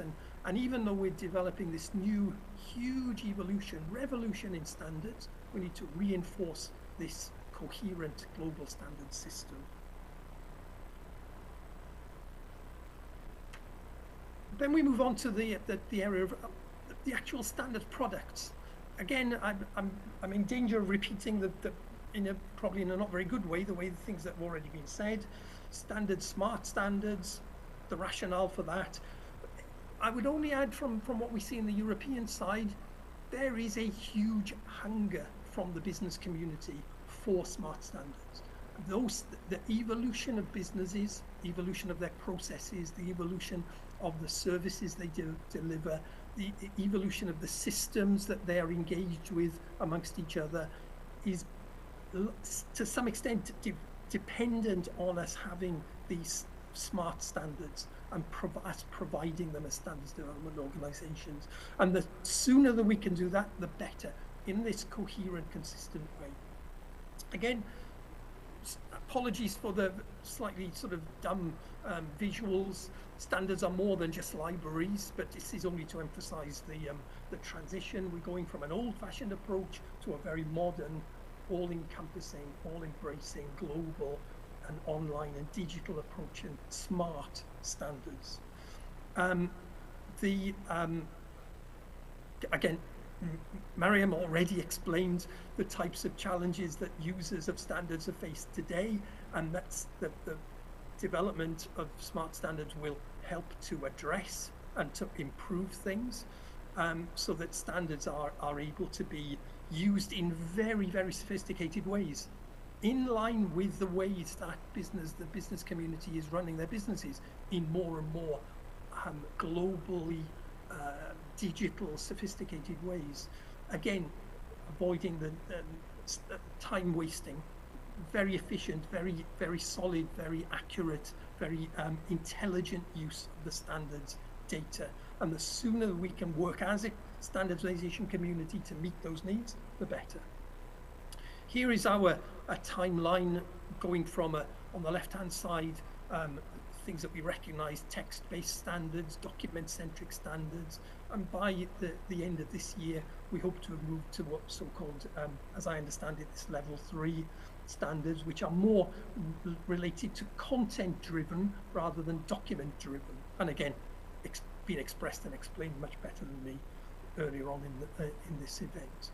So we're all in this together. We're all working towards the same goal. It's important that we do this under ISO and IEC, and the incredible support and direction and leadership that we see from the ISO and IEC speakers earlier today. And I'm very, very pleased to be able to contribute a little bit from what we see and how we see it from Standardization in Europe. Thank you very much.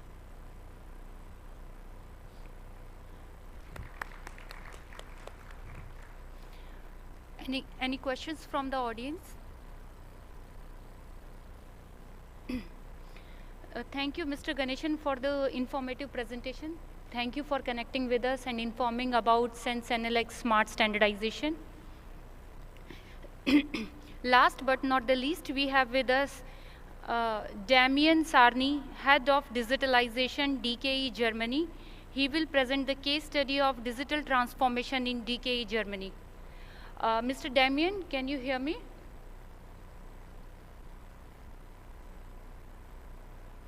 Yes, can you hear me? Please share your presentation. One moment.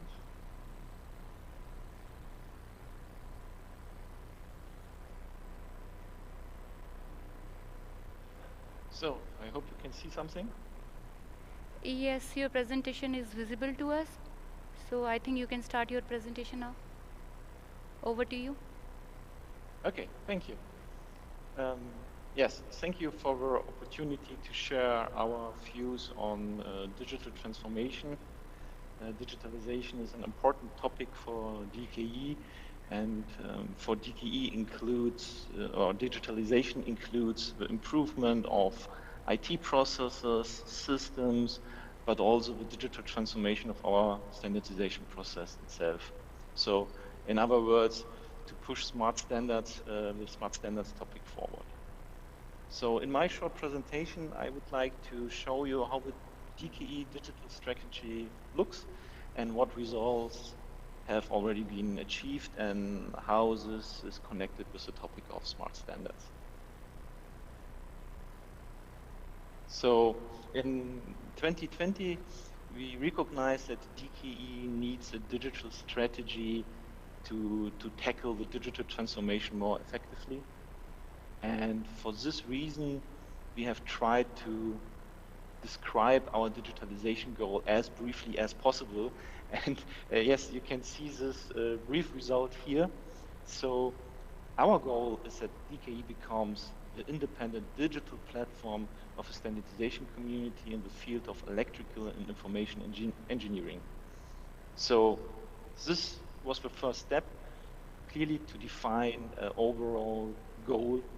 And the most important point here at this slide is the term digital. So we want to move from so kind analog platform for standardization to a digital platform.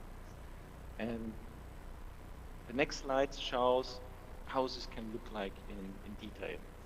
And to answer this question or to reach this goal, we formulated in 2020 4 key principles for this digital transformation. The first, we support and promote digital pioneers.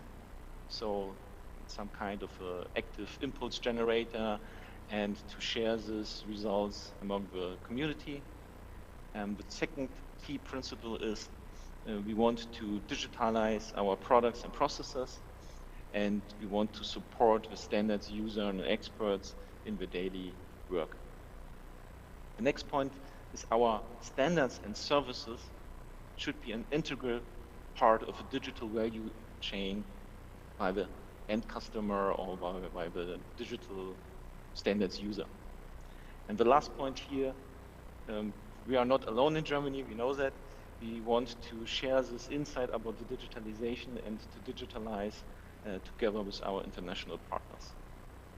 And with these 4 principles, we want to transform ourselves from analog to a more digital platform. So that was our goal, and these are our 4 key principles. And however, principles alone are not enough to achieve the goals.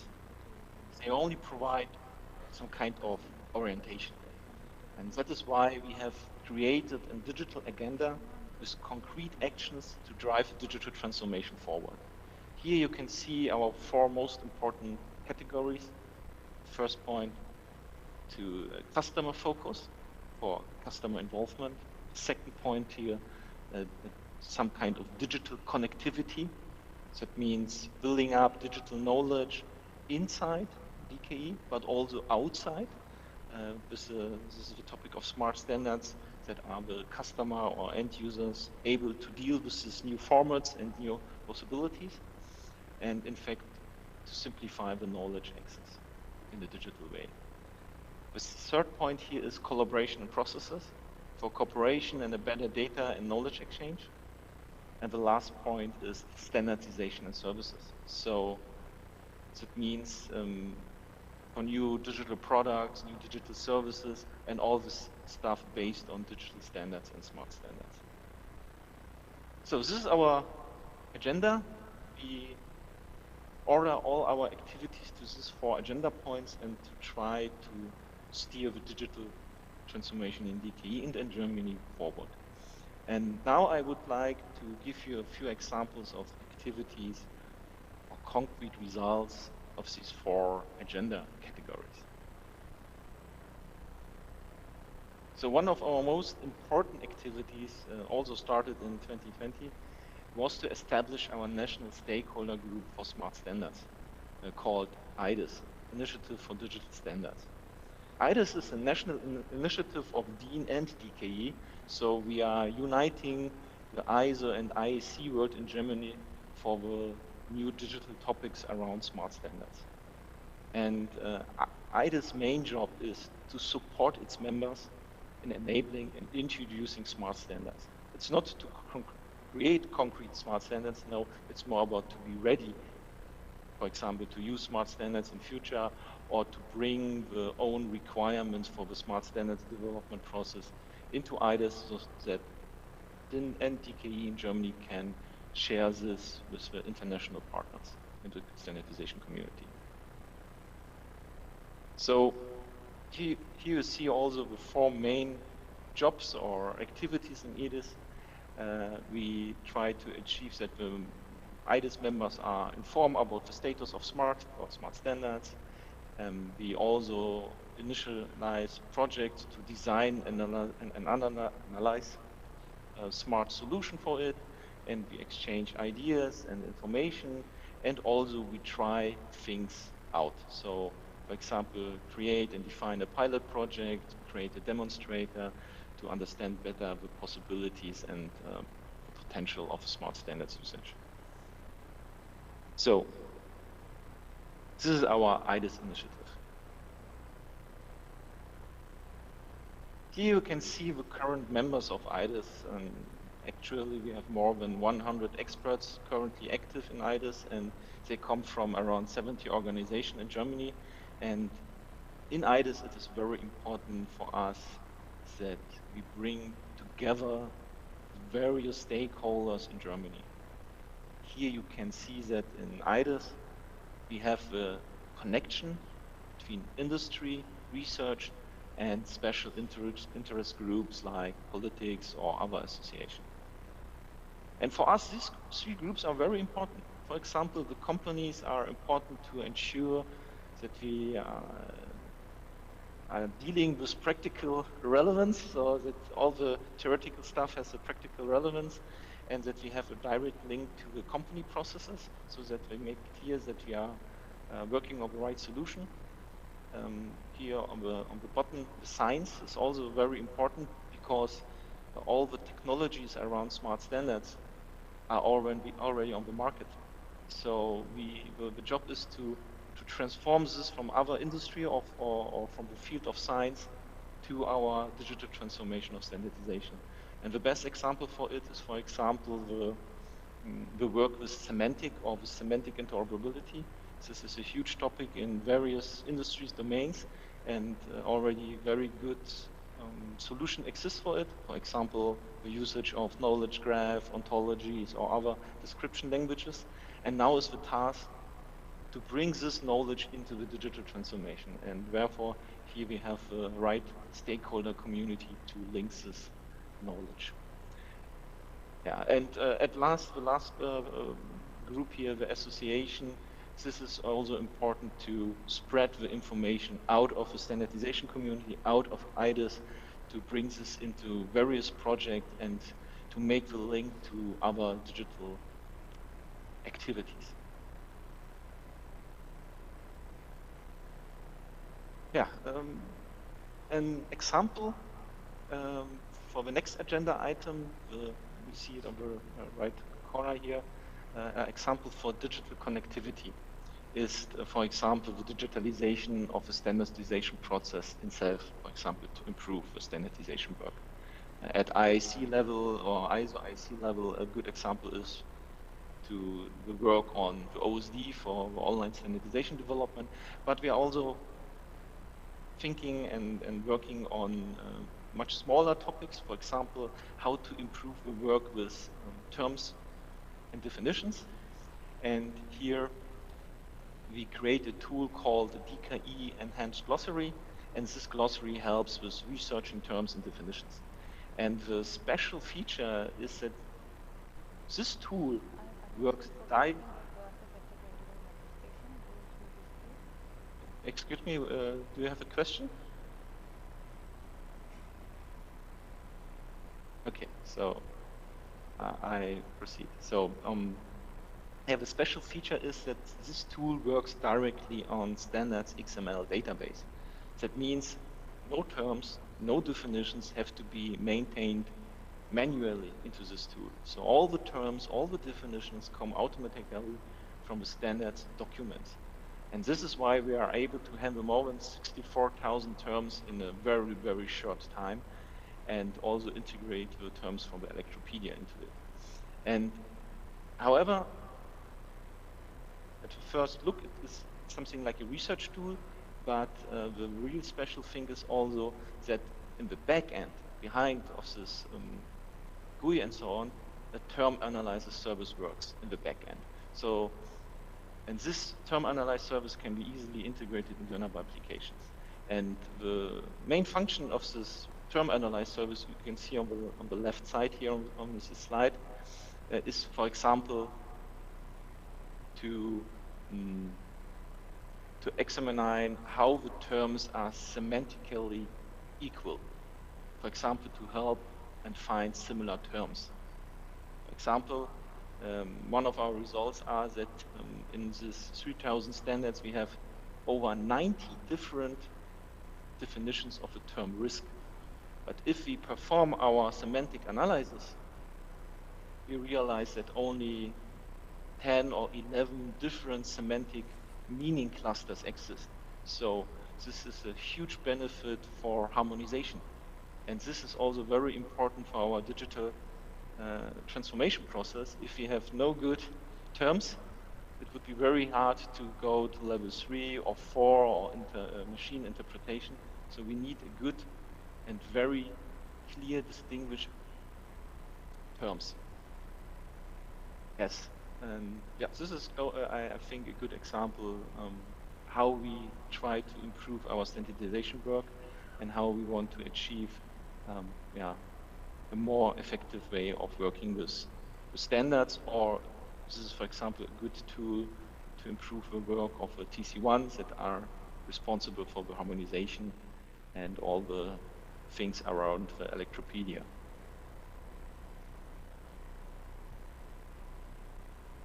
The next one is an example for agenda point 4, standardization and services. And this agenda field is about use cases, needs, and the needs of the end users. The most famous example here, which is also discussed at IEC level since, I don't know, 1 year or so, is the use case of requirements management. And we started looking into this topic about 2 years ago, and at the time, it was also driven by the IDIS community. Company experts told us they need it. They work with requirements engineering systems. They have a lot of stuff with exchange information between the systems, and is also dealing with requirements from standards. So we need to put these two worlds together.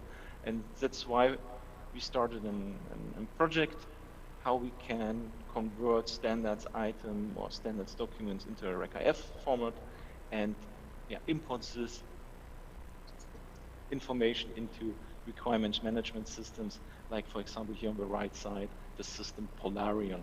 And you see the information from standards and from a PDF document and here in this Polarion system are similar, but the look and feeling and the work process are completely different. And this is one of our most important projects, to understand how we work with the standards information look like in this requirements management tools, and to adjust our smart standards process into that direction.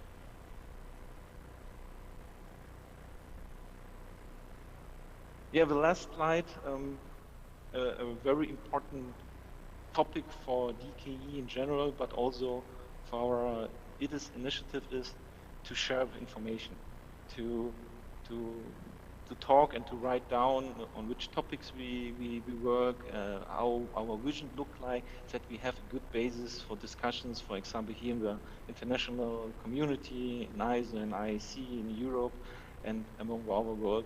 So we create a lot of white papers about that, theoretically ones, but also here, for example, in the middle, our results from our first 4 IDIS pilots, and we have also started to think how smart standards in the digital transformation process fits into other more society relevant topics, like for example the all electric society, and therefore we created a DKE commitment for 2030, and how smart standards can also, and the digital transformation can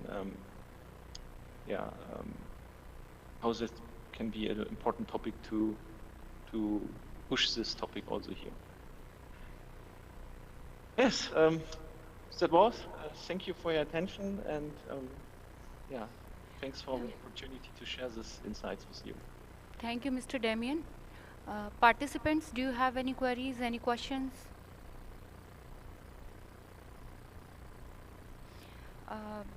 So thank you, Damien, for the enlightening presentation. With this, we have come to the end of today's technical session. We will resume this journey tomorrow. We will begin with registrations at 9 a.m. and start with the proceedings at 10 a.m. sharp. Before we leave, there is an announcement regarding shuttle services for the participants. 2 shuttle vehicles are available for dropping at Dwarka Sector 21 metro station, just outside the building. Those who wish to go by shuttle may use them.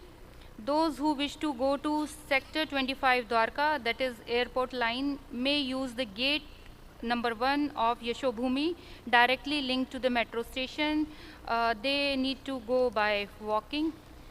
So I thank everyone, thank you one and all for joining us here. We will meet tomorrow at 9. Thank you.